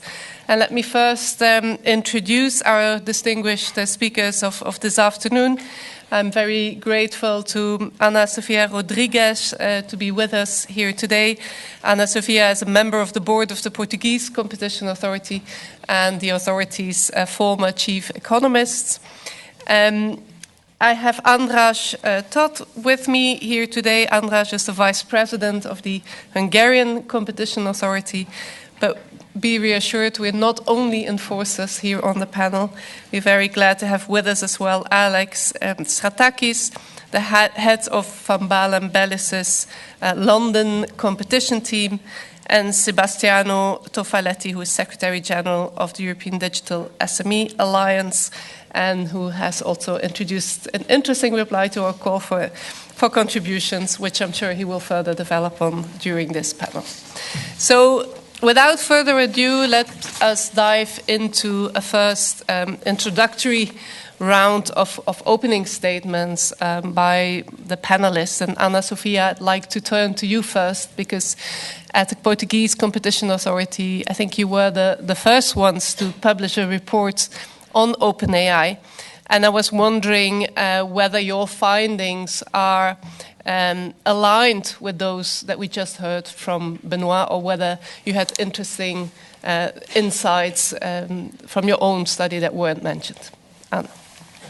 Thank you very much, Inge, and good afternoon to you all. I would like to thank the Commission for the invitation, congratulate on the event. I think these interactions are very important, and there were so many interesting insights during the sessions before. And then, of course, congratulate Benoît on the freshly released report on generative AI. It was a privilege to hear on the findings in the first hand by Benoît himself. As I was listening to Benoît earlier, I was thinking how rapid-paced this sector is. As you referred, Inge, we published our report, and this was in November 2023. That was just 7 months ago, and so many things have happened in the sector, apart from the fact that the value of the sector has doubled in a year. So a lot has changed. It seems that almost every week we have new AI models, services, and applications being announced and launched. And we are still at the very dawn of this sector, as it was mentioned. Throughout the day, we can only have a glimpse of all the applications and all the use cases that are going to emerge in this road. It's also true that only this year, AI business models and monetization strategies have started taking shape. And in November, when we did our study, our focus was on pinpointing the key inputs or enablers or building blocks, as you may want to call them. We're pinpointing those to data, computing power, and know-how, just like Benoît has highlighted. I think we're very much aligned on where the potential for problems are. All of those have scale effects that can feed a tendency towards concentration. We also raised the flag by then to the risk that a small number of firms may end up controlling these bottlenecks, exploiting them, harming innovation and other developers. And that risk is taking shape, I think, across the board. We heard Benoît on the shape that some of these risks are taking. That window of contestability that the race for generative AI has brought to the digital sector more widely is one that is closing slowly or rapidly in front of our eyes. And I think also while I was listening to Benoît, I was thinking that vis-à-vis November, when we identified the risks, there are some that, the risks were identified. We knew what shape they were going to take, and others, which is not as much the case, and that now we are starting to see what shape these risks might take. Let me try to be a little bit more precise. On those that we could initially foresee regarding, for example, access to computing power, it was clear from the early days that you had Microsoft, Google, and Amazon holding a large bunch of the computing infrastructure that is needed to train and to run AI models. And it was clear that AI startups were going to depend on them. So the key avenues that these AI startups have found in order to be able to establish a foothold in the AI sector was through the establishment of partnerships. Of course, these partnerships may have pro-competitive effects, but they may also bring risks. These partnerships, some of them were already established and forming in November last year when we published our report, and I think that the graph with all the interlinks that Benoît has showed only shows how this has deepened in the past 7 months. Some of these agreements we know have been under the radar of competition agencies, and I think that is something to which we might return later on when we speak about enforcement. Now, another aspect that I think was very relevant on Benoît's presentation on the authorities' report was that concerning cloud computing and the clouding infrastructure and all the bottlenecks, the proposal on the model as a service on the one hand, I think that is something that has gained momentum, and it's the fact that MAAS has a two-sided nature, like actually the DMA. I think that was a very interesting proposal that must gain momentum as we deal with these bottlenecks. Then regarding ships, this is another market that became clear in November that it was very concentrated. You could see that tech businesses in the sector could define a dividing line between the GPU rich and the GPU poor market players because of the massive advantage of the former in order to develop their AI models. NVIDIA stood out by the sheer size of its market share, of course, as the whole mighty supplier of GPUs. And it was clear then that reducing barriers and promoting competition in these markets would be key. Now, I thought on that regard, the proposal of the authorité regarding supercomputers and how all of that, which is something that we did not address in our report, is also very interesting, and this was very important. So this was in November, and in the meantime, we have only seen NVIDIA's market cap skyrocketing, leapfrogging at some point Microsoft and Apple, not any longer today, but maybe it will keep cheering stock markets in the future. Now, for data, the story is a bit different. And the story is a bit different because when we did the issues paper, then we could not take a clear stance on how these risks could materialize. And since then, we have seen that with all the scrutiny of several lawsuits over copyrights, the players have reacted in a way that can show how these risks can be shaped. Thank you, Inge. Thank you very much, Anna. Thank you also for sticking to the time limit. As you heard, I have my digital devices to help me in keeping the panel on track when it comes to timing. Andras, with that over to you, because at the Hungarian Competition Authority, you're still looking into AI from a slightly different perspective, if I understood it correctly. But would you tell us more about it, please? Thank you for inviting me. Indeed, we motivated by a little bit a different approach when we decided to initiate a market study at the beginning of this year. Actually, we started investigating the Gen AI from the perspective of consumer protection, what we have in our enforcement tools. And the other issues in which what we interested in actually was the language. You know, the Hungarian language is very small and it's a very, very difficult language with conjugated words and the free order of the words. And we wanted to understand the chance of such kind of small languages in the transition of the artificial languages ages. We plan to publish our report in October, but I can share with you some preliminary finding.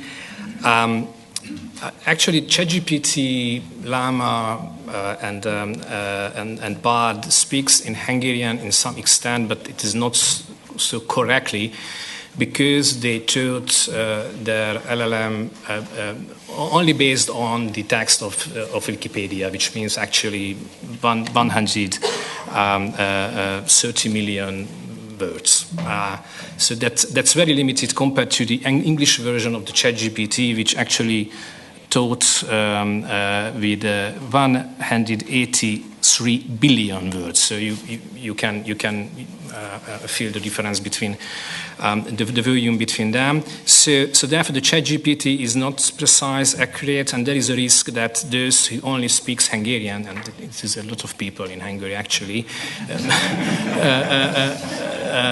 won't be able to use, won't be find useful the Hungarian version of ChatGPT, because it is not precise and accurate, and those who speak English will move to the English version. So and therefore the Hungarian Public Research Institute initiated an interesting initiative to build its own Hungarian large language model, which actually taught with 40 billion Hungarian words. So this is compared to the ChatGPT 130 million words. So that's a much larger Hungarian text model. Actually, the institute, this public institute, used, Benoît mentioned this initiative, this EU initiative, this supercomputer funded by EU and the Italian government. And we are participating in the development of Leonardo project. So we have the promising for the future to use this supercomputer. And but we identified two problems. The first is that that's a beautiful thing that we can have access to the European project on supercomputers, which is among the best in the world. But if you would like to maintain, so after the training, if you would like to maintain and running the LLM, you have to need access to the cloud. And for cloud, the supercomputer is not convenient. So you have to have access from the big tech. So one of our preliminary findings is that the European cloud project is absolutely needed. So not only the supercomputer project is welcomed, but the European cloud project also would be needed in order to use after the training process. And the other shortage is the AI experts. So that's a huge problem in the small member states. But anyway, that's a very premature technology. So I remember that, for example, Google Translate 10 years ago didn't speak in Hungarian, but nowadays it speaks very well. So probably the Gen AI, and so probably the Gen AI also will fix this problem in the future. So therefore, we have to be very careful when we decide what we are doing now, because for the future, the situation can be changed rapidly. Thank you. Thank you very much, András. Now, taking a different perspective, not from the competition agency, but from the landscape of SMEs, Sebastiano, what do you see as main challenges and opportunities when it comes generative AI from the perspective of SMEs, and how can that inform us as agencies in our ambition to create a landscape that is competitive and contestable? Sure, thank you. I'd like to start saying that my association, I'm here speaking on behalf of the members of my association, which are exclusively SMEs, small and medium-sized enterprises, and we have no sponsorship. We don't accept money from other sources. I'm quite keen to specify that, because you know very well that the public discussion has been very much polluted by a lot of money spent by certain digital giants to influence the positions of many organizations. We represent around 45,000 SMEs in the tech space, and these are mainly companies which are, looking at the AI market in the downstream area, so producing essentially applications and use cases that come from the large language models. Looking at, I have to say, the presentation by Benoît was extremely informative, and all of the conclusions and the facts that he has highlighted are certainly very much in line with what we have heard from our members. So I'm very glad that we can start there, so I don't need to really explain how this market works. If we start from the main inputs that we all agreed upon, computing, money, talent, we all understand that we have players like Google, Microsoft, and Amazon, which are, which have an extreme power in cloud computing, and they are exerting this power to acquire the AI market as well. What we see in general is that, because we are very familiar with the functioning of the digital market, how the digital market works is that it is built around what we call walled gardens, where at the center of these gardens there are these tech giants. And the business model is extractive in the sense that they are able to extract value from everyone else, which is in part of these ecosystems. So the innovators in the periphery of these ecosystems get their value extracted by those who are in the center, so the tech giants.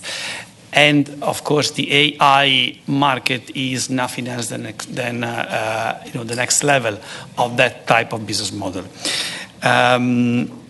If you look at the way money has been used, one of the very important inputs here, and you have a list of partnerships, acquisitions, or investments of tech giants into AI companies. I will spare you the list because there was a very informative slide by Benoît, and you certainly know who I'm talking about.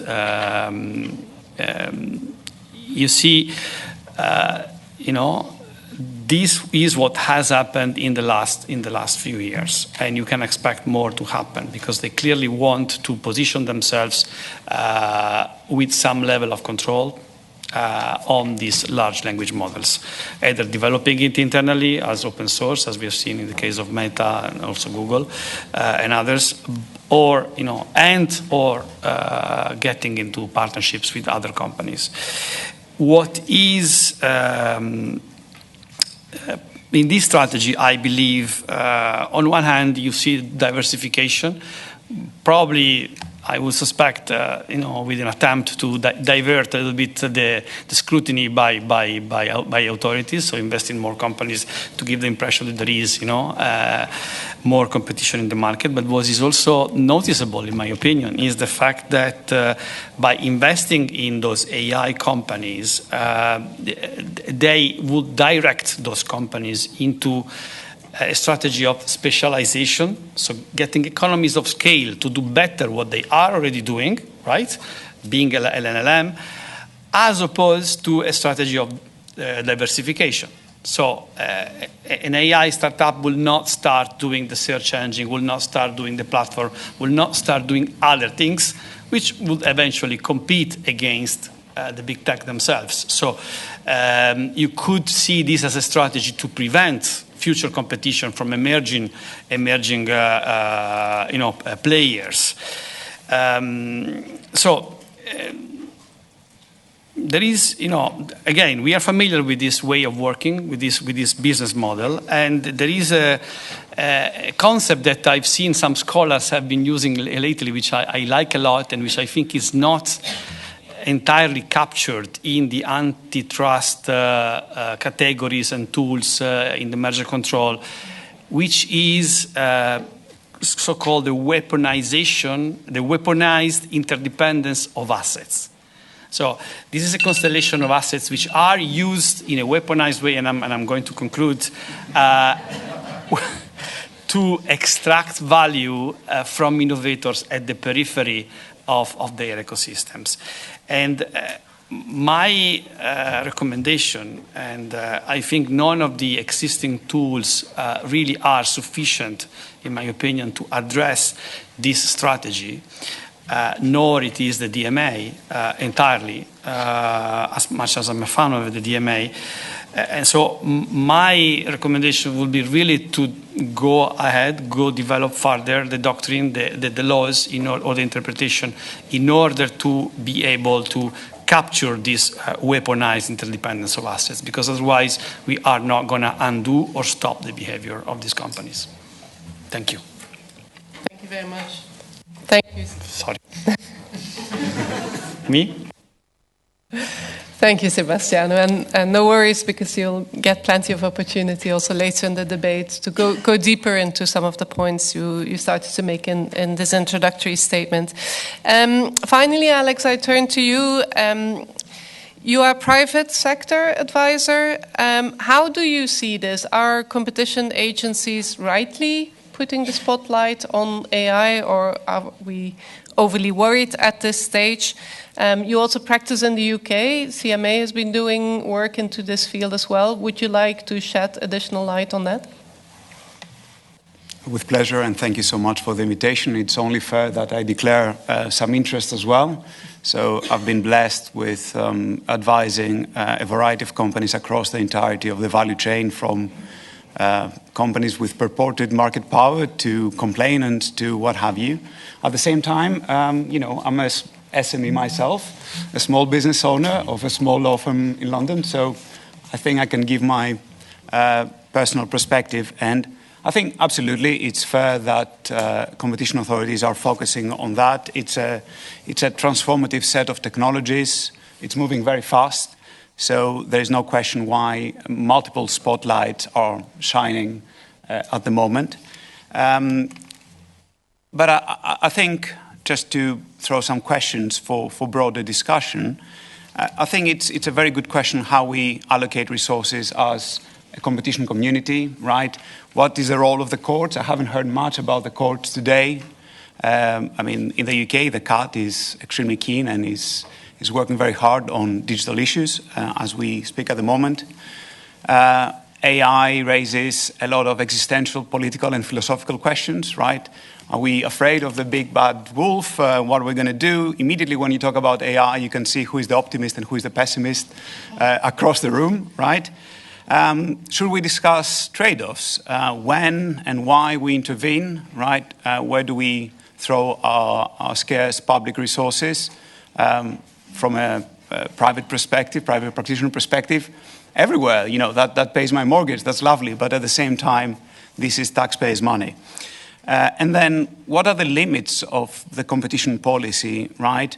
Can we solve all those issues, or maybe we can attract talent by, lowering tax rates? There's so many other aspects that we need to understand what we can and cannot do.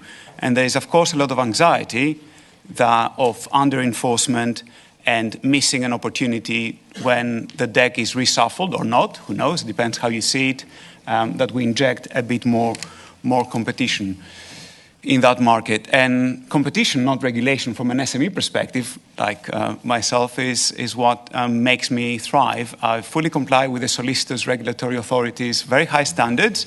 I can tell you it's not easy, and if you're a small law firm, not having 3 compliance officers, it's an important cost saving that helps our margin. So promoting competition to the extent possible is something welcoming for everyone. So 2 points to make as a starter. One is that I don't think there's a market for AI, right? It's it's a broad set of technologies. I think it would be wrong to say that there are 330 competitors in the market because there are 330 foundation models according to the CMA. At the same time, it's not only GAFAN or GAMAN, whatever you want to call them, in the place. And competing ecosystems is a possibility. At the same time, ecosystems and leveraging or weaponizing, it is a viable strategy. And we need to ask questions. What is the business model if you know it when deploying AI? What I can tell you from my clients, regardless whether they're in the space or not, there is an AI working group in every single company that I'm aware of. So clearly that's front of mind. So you've asked me to very quickly comment on the CMA's extremely thoughtful. I'm sorry that no one from the CMA is around, at least no one that I can recognize, to basically say that they've done an extremely good job. It's a very thoughtful, updated, and easy to understand report. Maybe because it's not drafted by lawyers, which is great. They have a more interdisciplinary approach at the CMA. It has a very good analysis of the value chain, right? And the partnerships, theories of harm, the ecosystem concerns, the feedback loops, right? And surprise, surprise, they found more or less the same concerns. It's all about input, how incumbents will deploy foundation models to their benefit or not, and to what extent those partnerships will reinforce, entrench, or not their market power.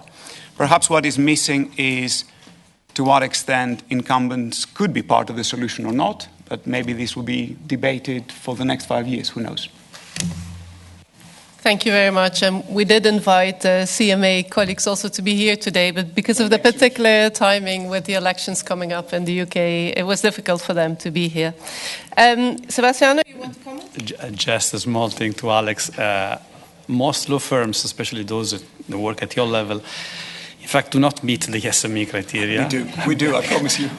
No, I mean, maybe, but the SME definition is 250 employees, but there is also a financial threshold, and you are typically, not you maybe, but maybe, yeah, you are typically very profitable compared to a normal SME, and so typically they don't meet a profitable small fish. Okay, well, let's start digging a bit deeper. We've heard about different instruments which competition authorities have. Of course, the market investigations and studies that we have just heard about, the Digital Markets Act and other types of regulation were mentioned. There is the traditional antitrust instruments, there is merger control. Now, from your perspective, how would a competition agency use all of these tools in a best complementary way in order to ensure this pro-competitive and pro-innovation framework? And do you see a risk of under-enforcement? Do you rather see a risk of over-regulation? And let me bring into two questions from the audience here. Silke is asking what gives us the confidence that when it comes to using antitrust, that will be faster when it comes to AI than has been the case in the past. And Carol is asking whether the existing competition laws should be adjusted in any way to address a number of AI-related issues. Who would like to go first? Anna Sophia? Thank you, Inge. I will try to focus on a few things because it's a huge, challenging area to decide how to combine the tools. I think there's two elements that we need to balance. On the one hand, we need to avoid chilling incentives for innovation, but on the other hand, we must make sure that we seize this opportunity for contestability as we see that this is just adding to the entrenchment of digital incumbents. That's how we are seeing this opportunity playing out. Then the second challenge, of course, to which Olivier addressed earlier today is timing of intervention, not too early in order to avoid doing things before we know enough, but not too late such that the window has closed definitely and there's little to do. So we've seen some ways in which digital incumbents are taking moves regarding AI firms. Certainly the agreements that have been mentioned are one of those. I think the CMA had reported that it was over 90 of such agreements at some point, and we've heard today how widespread they are. And the approach to this has been, in the first place, through merger control, which is, of course, a privileged tool if you want to ensure contestability. But then often these agreements lie on a gray area. It's difficult to show an acquisition of control. And then when this happens, you may be left with the opportunity of checking for de facto control, which we note that takes time, and we may ask if this is how we want to go about contestability. We have seen also with Microsoft inflection that poaching can be a way that can produce similar results to a merger, and so we can. Their agencies are looking at that from that perspective too. Now, a different approach is by Article 102. If we have a dominant undertaking, and there we need to see if these agreements have some type of exclusivity or preferential treatment that allows, for example, a given digital incumbent to have a preferential access or exclusive access to a given AI model and to the way it's going to integrate it into its services downstream, for example. Now, on regulation, one thing that I think it's very important that we are aware, that we are able to advocate for is the importance that all these regulations on AI focus on other aims such as security, for example, which are very important objectives, but they can have an impact on the landscape. For example, if they bring compliance costs that hit the smaller firms harder, and I think the proposal number 3 of the report from the Autorité addresses this. Now, from the side of competition promoting regulation, there I think an intervention across the board now may be too soon, because the dust is still to settle in these markets.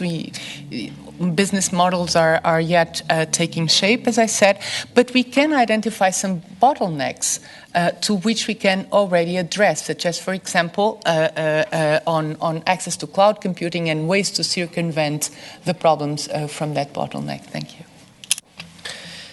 Yeah, let's zoom in on those bottlenecks, and Benoît highlighted it also in terms of the importance of certain crucial input to develop LLMs and how in the sector where there are and network effects and scale effects, this is really an issue to be careful about. Alex, how do you see this? Where do you see the main issues? Anna-Sophia has already referred to some elements like exclusivity, but what's your view on that? Thank you. And just to comment a bit on the previous very good question, I don't think we need more tools, more legislation on the antitrust side. I think we need some confident and selective enforcement, and I can see many people capable of doing that. And I completely agree with the risk of regulation on the other aspects, right, not the competition side. This creates a barrier. So if we identify the usual bottlenecks from an input foreclosure, if I can be a bit controversial in terms of where I would focus my attention, I'm not that worried about DPUs and accelerator chips. I mean, we don't represent NVIDIA, just to be clear, so I don't have any incentives there. But, before the burst of the dot-com bubble, Cisco had a similar market position and capitalization. I don't see them here everywhere. I think there's so much competition coming into that market, so I wouldn't focus my attention too much. I could be wrong many times.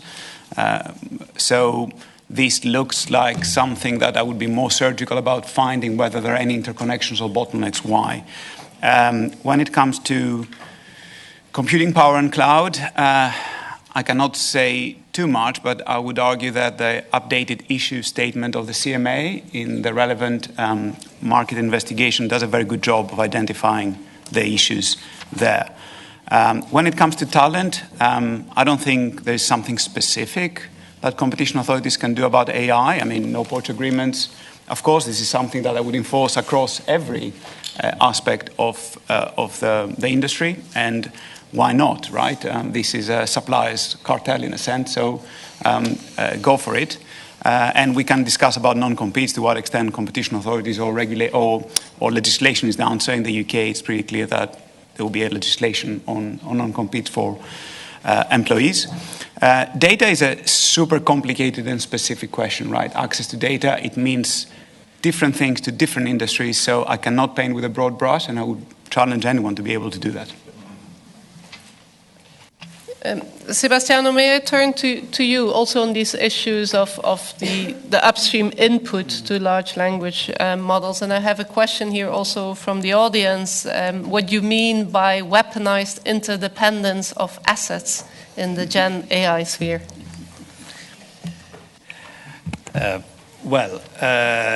You understand that all these inputs are interdependent. I mean, you heard from Mistral earlier. She said that you need talent to look for money, because without money you won't be able to have the computing power. But you need, if you go to investors and you don't have computing power, they will not believe you are credible. Therefore, you need to have all of these assets in place in order to be really competitive in the market. There is the issue of integration with the platforms from the marketplaces, which again was also hinted quite clearly by a very promising AI startup, which is Mistral. There is again the issue of talent, which was just mentioned. So I think it is quite obvious that all of these assets are interlinked, and yes, you are probably not gonna infringe any law, because I don't know, for instance, you have very good lawyers, and you write a partnership with an AI company in a way that it will be difficult to demonstrate that you have control, or you're not beyond the thresholds or so. So it's very difficult sometimes, I understand, for competition authorities to enforce the existing laws, because of course the strategies are quite advanced, and this interdependence is a very important factor. And if we do not evolve a little bit the way we see market authorities can handle these things, I am afraid that we are not going to undo the situation. Yeah. Thank you very much for that. I would say from my perspective that our instruments can also evolve, and various issues. We've been touching a little bit on market definition, for example, not always an easy topic included in this sector, but I do think that the benefit of computational instruments is they have a lot of inbuilt flexibility to also adjust to new conducts, new patterns, new issues emerging. I mean, this issue, I think, is also there with the DMA, right? The DMA is a great milestone. I mean, the wording which is in the DMA is fantastic, because this is exactly what we have been saying. We have been saying, there is, complete asymmetry. These guys control the ecosystems, and you have to enforce, contestability, interoperability, and so on. Fantastic. But, and I look at Margrethe who's here, it is difficult to enforce. Because on the other side, you have armies of fantastic lawyers and economists who are going to do everything they can to escape, and unless, and this is what I wish the Commission will do, unless you are extremely prescriptive and come up with a list of you can do this and you cannot do that, and you have to do this and you have to do that, they will keep playing ping pong with all of us, with the Commission and with all the complainants and stakeholders, saying, oh, we propose this, and we have to say, no, this is not good enough. And this ping pong can last forever. And you know that every single year that they continue with this business model, they become richer and richer, more powerful, and the market is more entrenched, and it is going to become even more difficult. So, that's where we are. Now, let's move from the input aspect of things towards the more distribution dimension of AI and to consumers. I have a question from the floor, is how do we ensure that the benefits of AI trickle down to consumers? And András, you are, as Hungarian competition authority, wearing two hats because you're also taking care of consumer protection in Hungary. Would you like to comment and to try to address this question? How do we ensure that it all trickles down to consumers? Yes, that's very interesting. That indeed there are many bottlenecks upstream, but if we look at downstream, thousands of Gen AI models competing globally. So therefore, I think that we should be very careful when we try to conclude now in terms of the Gen AI regulatory proposals or competition enforcement possibilities, because this is a huge difference compared to what happened 15 years ago with the digital online platforms. So we are now much closer to the technology as in case of the online platforms 15 years ago. That is a totally new situation for us.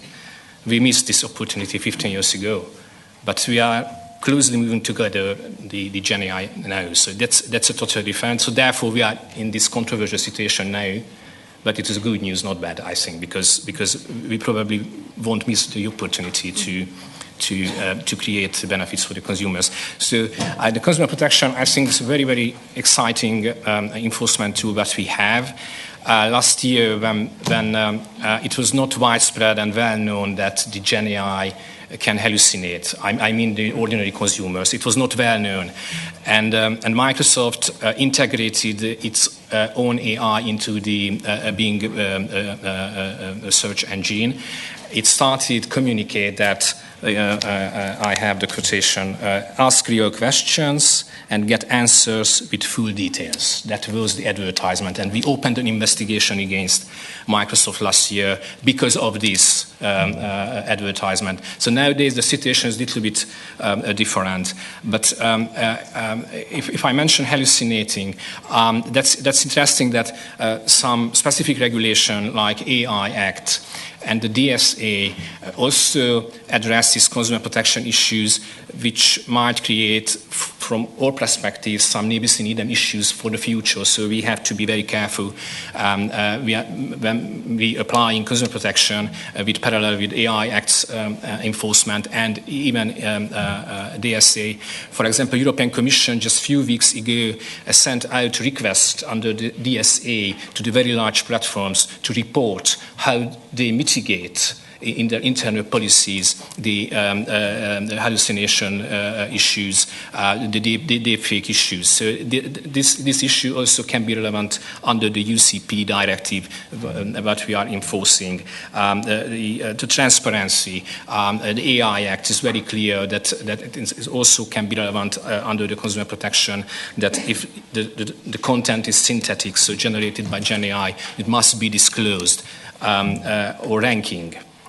So if the generative AI ranks products and services according to the Digital Services Act, the parameters of the ranking must be disclosed in the terms and conditions. And if the ranking influenced by payment, in this case, it must be very highly highlighted when the ranking appeared in front of the consumers. The same expectation exists under the Unfair Consumer Protection Directive as well. So therefore, I mentioned that we have to be very careful in order to avoid the nebis in idem issues in this regard.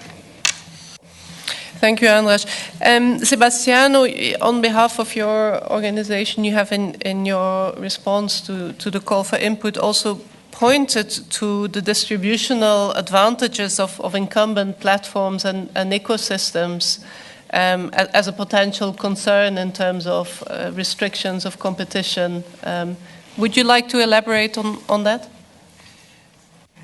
Yes, and I'd like also to start from the issue that you just raised here, because you're talking about consumer protection, right, in AI.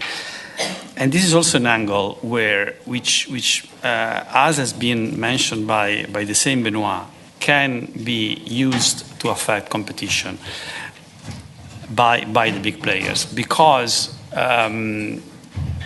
it is true what we heard earlier also this morning, that SMEs and smaller players can develop foundation models, especially the specialized foundation models. And this is, in theory, a very good thing for competition. And they can develop them, as Benoît also said, especially based on open source foundation model, open source algorithms. So it is de facto possible for our companies, because the computing capacity which is needed is not that important to train these models internally. However, and this is something that I'm glad that it was mentioned, the AI Act itself can act as a barrier for that, especially in one way, because the compliance by many of our companies for this with the AI Act is a strong barrier to entry. I mean, the cost for someone who does this investment, we have estimated, there are studies who estimate that compliance cost with the AI Act is between 100 and 300,000 euros for the first compliance, and then there is a recurrent cost of around 100,000 euros every year. This is the first way in which it becomes a barrier. And then, of course, the other barrier, which probably is what Benoît was hinting at, is the fact that if you are using an LLM and you are downstream, you will need to have access to the information provided by the LLM in order to comply with the AI Act, and that again can be used against. As a leverage against the competition from the smaller companies. Okay, Anna, Sophia, Alex, any further comments at this stage?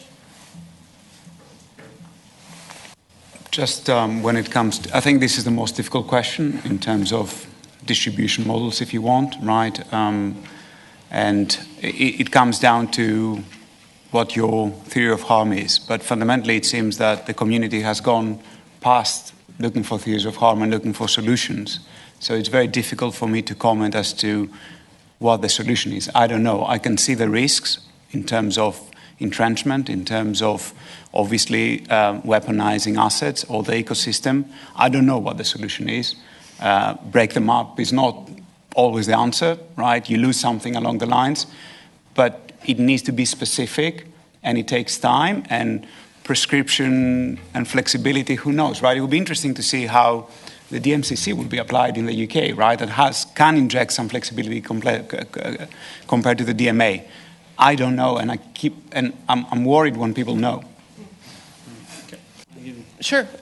Do I understand correctly that so far what is coming out of the panel, you say it's basically all of the above, in the sense of make sure that you keep on monitoring, that you keep the finger on the pulse, make sure that you use merger control where it's about structural changes in the market, make sure that you regulate where needed, but be careful because regulation may increase cost of smaller players in the market because of compliance costs. So is it a bit all of the above but with measurement? So I would just simply say, the tools are there. I completely agree with you that you can update them, stretch them, make them relevant, right? Merger control 101, 102, DMA, DMCC, there are all those weapons. The question is how you want to use them. And all what you're saying is perfect. The question is, this thing is traveling quite fast. There's a huge margin for error on both sides, right? So I don't have an answer here. Can I give you two alternatives, two possible solutions, which are in theory possible, although they are quite ambitious and they need a little bit of out-of-the-box thinking. One is investment, public and private investment in what we call digital public goods.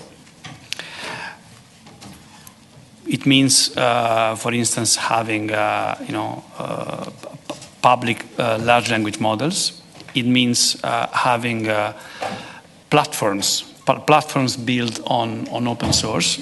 And interestingly here, we have some countries, in particular India, but also Korea, which are quite advanced and have already created a number of platforms based on OpenStack, which essentially do the same jobs as the big tech platforms or other platforms, without having anyone at the center extracting value from anyone else. They have a platform, for instance, you can get a mobility, you can get a taxi or a driver without paying Uber, without paying anyone.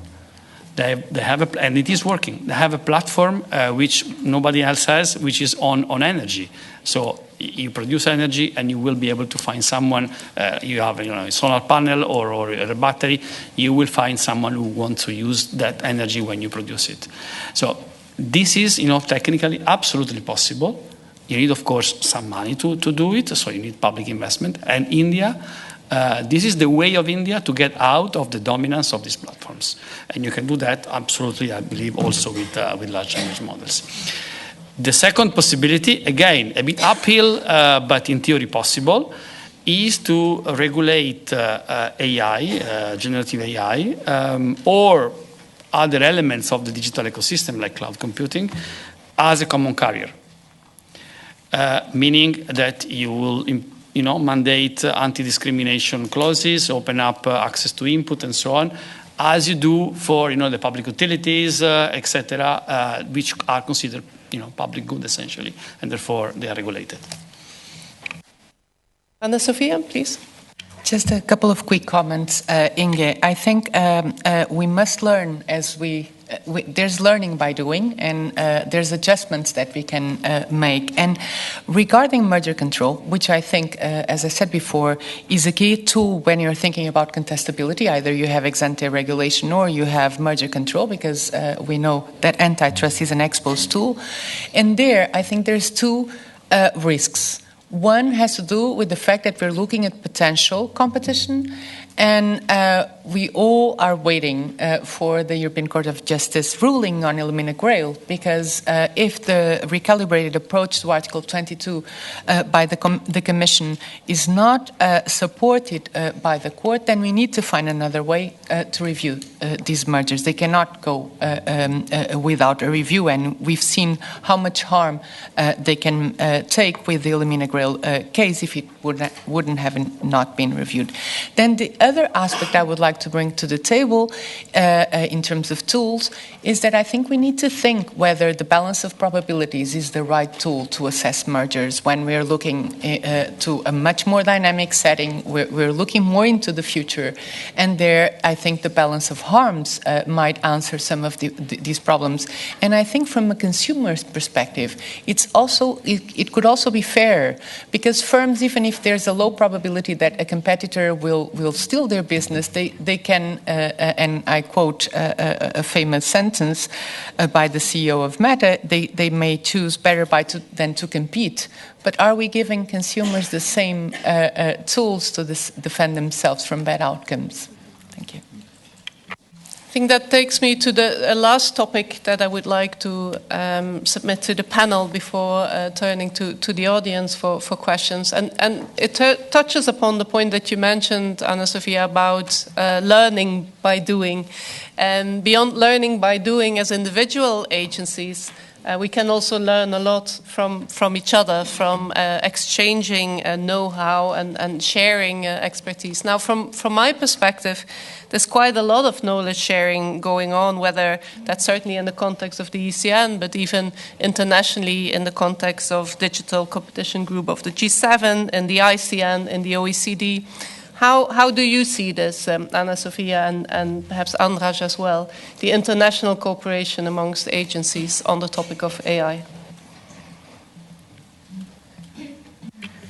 Thank you, Inge. I think it's absolutely crucial. There's a huge asymmetry of information. There's a huge information gap, of course, from regulators vis-a-vis the market. We're always catching up, and there's no better way to doing that than teaming up. And on that regard, I think there's no way there's redundancy does not apply.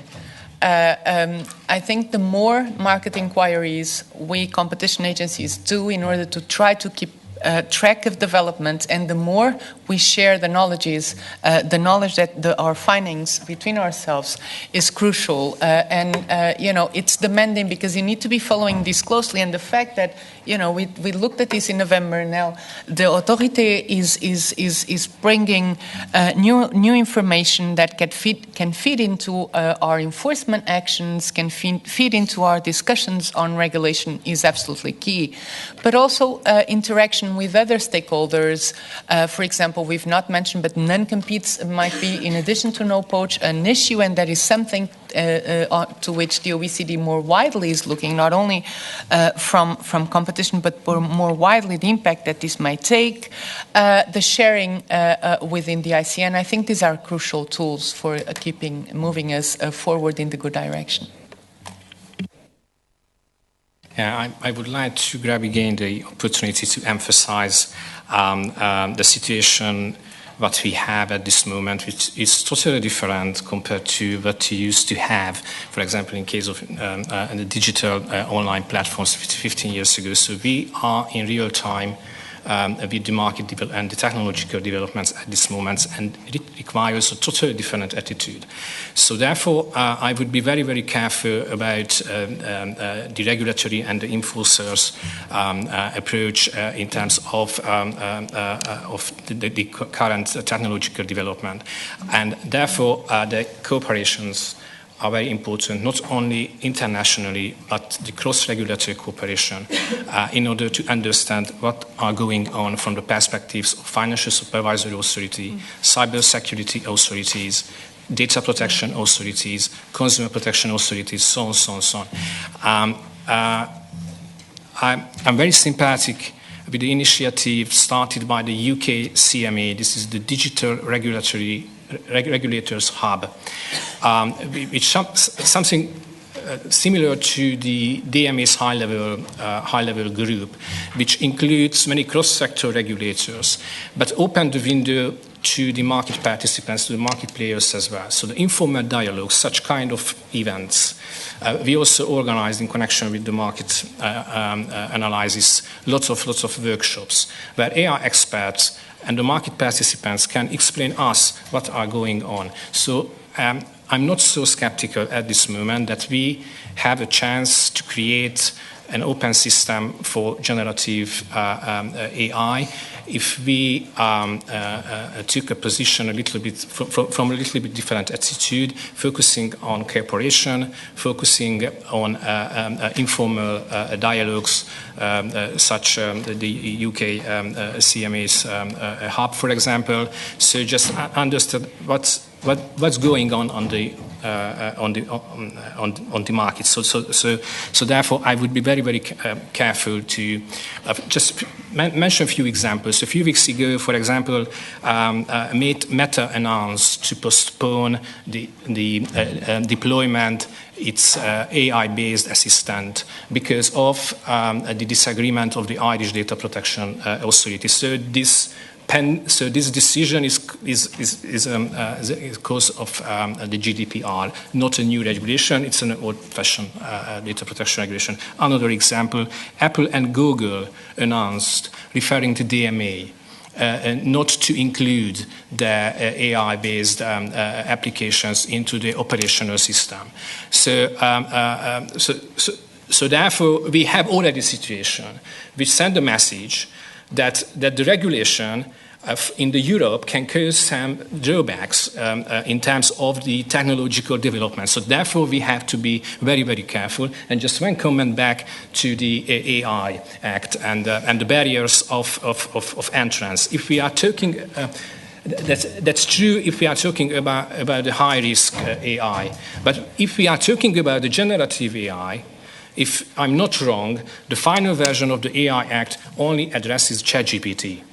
No others European generative AI addressed by the AI Act at this moment. So there is no compliance cost in terms of the generative AI on the European generative AI. I just wanted to add. So cooperation between competition agencies very rightly brought forward also cooperation with other regulators. But what about cooperation with the sector itself? Because there is this asymmetry of information that was mentioned before. Sebastiano, Alex, do you there have tips? What can we do more than organizing workshops such as today's to try to bring in also the industry perspective early on and irrespective of any concrete cases? Well, this is very welcome, and our companies are, I think they are very happy to support the authorities and to work, especially to understand better how technology work. I have to say I am very concerned. I am very concerned because we already live in a world which is completely dystopian.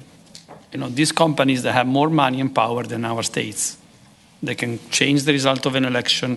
They can, imagine if they switch off cloud computing for one day, we are all going to go bankrupt, and all our hospitals are gonna stop working, and all our public services and so on. So they have so much power that unless we are capable of working together, interagency collaboration, with industry collaboration, we are happy to work again. I was just Googling for the first page, and I tell you the results I got. I was looking for the investments announced only in 2024 by only one company, Microsoft, data centers in different countries. They are spending between 2 billion and 5 billion in first page. Japan, Germany, UK, France, Italy, Spain, only to 2024. With this level of investments, with this capacity, what kind of independence? I'm happy to hear that there are a lot of things happening in the national competition authorities, but what level of independence will our governments have? It is inevitable.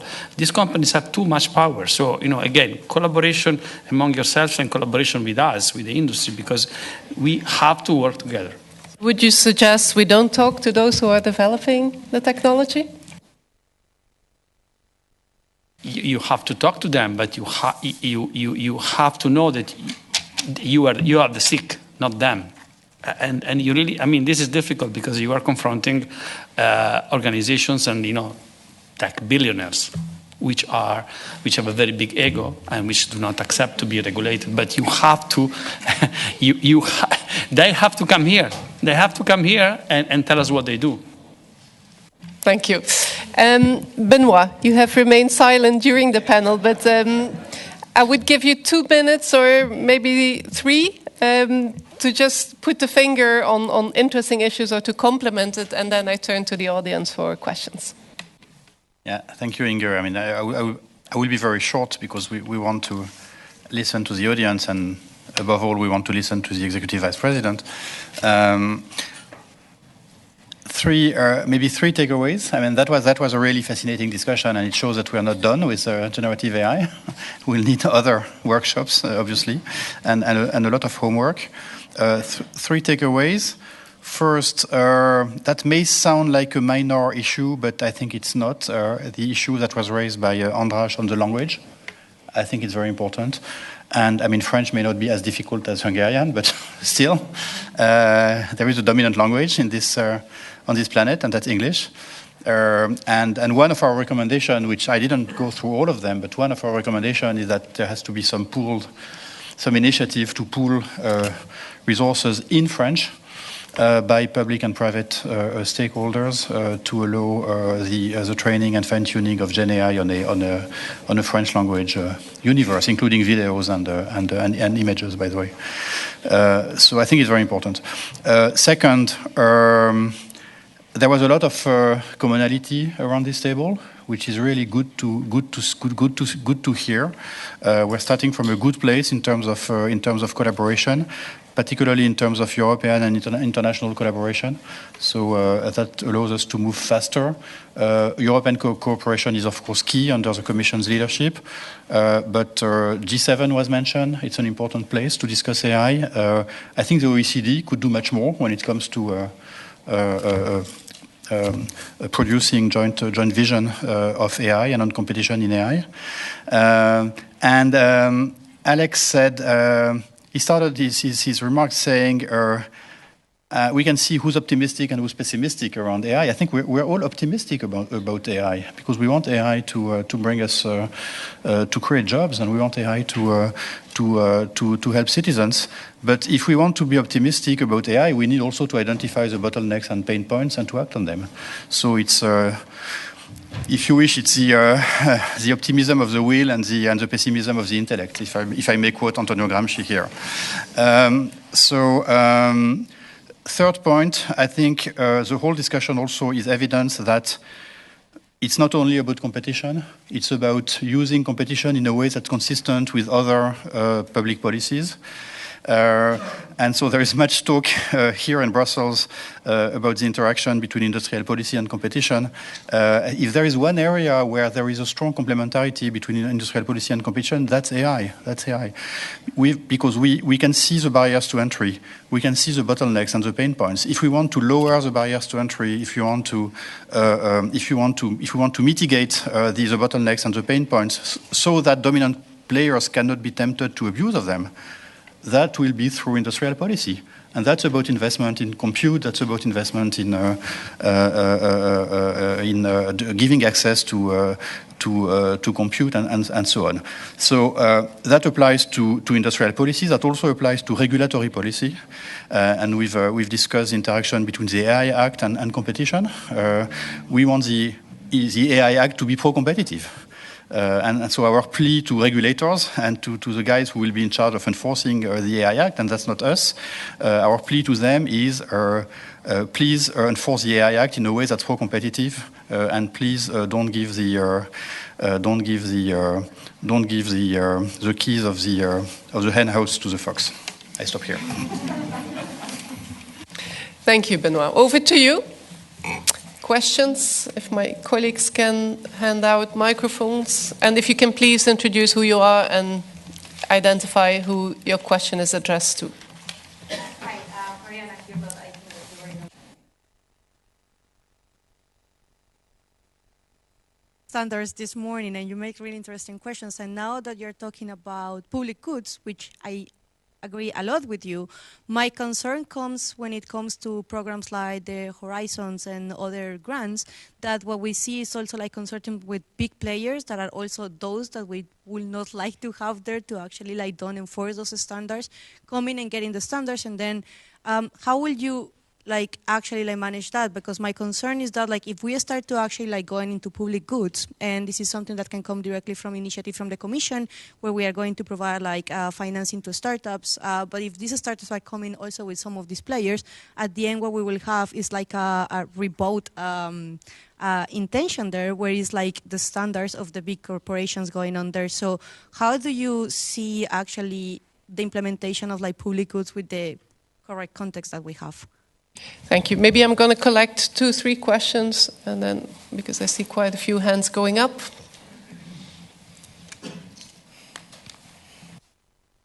Hello, my name is Amit Datta from Aleph Alpha, Associate General Counsel, a German startup in the AI model space. I just wanted to comment on your point, which I think is very crucial, the involvement of industry stakeholders at an early stage. And I think the AI Act actually provides some opportunities if we look at the Code of Practice and Article 56. So I think from our perspective, looking at the next step, I think it's very crucial to make sure that also European smaller stakeholders play an important role in this process, and that this process is not dominated by other hyperscalers. And so I think right now it's also what we are observing is the discussion also on the enforcement, in particular with respect to the AI Act. So I think for us as a small company with roughly 100 employees, it's also with respect to compliance costs very crucial that we have a single point of contact when it comes to enforcement. I mean, one obviously on the national level, but then also with respect to the AI office, which is more like a comment than a question. Very good, thank you. That was also very welcome. Maybe another question or comments? Thank you for giving me the floor. Eurocinema, audiovisual producers. It's a question to Monsieur Cœuré concerning the training of French-speaking data. Well, of course, you know that the question is, do you consider that this public data should be copyrighted and free and available, or only the non-copyrighted data? Well, you know, the French-speaking data you are making reference to, well, normally, if they are copyrighted, they should be under a license with exclusive authorization. So when you say the free access to this data, do you mean the non-copyright data? It's just to make sure that we understand each other. Okay, Sebastiano first on the question of standards, and then I come to Benoît for the question on copyright. Yeah, I mean, the question mixes standards and also public projects, publicly funded. And I think you can do it, but you have to fight every single fight. And I can give you a positive example about standards and publicly supported projects. We just we started a new project which is called CyberStand, which is supporting the development of standards for the Cyber Resilience Act. Okay. And in the first place, in this consortium, there was an industry association which I won't name, but this is one of those associations that if you know who they are, you know that they don't represent European companies, or they have, of course, many European companies, but they also have Chinese or American companies.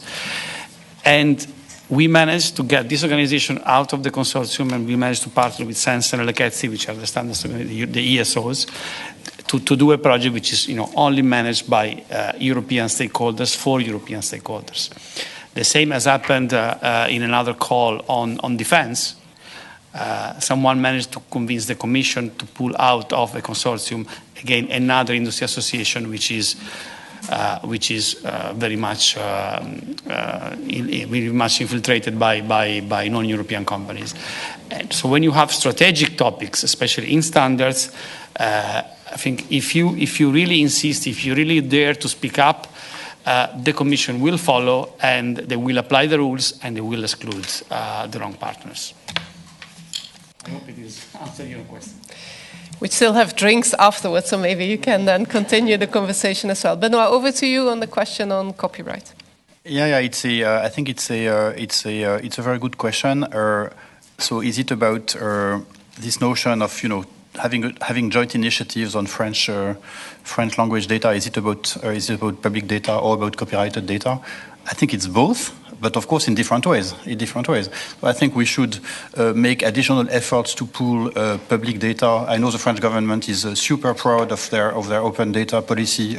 It often works in theory, but not that much in practice. So I think there is also a little bit of the walking the last mile to bring it to those who need it, and we don't necessarily have similar initiatives in other French-speaking countries. So here there is a need for international cooperation on public data, and on copyrighted data. Of course, that raises a question which I alluded to in my presentation of what's the pricing policy? How can we find ways to bundle some contracts so as to lower the transaction cost? And how do we make sure that the price is not such that big players will abuse of their contracts to foreclose their competitors? So that's an entirely different set of questions, but that apply to the universe of French-speaking language as much as it applies to the strictly speaking French data that is being produced in France. So I think also we need a common approach across the francophonie space. Thank you very much. Is there any other burning question from the audience, or are we all ready to listen to the Executive Vice President, Margrethe Vestager, for her closing speech. And then whilst I invite the Executive Vice President to get ready, I will just give my panelists a final shot of one short sentence to summarize what is either the main takeaway from this conversation, the main good intention going back home, or the main recommendation. You can choose, but you only have one sentence. Anna-Sophia, I start with you. Thank you. That's a challenging guess. So let me just make a sentence about how we are moving from openness to closed environments. On data, in the beginning, everybody was using the same source of data. Now we are starting to see that is not the case, and that we are starting to see these license agreements which introduce different access. Now, we need to move on from open washing. We are not having as many open source models in a deep way with model weights being revealed as we saw it in the beginning. So I think this move from openness to closeness would be my closing remark. Thank you. Thank you. Alex? Andras completely stole my thunder about the risk of, or the opportunity of cross-disciplinary or cross-regulatory enforcement. I think that is super important, and I would leave that highlight. If you ask a couple of recommendations for authorities, who am I to recommend anything? But I think the interdisciplinary process of the CMA, where they attracted talent from many different pools, not just lawyers or economists from specific schools, is working well, because I can understand what they're talking about. And perhaps a bit more targeted data collection or evidence collection by interviewing the critical people, visiting people that you want to know more about, instead of sending questionnaires after questionnaires with open-ended questions that lawyers can manipulate, is a good idea. Clear. Thank you. Sebastiano? For me, the history is, we are at the point where the key word that I want to stress is urgency. Because if there is no urgency, we are not going to address or undo the situation. We have a fantastic report by the French autorité. I'm very glad about that. Let's start from it. Let's start implementing all of these recommendations, because they are absolutely correct. And Andras, the last word of this panel is to you. Thank you. Thank you. So in this real-time market situation, focus not on the rules but on the principles like access, transparency, choice. Very good. Well, please join me in a big round of applause for this panel.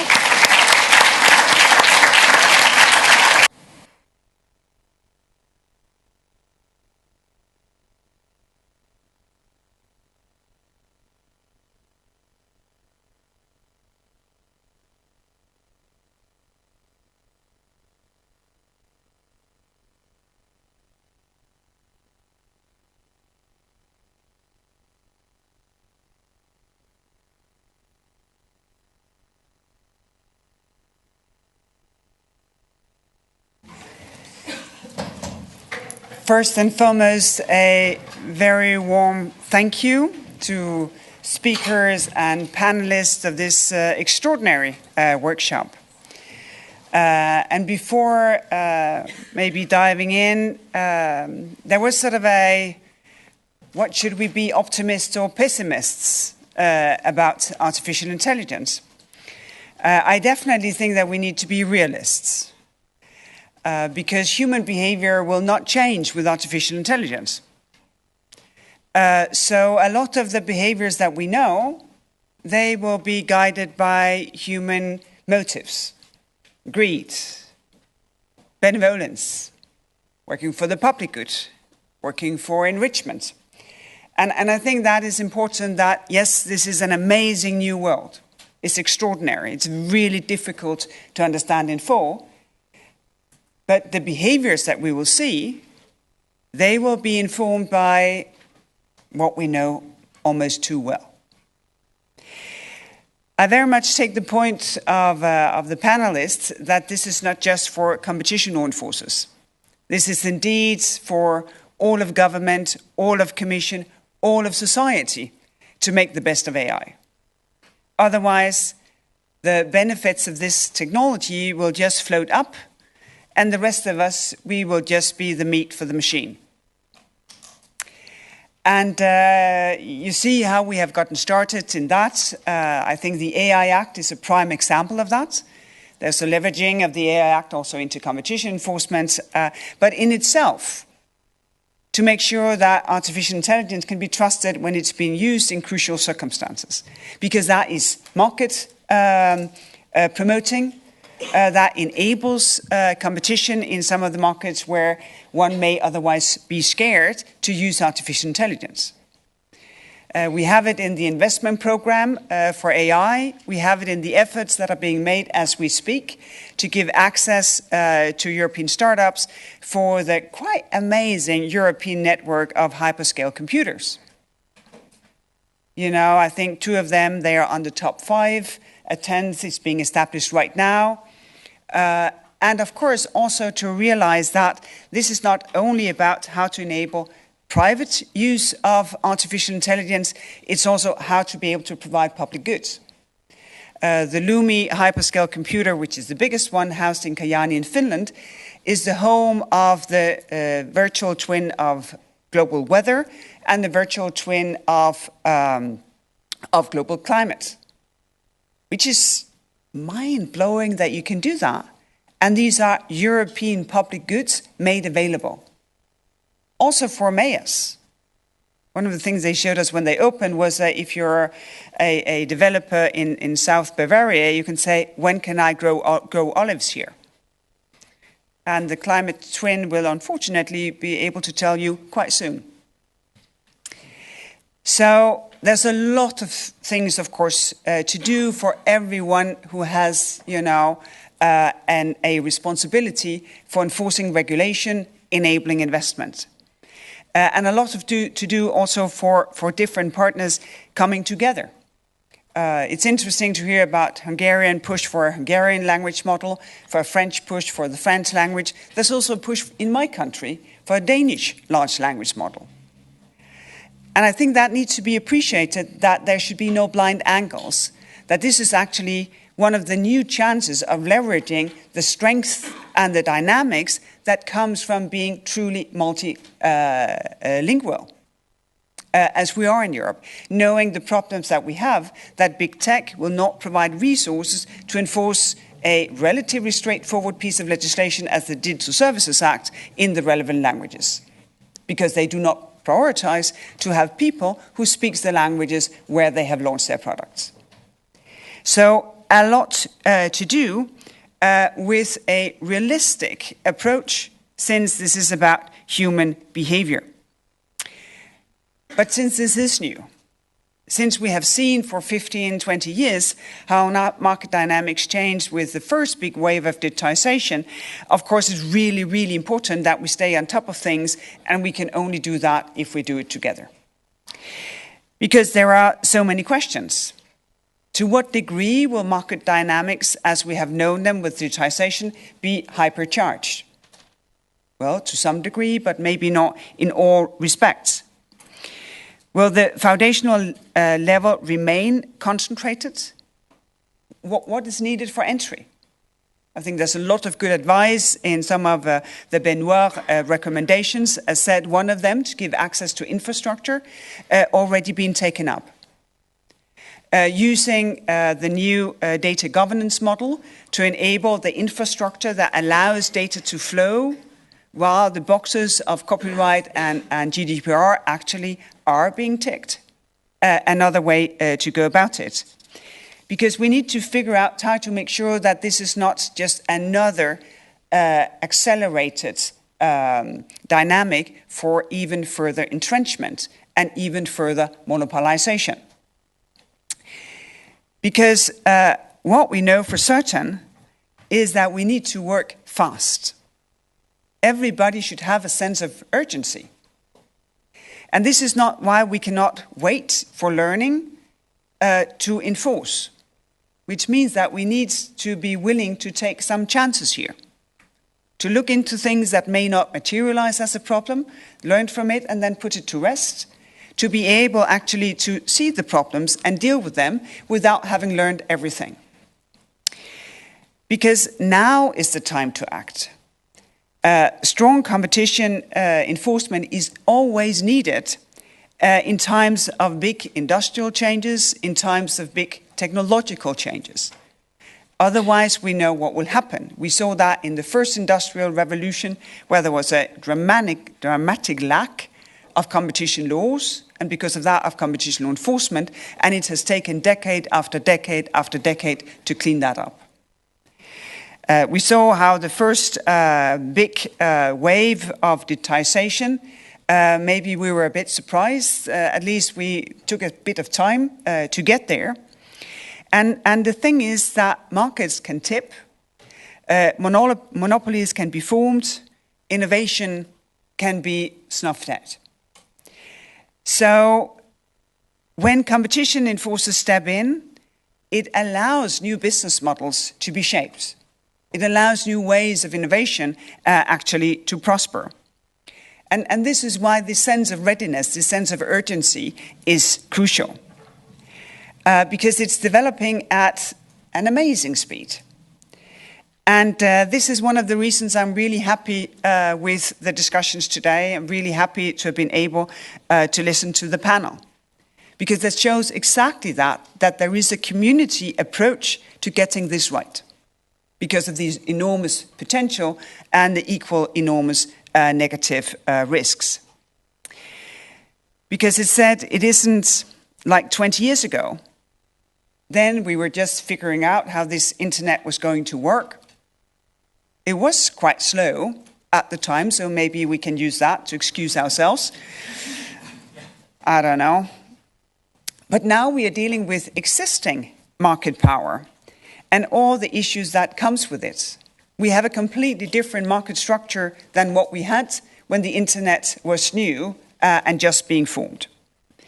So key areas of the digital economy, like search, e-commerce, social networks, they are almost monopolized. This is the world that we're in. And this also means that we need to start from this reality and to make sure that we do not allow entrenchment and we do not repeat the mistakes or the lack of enforcement of the early days, because we were not willing to take the risks of something that was just emerging. And maybe that was a wise thing to do. I will not be the judge of that. I was not around. But we see the results today. And I think one of the things that we need to learn from it is that if we work together and have a collective intelligence approach to it, we can know what risks we should take. And if we're wrong, just let it sleep. So I think it is important, because if we guide these technologies so that we have a competitive marketplace, many more will benefit from them. Because otherwise, this risk of the benefit floating up to the few. So we need to stop harmful practices, and I listen carefully to the advice of also maybe sometimes being prescriptive in order to make sure that there is a delivery on promise. As said, we need to understand and we need to learn on the go. Because there are, I think, new insights to be gained from the emerging AI ecosystems. I definitely do not have them all. But it is encouraging to see how I think every competition authority is front-loading their learning processes with consultation, with outreach processes, like the workshop today, with reports coming out for others to look into, to learn from. And I think with the Portugal efforts, the French effort, the Hungarian efforts, our efforts, we learn a lot, and we learn much faster than what we would otherwise have done. We've been opening the calls for contributions. We have been sending requests for information to several players in order also to understand how they are thinking. Because I think that Inge's point about also including industry is really important. To figure out what is it that they're thinking. What are their plans? So I think this is a big step forward, coming together like this to grow our understanding. Bringing people together from different parts of the value chain. Because if you leave things to the markets, well, then better know how that market works. Because if we do not understand how that markets work, we are flying blind. Today we heard about the sources of market power, the dynamics of competition in AI and virtual worlds, and I think a number of interesting ideas. And just as well as the potential illegal behavior are guided by not artificial intelligence, but human intelligence and motives that we know all too well, our mission is also still the same. To keep markets open, to keep them fair, to make sure that they serve people. So in that respect, nothing is changed. But the next generation is, the next question, of course, okay, we learn a lot, we see developments, we long for the break, and we hear that they're eager out there waiting for us. So we better be fast. So what is it? So we understand market concentration, anti-competitive behavior, new parts of partnership. So how do we apply our basic principles? Because monopolies are monopolies, price fixing is price fixing, and that doesn't matter what sector we're in. But the thing is that probably every sector might be hypercharged by the use of AI. Could be the car industry, the cement production, machine learning. It's new. So we should, of course, continue to apply our antitrust rules, our merger rules, sometimes, of course, to remind AI players that competition law also apply to them. That in this world, there's no one who's so new that the rules doesn't apply. Also because they're not babies. They're not something innocent cuddled in caring arms. They are things that bears the risk of further entrenchment. The thing is as well that the Digital Markets Act applies as well. And the DMA can also regulate artificial intelligence, even though it's not listed as a core platform service in itself. Because what we have seen already is that AI is planned to be used on the core platform services. AI is covered where it is embedded in designated core platform services, could be search engines, operating system, social network services. And I think it is very telling that Apple will not launch its AI-charged services in the European Union because of the DMA within a foreseeable future. Not that they have launched the products yet in the US, but leave that to rest. Because that says something about how the DMA have changed the way of thinking about what does it mean, if you're a gatekeeper, to make sure that the market is open and contestable. And I think this is a good thing. So we are applying our rule book to concerns that we have already in the AI Act. And we should continue to look at these issues closely from all angles with all our tools. A major risk that we see is that big tech players are leveraging their market power across different markets within their ecosystem. Concentration, of course, especially high in the top of the value chain, where large language models or foundational models, they are trained to be used in, as we know, various applications. And as it was also said earlier on, these models, they need vast amounts of data, computing power, cloud infrastructure, and talent. And all of that represents barriers to entry, because very few players can gather all of that in sufficient quantities. And this, of course, can lead to practices like tying, bundling by dominant firms, blocking AI competitors from accessing needed resources, preventing customers from switching. And there is a need to keep a close eye on this. But as you can hear, these are all practices that we know. Practices that we have investigated, that we have sanctioned over and over again.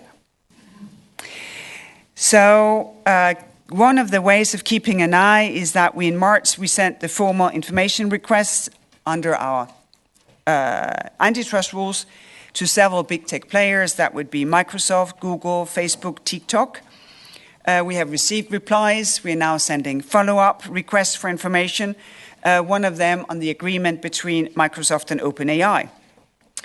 And what we want to understand is whether certain exclusivity clauses could have a negative effect on competition.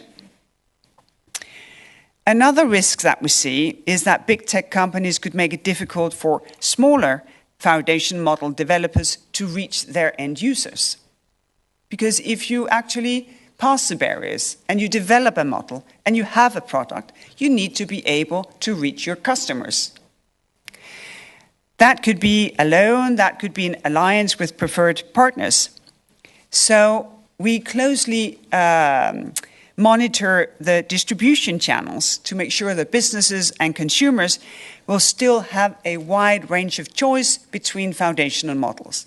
And of course, the business community and we have a shared interest, because what business would want to be locked in on one foundational model? You would need to have several suppliers. You would want to be able to multi-home one way or another, not to be foreclosed, not to be captured.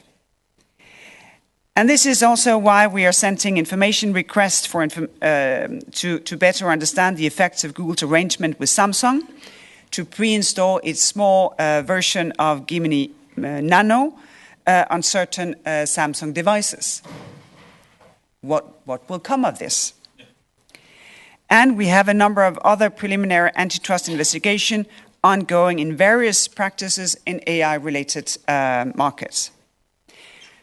In terms of merger control, it has also been touched upon today. We see a trend of big companies setting up partnership with small AI developers. Seems to become a feature of the industry. And these investments, they are important. They give access to the necessary components. They allow AI systems to be developed. So generally, these deals could be pro-competitive. Could be a good thing.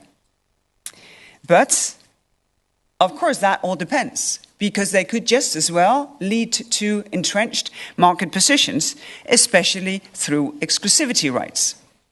So we need to keep a close eye in order to ensure fair play. And this is why, just to name one case, we scrutinize the Microsoft and OpenAI partnership also from a merger control angle. Microsoft has invested $13 billion in OpenAI over the years. I think it would make a difference to most people. The partnership has been, I think, a win-win for both of them. So OpenAI uses Microsoft's vast computing resources to develop its technology. Microsoft integrates OpenAI services into its own products. But from a merger point of view, it's important that that kind of partnership does not become a takeover of control in disguise. So if that was the case, we would need to assess it under our merger rules. What happens here? Is there a loss of potential competition? Is there a loss of innovation? You know our theories of harm as we have developed them over the years. So in January 23, Microsoft and OpenAI, they made a new investment deal. In November 23, Sam Altman was first fired. Was a lot of fun that weekend, and then rehired,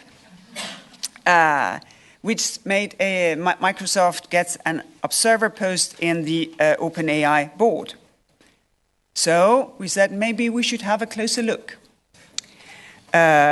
Under the European merger regulation, as you will know, the key question was whether Microsoft had acquired control on a long-lasting basis over OpenAI. After a thorough review, I can tell you from the messaging, from all of that, very thorough, we concluded that as such it was not the case. So we are closing this chapter.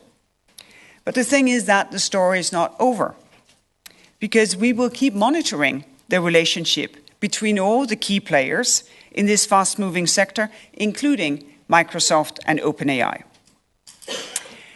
We're also looking into other developments in AI markets. For example, a practice that I have been told is called acqui-hires. So not an acquisition, but an acqui-hire.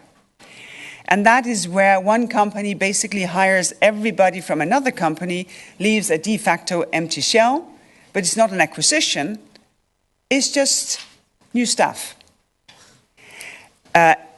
in Strohs. So that is one of the things that we have seen with Microsoft and Inflection.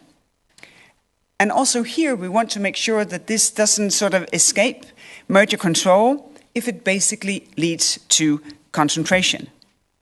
So, of course, we will continue enforcing with the use of both antitrust and merger rules.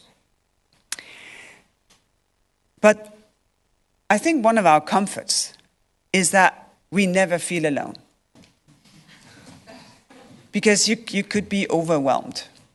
As some said, these are reasonably big companies. So the good thing is that I think everybody realizes that this is a global challenge and that we're in it together. So we work with competition authorities worldwide. And I'm glad to say that we are cooperating intensely with many of them on AI and its challenges to competition. Because we can only benefit from shared insights from competition authorities all over Europe, across the channel, across the pond.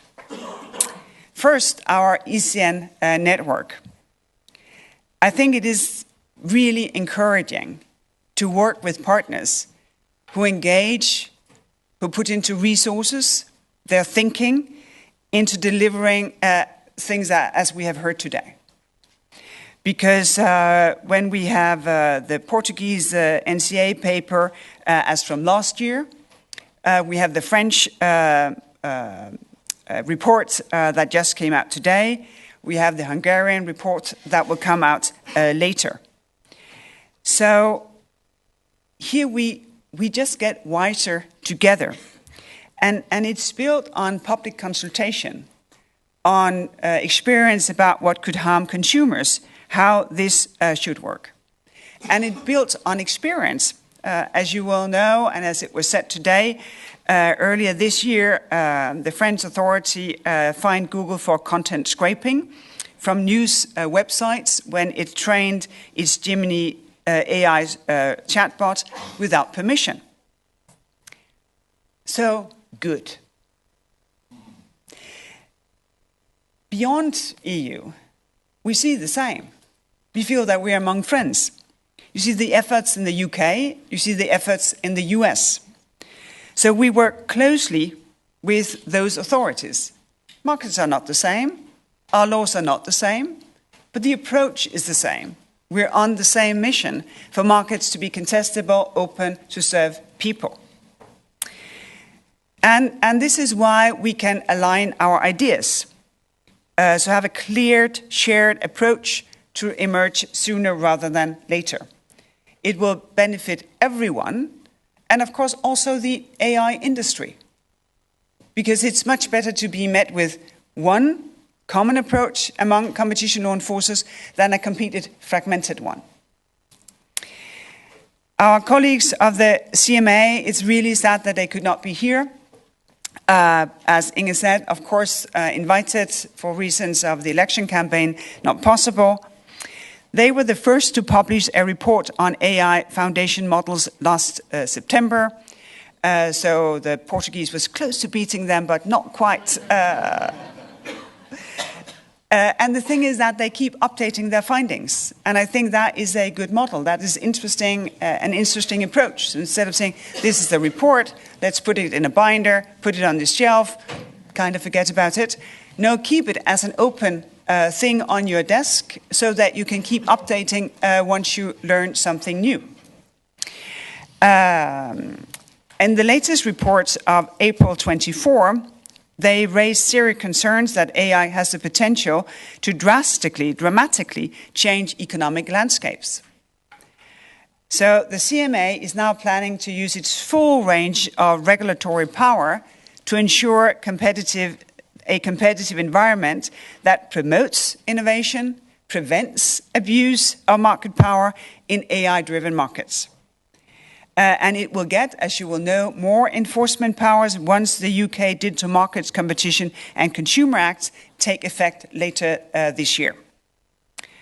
Just last week, they opened an investigation into AI-related agreements among several large digital platforms.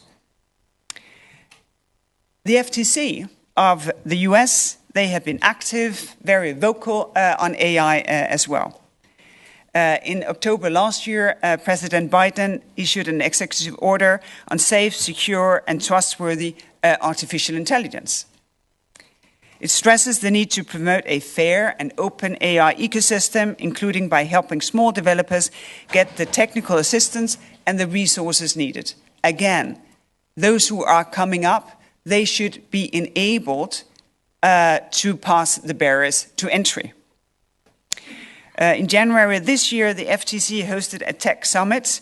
Chair Lina Khan announced the launch of a market inquiry into the investment and partnership between AI developers and major cloud service providers. On policy, we work very closely together with the US as part of our joint technology competition policy dialogue. It's a sibling to the EU-US Trade and Technology Council. And the point is very simple: to promote fair competition in rapidly evolving markets in the digital sector, including artificial intelligence and cloud. So, as you can hear, all over the planet, competition authorities, they are wising up on this brave new AI world. They are looking to ensure fair competition, prevent anti-competitive practices. And wherever we compare notes, we see similar issues. And sometimes when we think, oh, this will be very fast, there's a risk that we will be behind the curve. I think it's good to remind ourselves that the reason why we see similar issues is that they reflect human behaviors. And that, I think, is, of course, to some degree scary, but also to some degree comforting. AI may be new under the sun, but human behavior, not so much. You know, we have been taught about temptations and what happens if we do not resist them since Adam and Eve. And I think that is the point. That, yes, this is a new technology. Yes, it is difficult to see through. Yes, it's hard to open the hood and see how it works. But what drives it, illegal behavior, abuse of power, is what we know so well. It is just greed. It is just the fear of not being the strongest anymore. It's just the fact that some things that they're worth it because they're just better than the rest of us. And all of that kind of perspective that, yes, the technology is new. Yes, we learned a lot of what we should do and should not do in the first big wave of digitization. But what we deal with is what we have seen for hundreds and hundreds of years.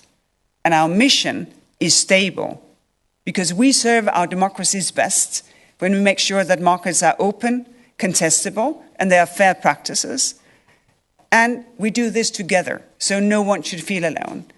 And we have friends and siblings in so many other regulatory bodies and in so many other pieces of legislation that the likelihood, if we come together, learn together, enforce with speed, we'll get this right. That is my conclusion for this day's workshop. Thank you.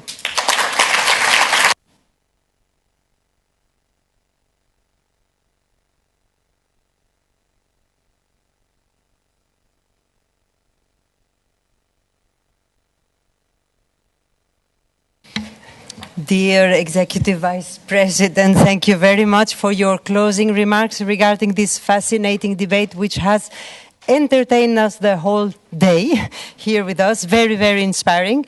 Just a few words on behalf of DG Competition. I would like to thank all the panelists again for having accepted our invitation and for the lively and rich exchanges we had today. Thank you also to all of you, the audience, those who came here, those who were connected, for joining us and for having been followed with great interest our discussion.